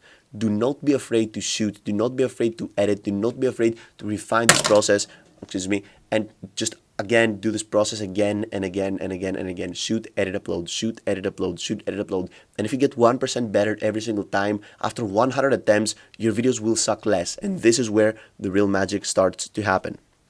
Now, when should you chase? Because as we explained in the beginning of this lesson, attracting people and chasing people can work in combination. And this is exactly what we're going to be doing. Warm content and cold outreach work together. The more lead acquisition methods you have for your offers, the better, right? Very important. So when you should start reaching out though? When should you start chasing people? Because you don't want to be chasing people and start warming them up and persuading them to enter your programs and purchase your offers, and then your offers don't work. So you should start reaching out to people when you start receiving your first positive feedback from your high ticket product clients. Very important. Screenshot this part of the slide. You should start reaching out to people All right, so cold approaching, you should just start chasing people when you know that your high ticket product works and you have great results, because then you know that your product works. You know that you have something that the market can absorb, and you can persuade something with, again, a lot of energy, lots of positive thinking that this is going to work, right? And if your offer is good, cold approaches will work. And then it's time to move to the final pillar of your online course creative business, right? And this final pillar is creating a team and hiring people. Because when your cold approaches start to work, this means that this is a metric that can be measured, this is a metric that can be replicated, and we can start having real people and a lot of people populating our programs. And at this point, it is time for you to hire a team. This is the final piece of the puzzle that you need to put into place in order to unlock exponential growth of your business. And this is exactly what we're analyzing in the final module of this course that you're just about to enter. All right, so thank you very much, and I'm going to see you in the final module. So, ladies and gentlemen, I would like to welcome you to the final module of this course. Now, in this final module of this course, we're going to be discussing about scaling your creative business. All right, if we consider the fact that you've brainstorm your target avatar, you created your target audience, you've brainstormed your niche, you brainstormed your offers, we got the funnels done, we talked about how to populate the funnels. Now it is time, after this system of ours, of our business, right, is set, to talk about scaling. And the best way to scale your business, and pretty much the only way to scale your business, is to detach yourself from this system. So in every part of the system, in every gear of the system that involves your time and yourself, we're trying to detach ourselves from our business, and from employees become, right, the CEOs, if you will, or directors of the business. And this is done by outsourcing stuff and automating our business. And this is exactly what we're going to be discussing in this final module of this course right here. Now, I don't want you to think, before we start, right, by analyzing all of the concepts that we're going to be analyzing in this module, I don't want you to think that learning the stuff that we're going to be analyzing in this module and analyzing all of those key aspects is something that only an advanced, like, creative business owner thinks that an advanced creative business owner should know, right? It is very important for you to have those concepts and those ideas and those data sets in the back of your mind, and know when it is time for you to outsource, and how you can start gradually, right, outsourcing stuff, so you don't, like, bite more than you can chew, right? So in this first lesson of the final module of this course, we're going to be discussing about the solo approach. So what happens in a creative business when you take care of everything, all right? And how you can gradually, again, detach yourself from this business and let everything scale automatically. All right, so welcome to this lesson. I'm very happy to have you here. Let's dive into this presentation. So the first part of teaming up is the so-called solo approach. And in order to understand all of the different parameters that we can automate and outsource to others, we need to check out, again, our funnel. So this right here is the funnel, right? What can we outsource in a creative business if we take, for example, into consideration this funnel, which is kind of the best of both worlds, right? So it is a mix of the low ticket product funnel and the high ticket product funnel. It is a mid ticket product funnel. So what can we outsource here? Let's start from up here. Our shorts, if you remember, need to be scripted. And we talked about scripting our shorts with ChatGPT. That being said, if you want, you can hire someone to script your long form videos, which then will be transformed into short form videos. So definitely long form videos can be scripted, and you can hire someone to script your long form videos.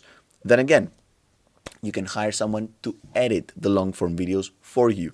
Then you can also hire someone to edit the short form videos from you. So transform long form videos into short form videos. As we go down the funnel, you will see that, for example, we had scripting up here, then we have editing, and then we move into our landing page on our websites. And what happens there? We need a marketer if we want to take things to the next level and detach ourselves from our business. So we can hire a marketer, for example, to create our landing page, to create our VSLs, to handle email marketing, all of that stuff. And of course, we can have a sales rep, so we can hire a salesperson to take care of sales, to book calls with clients. And pretty much we're going to be analyzing in this final module how to hire every single one of those people. So how to hire someone to script your videos, how to hire a long form editor, how to hire a short form editor, how to hire a marketer, when should you hire a marketer, when should you hire a salesperson. right? And if you manage to hire all of these people, if you manage to outsource every single aspect of your business, this is what gives you the key to scale correctly in this field, right? So again, the long form scripting, if we outsource it to a person called the copywriter. And we're going to be talking about what a copywriter is, right? So pretty much this creative business, in order to work automatically, needs you, which is going to be like the persona, right, of this creative business, a copywriter, an editor, a marketing agency, and a sales rep. So this is a 5-person, if you will, job if you want to take it again to the next level. But in this lesson right here, we're discussing about you, right? Because when you're starting out, as we talked about, you need to be a jack of all trades, which means that you will be the marketing agency and you will be the copywriter and you will be the sales rep and you will be the editor. Now, I know that this sounds a bit overwhelming and a bit complicated, but here's the thing. Due to the fact that we're leveraging all of those automated systems already found in social media, this isn't exactly the case. And let me elaborate on this. So, if we take the marketing, for example, at the beginning, you do not need to do any marketing because we're going to be uploading our videos on YouTube, and YouTube again distributes videos automatically. If your videos resonate to your audience, they will engage with your stuff, they will check out your offers. So the marketing agency is out of question when you're starting out. Now, regarding copywriting and a sales rep and a closer, if someone books a call and you want to make a client out of him, right? So pretty much again what a copywriter is someone that knows how to write convincing text that will convince someone to enroll in your programs, to buy your offers, all that stuff. If you keep in mind that a very important rule that I have, and I always have imprinted in my head, that people buy from people that they like, and if you show your genuine self online, right, and you provide value and people resonate with your message and like you, then you don't need sophisticated marketing and you don't need like sophisticated copywriting and all of that stuff to convince people to buy from you. So copywriting and being a sales closer, for example, hiring a sales closer, is again automated due to the fact that you're being genuine with your content. So people don't need to be persuaded by a copywriter or a sales rep to buy your offers. So in a sense, marketing in YouTube, sales and copywriting are already like taken care of. The only thing that is kind of time consuming and the first thing that we're going to be outsourcing in this business is editing. All right. Now, nowadays, in those, again, times that we're living, it's not actually that hard to edit videos. Like back in the day, it used to be very hard. Back in the day, you needed to consume a big amount of content. You needed a huge amount of expertise in order to be able to edit videos like correctly. Nowadays, it's not that hard. All right. That being said, it is time consuming, and it could be the most time consuming part of a creative business. And this is why we're going to be talking about how to outsource an editor, and it's going to be one of the first things that you're going to be outsourcing, right? So, in the solo approach, in which we're analyzing in this lesson right here, your absolute best bet is to be authentic. Because if you be authentic, again, you don't need to stress about copywriting. You don't even need to know what copywriting is. You do not need a sales rep because again, being authentic, people will enter your calls and will book calls to talk with you, and they're already going to be warmed up from your content, so you don't need to stress about convincing them with a professional. And again, you probably won't even need editing. There are people that, due to the fact that they're so authentic online, they don't even need to edit their videos. They just open the camera, press record valuable lessons, people resonate with them, and they buy their products. All right, so trust me, being authentic on camera, on YouTube, on social media, in your creative business will get you a long way and will give you all of the resources to scale afterwards. All right, and those could be financial resources, this could be time and energy resources. Let me give you a great example here, right? So this right here, this guy, this bodybuilder is called Sam Sulek, and he's like one of the people that has taken YouTube with a storm. Check this out. He creates 1.5-hour videos, right? So every single video of his is like at least 1 hour and 30 minutes, and he doesn't edit the videos. He just chills, press record in the camera, does his thing. People resonate with him, and he's just like 100% authentic. And check this out. He has 3.4 million views in this video right here, which is just a video of him recording with a camera and just being authentic to the camera. right? And this is just a prime example of how far authenticity can get you in this YouTube game. All right, Sam Sulek is a prime example of a person that has a huge creative business, made millions of dollars just by recording genuine videos. He doesn't have a sales rep, he doesn't have a copywriter, he doesn't have an editor, all right? And he has managed to do this just by being authentic.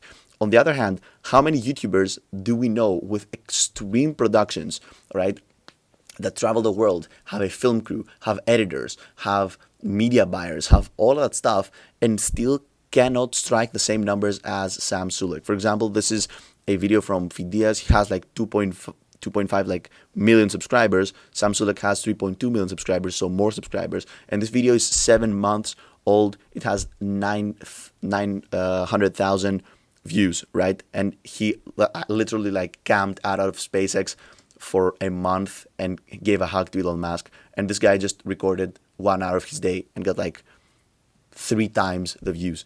So you see how far authenticity can get you. This is one of the most important things that I want you to be getting from this course, all right? And this quote right here, that people buy from people they like. This is extremely important. Once you understand this, all right, you will have a huge creative advantage, because once you make people like you, once you convince people that you're genuine, that you provide value, and they also like you, then you will be generating big amounts of revenue with your courses and with your creative business, all right?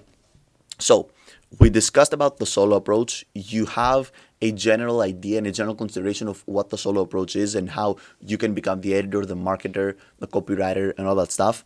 But as I promised, in this final module of this course, I'm going to show you scaling principles, right? And the thing with scaling is that, again, we need to be detaching ourselves as much as possible from our business. So in the next lesson, we're going to be talking about the first person that you need to hire, and this is a creative director, right? So I'm going to see you in the next lesson. So ladies and gentlemen, now that we've analyzed the solo approach and pretty much we outlined every single aspect of your business that can be outsourced and should be outsourced if you want to enable like exponential growth and scaling in your business, all right, it is time to move and analyze the first person that you should hire, the first thing that you should outsource in this second, again, feature of this last module of this course. And in this lesson, we're going to be talking about creative directors. When I'm referring to a creative director, I'm talking about a combination of a person that manages your social media accounts, edits your videos, and scripts your long-form content. This is what a creative director is, and you will be surprised on how cheaply actually you can hire a creative director to assist you in your work. All right, so welcome to this second lesson of the final module of this course. Let's dive into the nitty-gritty on hiring a creative director. So as we talked about in this funnel, those are all the aspects that we can outsource in a creative business. We talked about scripting long-form content, editing long-form content, editing short-form content, marketing, and sales. Now, a creative director is again a combination of a copywriter and an editor. So what the creative director will do is that he will take care of the upper part of your funnel, which is again everything social media related. So he will script your long form content, he will edit your long form content, he will transform your long form content into short form content, and in general make your life easier. Now, why do we hire creative directors? Why are creative directors the most important people to hire, and why are they the first person we hire in a business? Well, it is very simple. If you have a creative business, your time is tied mostly in this upper part of the equation, of the funnel, right, if you will. So, for example, the landing page, the VSL, the checkout page, the email marketing, all of these tasks are pretty much automated, and you must optimize them once, and once they're online, you know, they work like automatically without your time input. But your time is really required on social media and creating content, and this is why outsourcing some of it in a creative director is a very good idea. So what is a creative director? We talked about a creative director being a combination of a copywriter and an editor. He pretty much will put your business on autopilot regarding, and if we think that in the first part again of this funnel right here, this is where most of our time is needed. Okay, so pretty much what a creative director will do to your business is that he will help you with cross-uploading, right? Long-form content into various destinations, transforming long-form content into short-form content, all of that stuff. He will create thumbnails. He will script your videos. He will edit your long-form videos. He will come up with video ideas that are relevant to your target avatar, your target audience, and your niche. right? And he will also edit short form videos. Another very cool thing that you can enable your creative director to do is to hire more people. So your creative director can hire more editors. Your creative director can hire more people to script videos. Your creative director can hire thumbnail creators, for example. So once you find a person that you can trust and you know that he's aligned with your business's vision, right? And he knows exactly your value proposition. He knows exactly, again, your target avatar, your target audience, all that stuff. Then you can give him the ability to hire more people if, again, you have the financial resources to do so. And we'll talk about later in this session right here who should hire a creative director and who shouldn't hire a creative director. All right, so again, these are the tasks that a creative director will take care of. And trust me, those are very time-consuming tasks if you have a creative business. Like, most of your time will go into these tasks right here. Once, again, you have optimized, again, your landing pages, your checkout pages, your email marketing, all of that stuff. All right? Because those are recurring tasks. Those tasks will need to be done on a recurring basis. Now, who should hire a creative director? Who will benefit from a creative director? Because one of the worst things that can happen in your business is you hiring someone that you don't need, and you just spend resources and resources and you don't get the desired results. So in these next slides, I'm going to show you who should hire and who should never hire a creative director. Now, if you are selling high ticket offers and your framework works, then this is a green flag for you to consider hiring a creative director. This means that your funnels work. This means that your social media is nailed down and you are able to convince people to, fall in love, if you will, with your character and check out your offers. This means that your framework works and people are seeing results and people are actually interested in your high ticket offers from your social media. So the biggest misconception ever is that people want to hire a creative director to help them set up their offers and set up their social media. This is wrong. You want a creative director and you want to teach your creative director exactly the strategies that you have used so that he can recreate it without you being in the equation. A creative director will not set up your social media. He will just optimize your social media while you're not there. All right. Again, if you have found your video style, you know what your video style is, you know your long form video style, you know your short form video style, and you're happy with the results you're getting, you should hire a creative director. You should never think that by hiring a creative director, your results in content will exponentially grow. All right.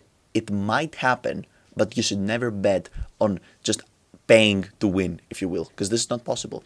What you should expect when you hire a creative director, you should expect perhaps to keep your business and keep your influx of traffic in a linear mode, but you will be detached, your time will be detached from the equation. All right.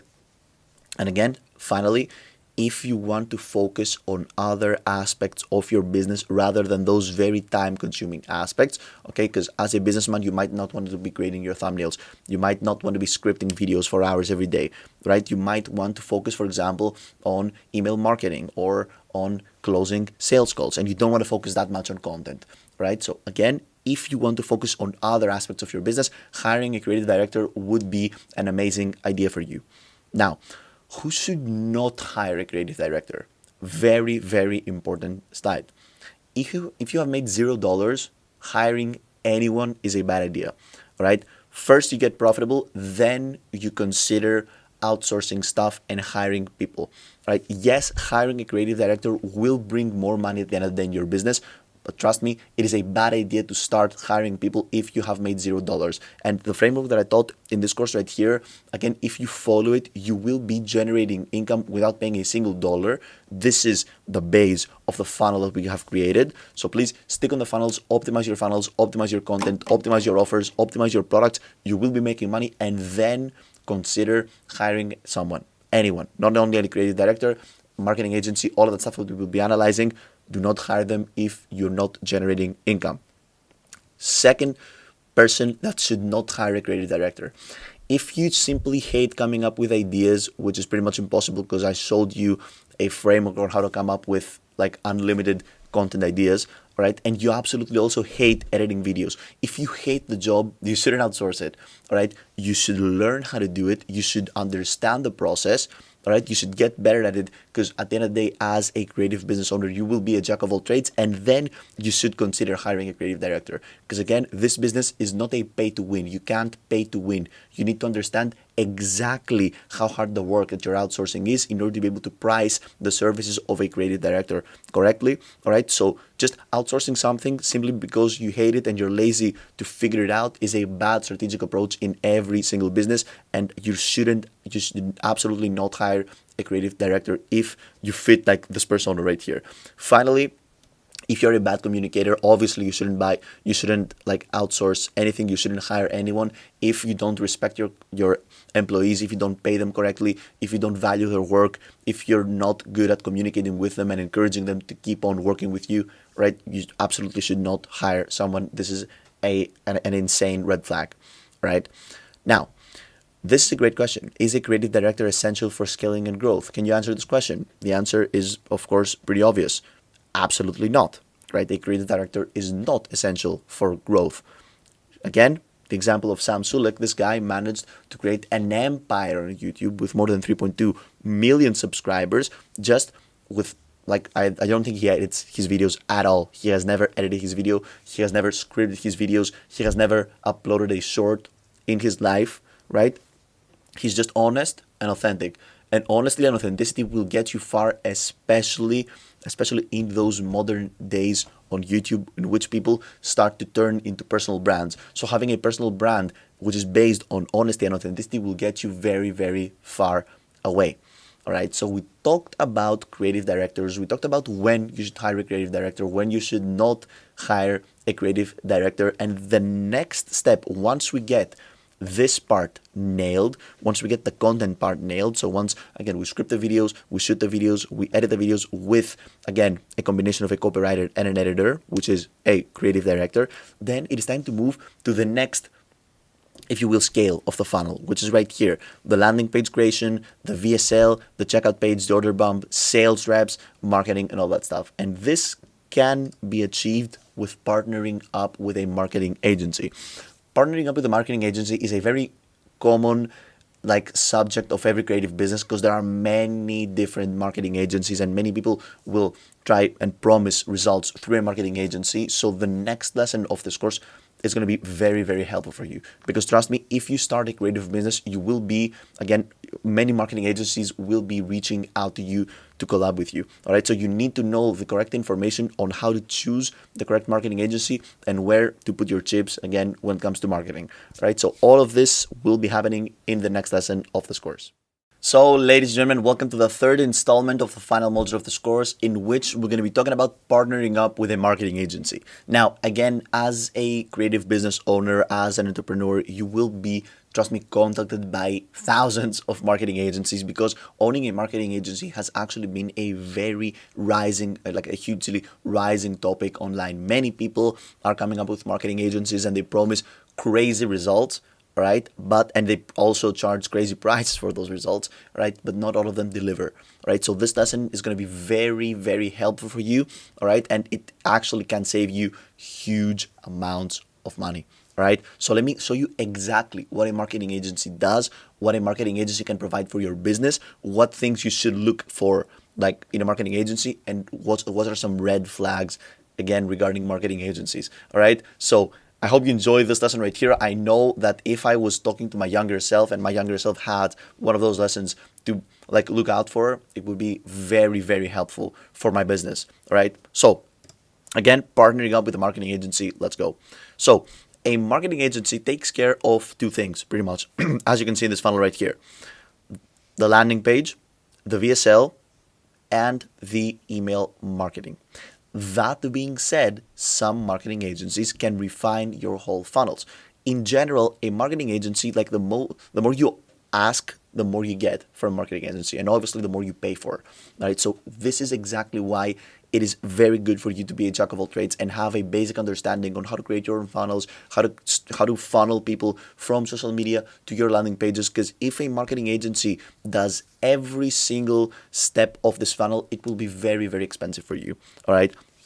That being said, after some time in your creative business, it is good for you to partner up with a marketing agency, because the funnels and the systems that you will be setting up with this marketing agency will stay there forever, and you actually will be profiting out of those funnels forever. Because in contrast with a creative director, those steps right here, the creation of long form content is something, and short form content is something that should be done every week, right? Because every week we're going to be creating videos, every week we're going to be turning those videos into shorts.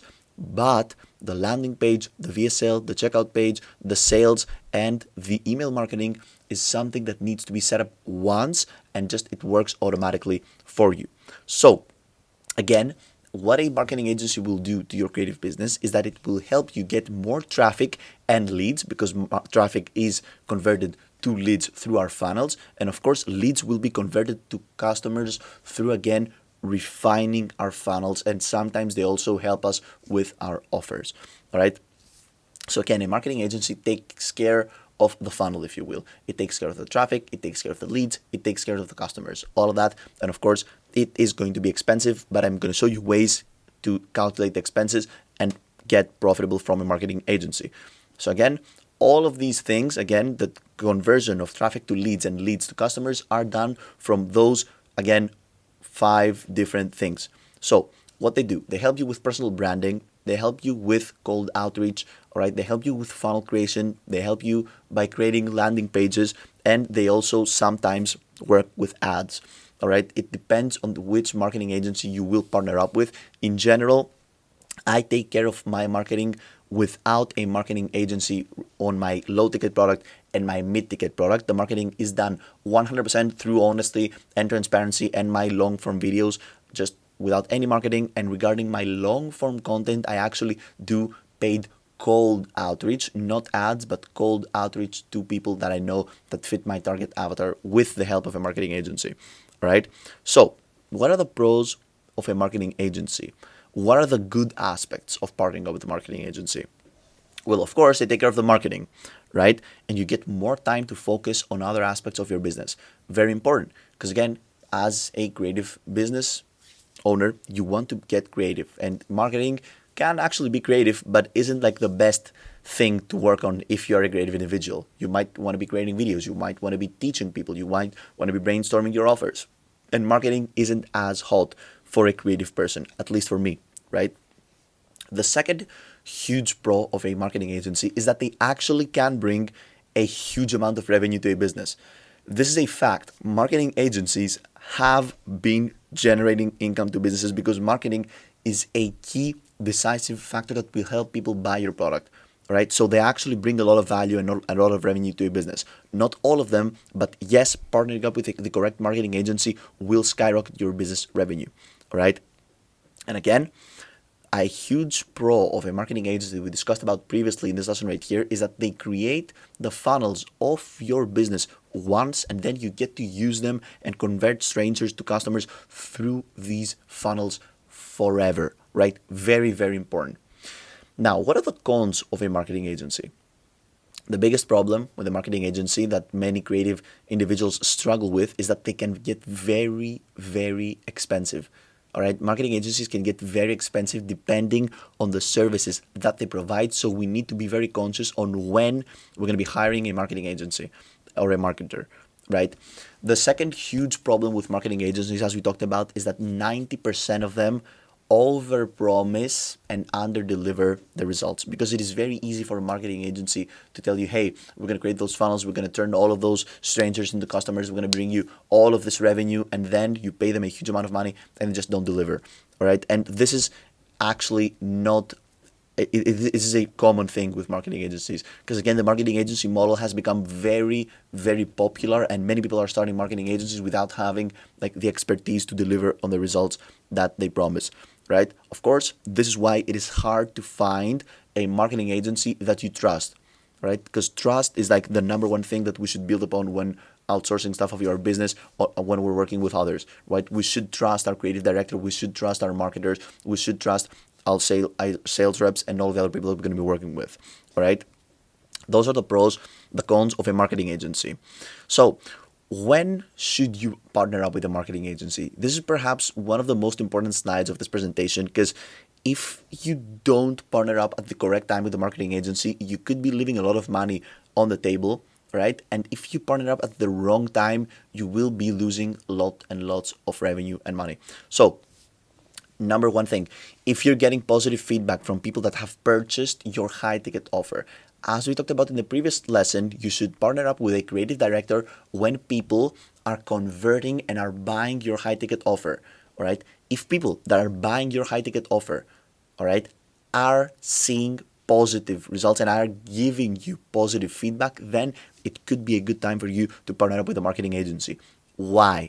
Because with positive feedback from your high ticket offers, you will have a huge asset to your business, which are reviews and testimonials. And trust me, having reviews and testimonials to provide to your marketing agency for them to transform them and integrate them into a landing page is one of the biggest assets that you can have. In general, reviews and testimonials are very healthy, if you will, to a landing page and help convert lots of people. So if you partner up with a marketing agency that they know what they're doing and you trust them and you provide them with reviews and testimonials of people that have purchased your high ticket offer, they can do a lot of damage with them.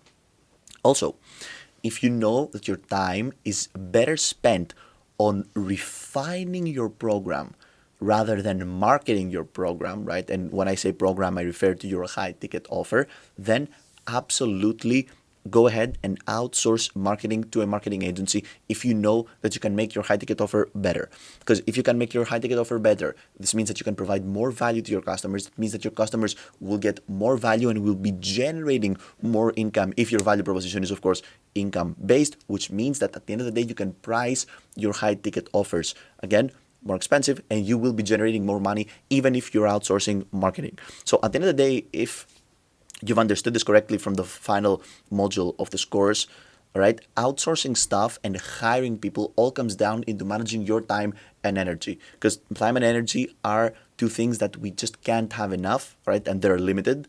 So we need to be very aware of where we spend our time and energy. Again, if you're generating revenue and wish to take things to the next level, partnering up with a marketing agency can be a very good idea for you. And again, a huge green flag to partner up with a marketing agency is if you know and trust the founder of the agency. So if you know and trust the person that has came across this marketing agency and you know him and you would hire him as one of your, again, clients, if you will, or one of your people that will help you grow your business, then absolutely yes. If you know the person and you trust him, partner up with his marketing agency. All right. Finally, you need to know that you have a hot product. And when I'm referring to product, I'm talking about your high ticket offer. So if you know that you have a hot product and you feel like many people can benefit from your product and it's just that it's not getting the exposure that it deserves, then yes, this could also be a green flag for partnering up with a marketing agency. So if you check all of these boxes, yes, go ahead, pay for a marketing agency, hire a marketer, and take your business to the next level. Now, when should you not partner up with a marketing agency? Again, if you made $0, hiring anyone is a bad idea. Do not partner up with a marketing agency if you have made $0.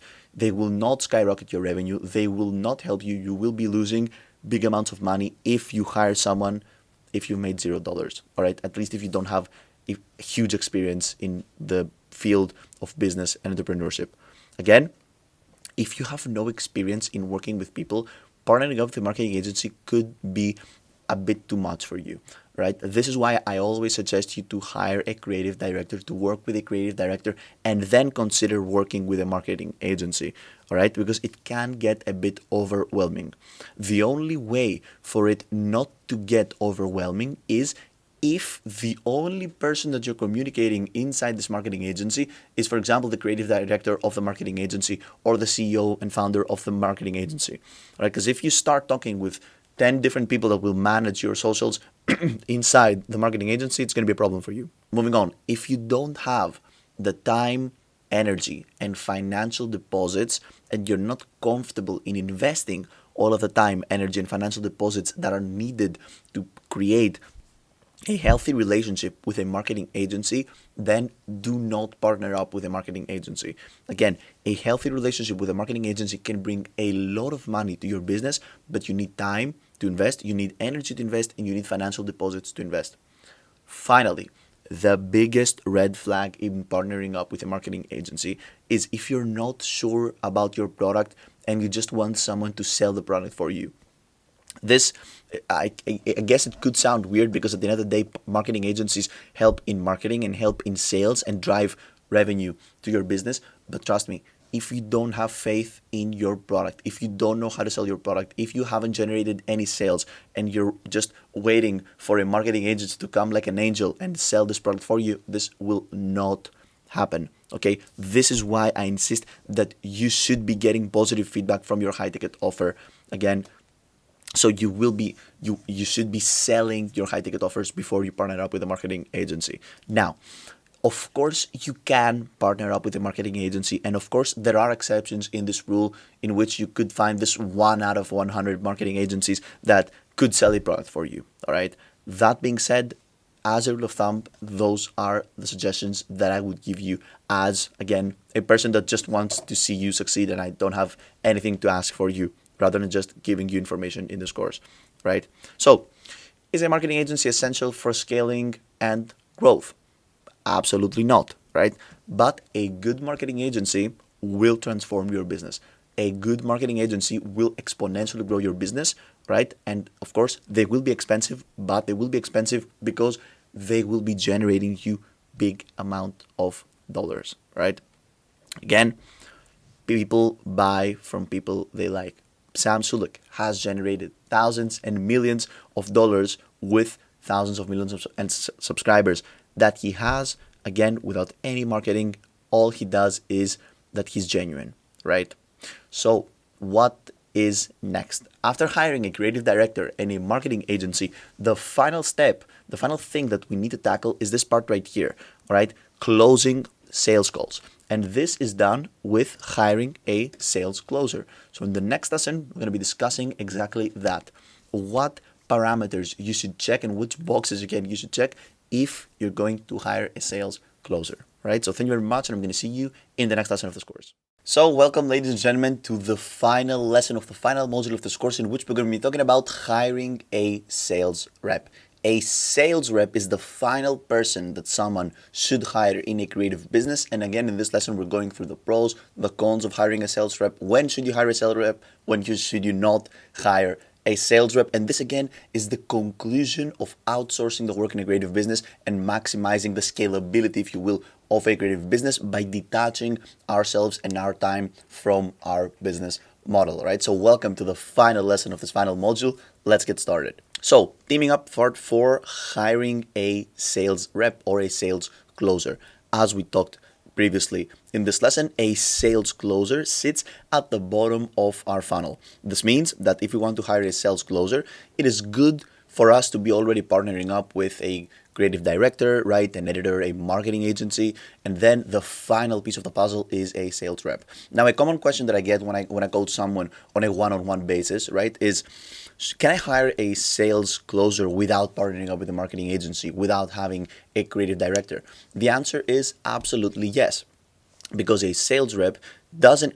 What you do with a sales rep, it's pretty much you outsource the sales calls of your high ticket product. This means that if your high ticket product has many visitors and many people want to book calls and talk to you and you can't handle all of these calls, this is where the sales rep comes into play.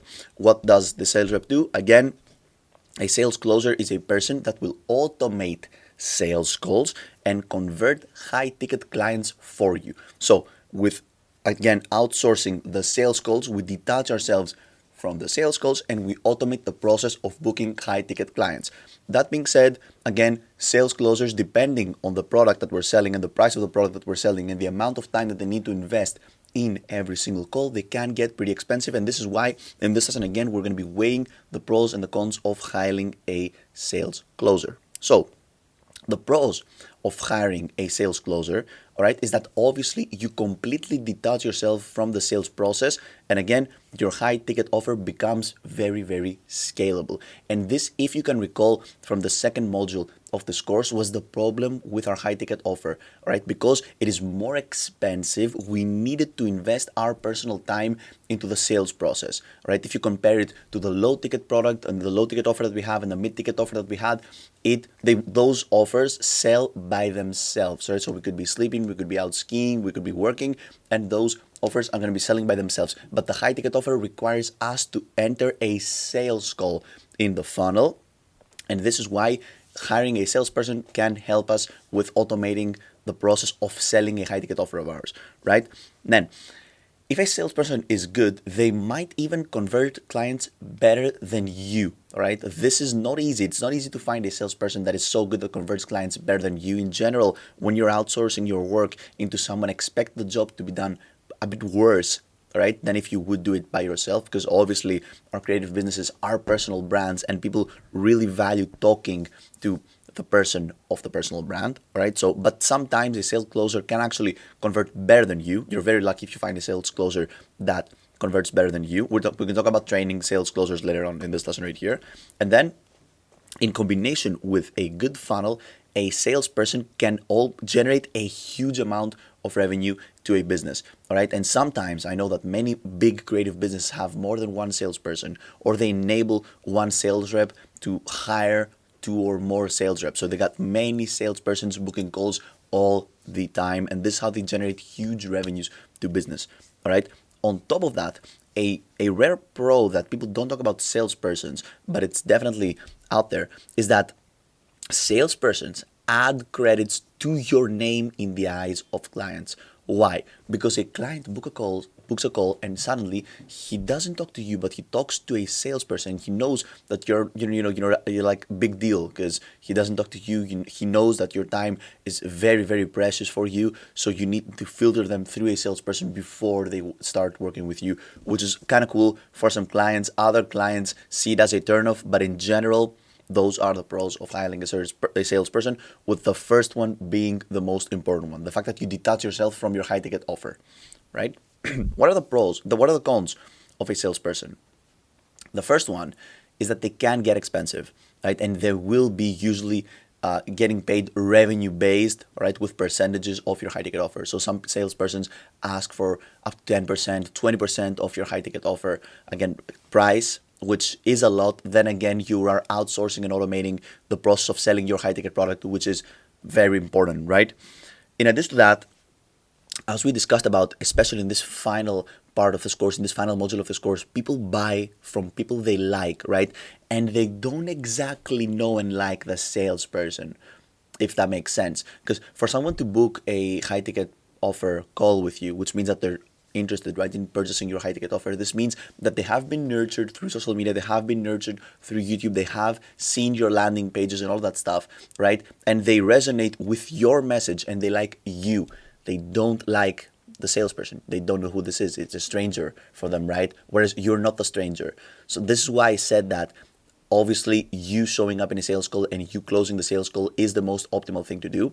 Salespersons obviously have more experience in sales calls and they know tricks to use to persuade others. That being said, having someone across the camera, across the table, that knows, likes, and resonates with your message is like the best sales strategy ever, right? A bad sales rep also will leave money on the table. Remember that, because you will be having calls booked, all right, for your high ticket products. But if you have a bad salesperson, then you won't be converting those people, and you will be money on the table. So you need to hire the correct people. When should you partner up with a sales rep? I'm sorry for the title. When should you partner up with a sales rep?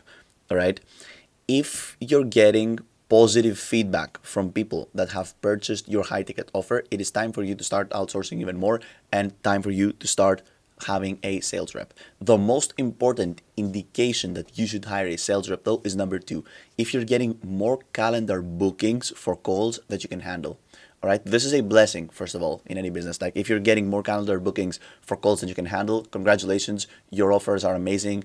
Your value probably is amazing and you're doing great. This is when you should hire a sales rep, because as creative people, we don't want to be working like slaves in our businesses, all right? At some point, we need to outsource stuff so we can focus on what we love more, which is creating, right? So if you're getting more calendar bookings for high ticket potential calls, right, that you can handle, then yes, absolutely hire a salesperson. How many bookings are usually the amount that you need to hire a sales rep? I think if you have more than 3 bookings per day, then absolutely hire a sales rep, because it's like every book for a sales call is 30 minutes, so it's 1.5 hours every day, and this is could be a big amount of time for some people. So this is when I would hire a sales rep, right? Now, if you know how to sell on a call and you can teach that to someone, this is also an indication that you should hire a sales rep. All right, you should 100% not hire a sales rep if you just want your offers to be selling by themselves. You hire a sales rep after you know how to persuade someone in a call, after you know how to present your offer to someone, and after you know how to close someone. All right, you record a sales call of yours which is successful, and then you send the video over to the salesperson for him to study your persuasion tactics, what you said, what you didn't say, and recreate it in his own calls. Right? This is when you hire a salesperson. Finally, again, if you want to focus on more aspects of your business, if you want to explore again more aspects of your business, then yes, absolutely hire a sales rep, because you want to detach your time from, again, selling, and you want to be creating. When should you not hire a sales rep? All right, I'm sorry about the title. When should you not hire a sales rep? If you made $0, hiring anyone is a bad idea, especially sales rep, which can get pretty expensive. You should also not hire a sales rep if you can't close sales by yourself. So I forgot the T right here. All right, don't misjudge this, but if you can't close sales by yourself, it is a bad idea to hire a sales rep. Why? Because if you hire a sales rep and you just expect him to be selling products for you, he will use wrong tactics. He doesn't know your products, and even if you, the brand, right, the personal brand itself, can't sell one of your products, then a sales rep isn't going to help you. Finally, if you're not sure about your product and you want someone to sell it for you, again, do not hire a sales rep. You need to be sure about your product. You need to be confident about your product. You need to have high ticket offer bookings, lots of them, and you need to be successful in converting them. This is when you hire a sales rep, because you can train him and he will make your life easier. So, is a sales rep essential for scaling and growth? Well, kinda, right? At some point, you will need one if you have many bookings. So if you want exponential growth in your business, and if your business has many bookings, then yes, sales reps are kind of essential actually. Why? Because imagine having 5 sales calls per day, 30-minute sales calls per day. That's 4.5 hours per day trying to persuade others to buy your stuff. All right, if you work 8 hours and 4.5 hours out of those are just talking to people, you will hate your job. All right, and it will be just very exhausting for you. So yes, if you want to scale your high ticket offers at least, then sales reps are actually pretty essential, right? And this, ladies and gentlemen, concludes the lesson regarding sales rep, and obviously this module right here in which we discussed about outsourcing every single aspect of our creative business to create this automated system, again, that will help you scale and grow exponentially your business. All right, in the final lesson of this module and of this course, I'm going to be talking about timing, and timing, I think, is one of the most important things that you need to understand. All right, on top of hiring sales rep, hiring marketing agencies, hiring creative directors, and all that stuff, you need to understand the concept of timing. What is the correct timing, and what timing I chose in my creative business that obviously helped me scale in the point that I am today. All right, so thank you very much. I'm going to see you in the final reflective lesson of this course. So in this raw unedited video right here, I'm going to elaborate on the reality of owning a creative business, right? Being an entrepreneur and actually turning your passion into profit through content, through funnels, through your products, through helping on a one-on-one basis, if you will, thousands of people worldwide. Right? This is something that I know I have done, and I am teaching right now to thousands of people, right?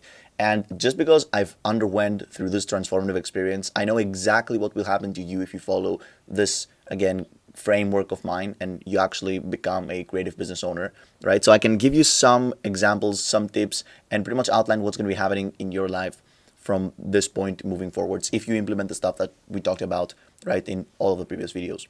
Now, having a creative business has, of course, many pros, and I'm going to start with the pros, right? The first pro, and the biggest one being that you can work whenever you want, wherever you want, right? And how much you want. That's like the biggest asset of this business, because it's completely different to make $1,000 tied while being tied in a certain location, right? While having to work a certain amount of hours. And it's completely different to make the same $1,000 from wherever you want, right? With any amount of work you want to input, right? That's a huge pro. The second huge pro is that you actually do, and you actually help people, which in my case, I think it's part of my like mission, if you will. My destiny is to help as many people as possible, and I find great fulfillment into helping people, teaching people, working with people on a one-on-one basis. Like I find insane fulfillment to this, right? And if you actually feel like helping people is part of your, let's say, journey, all right, or your destiny, then this will be a huge pro. So this is the second pro.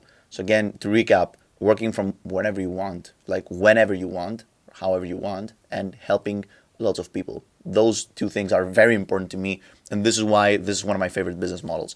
The third thing that is extremely cool with this business model is that you actually take your experience, something that you know how to do well, right? Which means that if you know how to do it well, you're kind of an expert on this.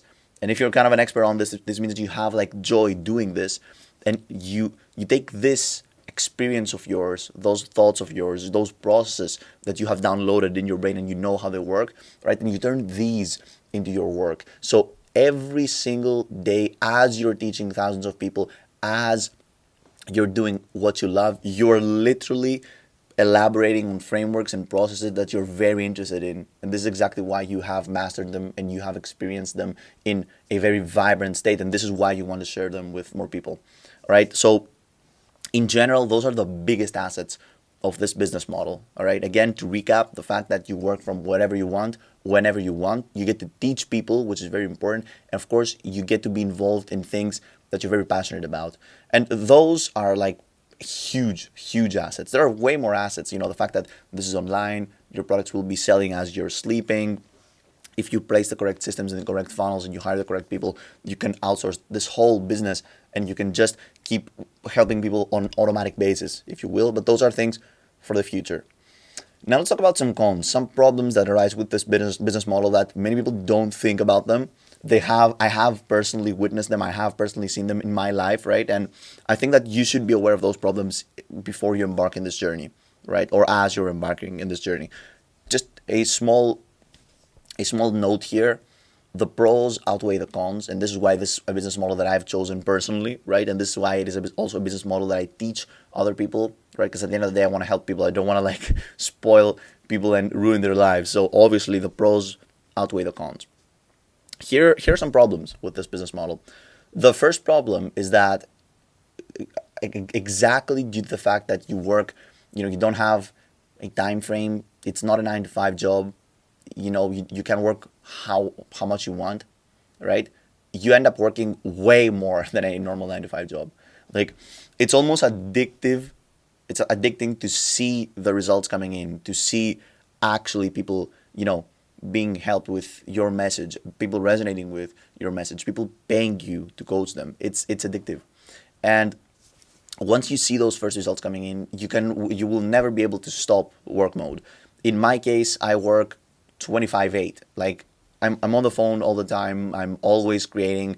I'm always helping people. I'm always messaging my partners. I'm always messaging my clients, hopping on calls, sales calls, clients calls. It is chaotic, but it's so fulfilling that you will not have a problem doing this.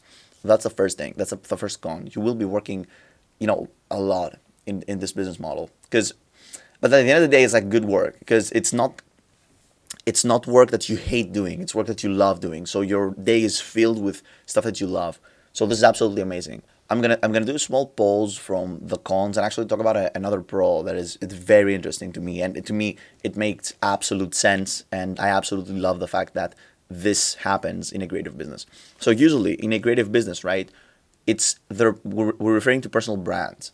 So a creative business is your personal brand, and you are, if you will, not only the CEO, but you are the personal brand. So it's like you brand yourself, which means that your well-being, your health, your relationships have a direct impact in your wealth, right? In your business, in your personal brand.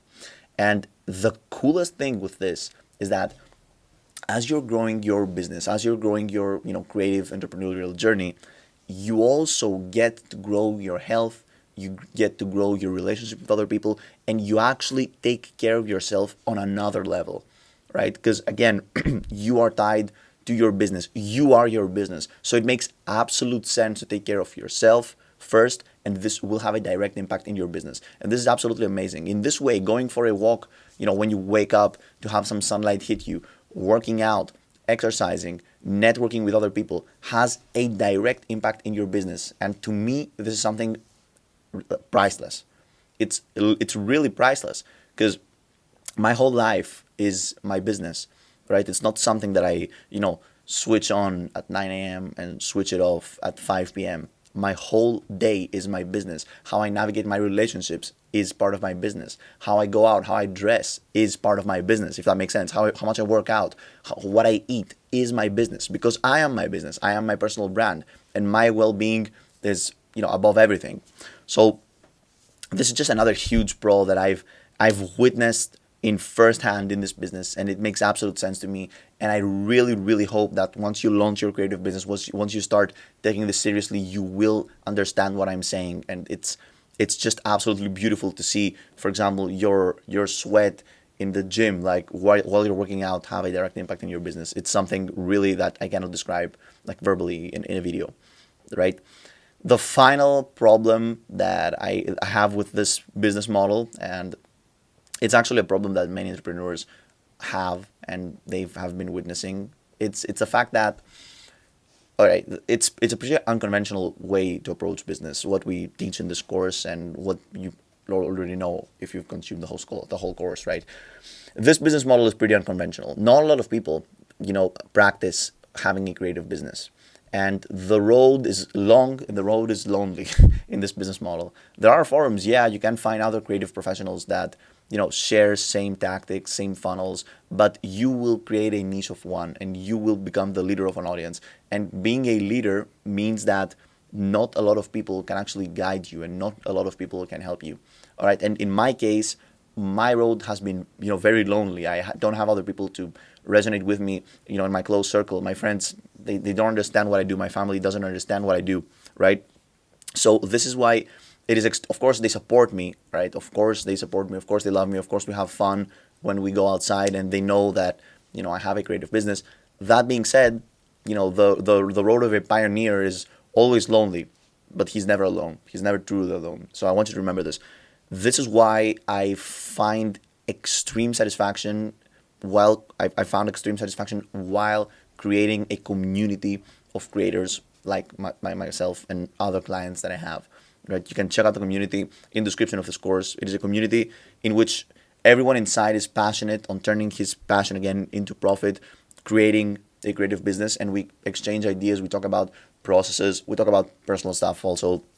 So it's very cool, and it's going to be like, a friend that will guide you, if you will, and help you push and keep pushing in this creative process of yours. So absolutely, if I were here, I would check out this community. It's going to be very helpful for you. The final thing that I want to state before I close this video and before I conclude with this course is that when you have a creative business, when you are an entrepreneur, and when you realize the power of knowledge, you never stop educating yourself, right? Trust me, when you launch this business, when you start having your first clients, when you start influencing people, you will get addicted into information, into absorbing information, into understanding systems, into understanding processes. You will gain a new level of, if you will, consciousness. You will understand better how the world works, how the world of business works, how the world of psychology works, how the world of persuasion works. And you will just, in my case at least, I'm addicted to information. I love reading books. I love reading forums. I love talking to people. I absolutely am a freak regarding information and understanding systems and processes. Because at the end of the day, what a business really is a system. If you don't have a system, right, in place with different gears that you have set up there to work as you do other things or as you scale your business, as you sleep, as you work out, this is not a business. This is self-employment. It's completely different. In this course, I taught you how to create a system. In this course, I taught you how to create funnels. In this course, I taught you how to automatically populate those funnels and how to automatically sell your products, and all of this on an automatic system. This is the true power of system creation, and this is what business really is. It is system creation to automatically provide value to the market, right? And get compensated for the value that you provide. So, ladies and gentlemen, that's all for me. I'm going to see you in the final message of this course. So, ladies and gentlemen, I would like to personally thank you very much for sticking up until the end of this course. This was a huge course, and I want you to know that you belong in a very small percentage of people that actually not only show up, but play full out, again, through the lessons, all right? In this course, we talked about a huge amount of information, right? We talked about creating the correct products, then creating the correct funnels, all right, so we can guide strangers in becoming customers and purchasing these products. Then we discussed about how to populate those funnels with the correct tactics, though, to attract the correct people that will find value and will benefit from our products. All right, and finally, we discussed about outsourcing those aspects of our business to detach ourselves from this business, all right, and just keep doing what we love, which is creating. This course and the information that I gave you in this course right here are stuff that I learned through trial and error, and I know that if there was someone to teach me this stuff when I was starting out, it would be so much easier for me. So again, from the deepest parts of my heart, this course is a gift for you, and I hope that you enjoy this, right? If you feel like you got value out of this course, I would just be very grateful if you left a great review. And if you want to take things to the next level, I am here to book a call with me for my high ticket product, which is to coach you on a one-on-one basis on how to do this exact same things we discussed in this course, right, together with me, and create this amazing business of yours together, right? Thank you very much again for sticking up until this course. There are many other courses in my profile, which you will find, again, lots and lots of value there. And I'm going to see you in the next one. So you consumed the whole masterclass. I would like to personally congratulate you, because you, my friend, belong in an extremely small percentage of the population, probably 0.0001% of the population that consumed the entire masterclass and is still here consuming content.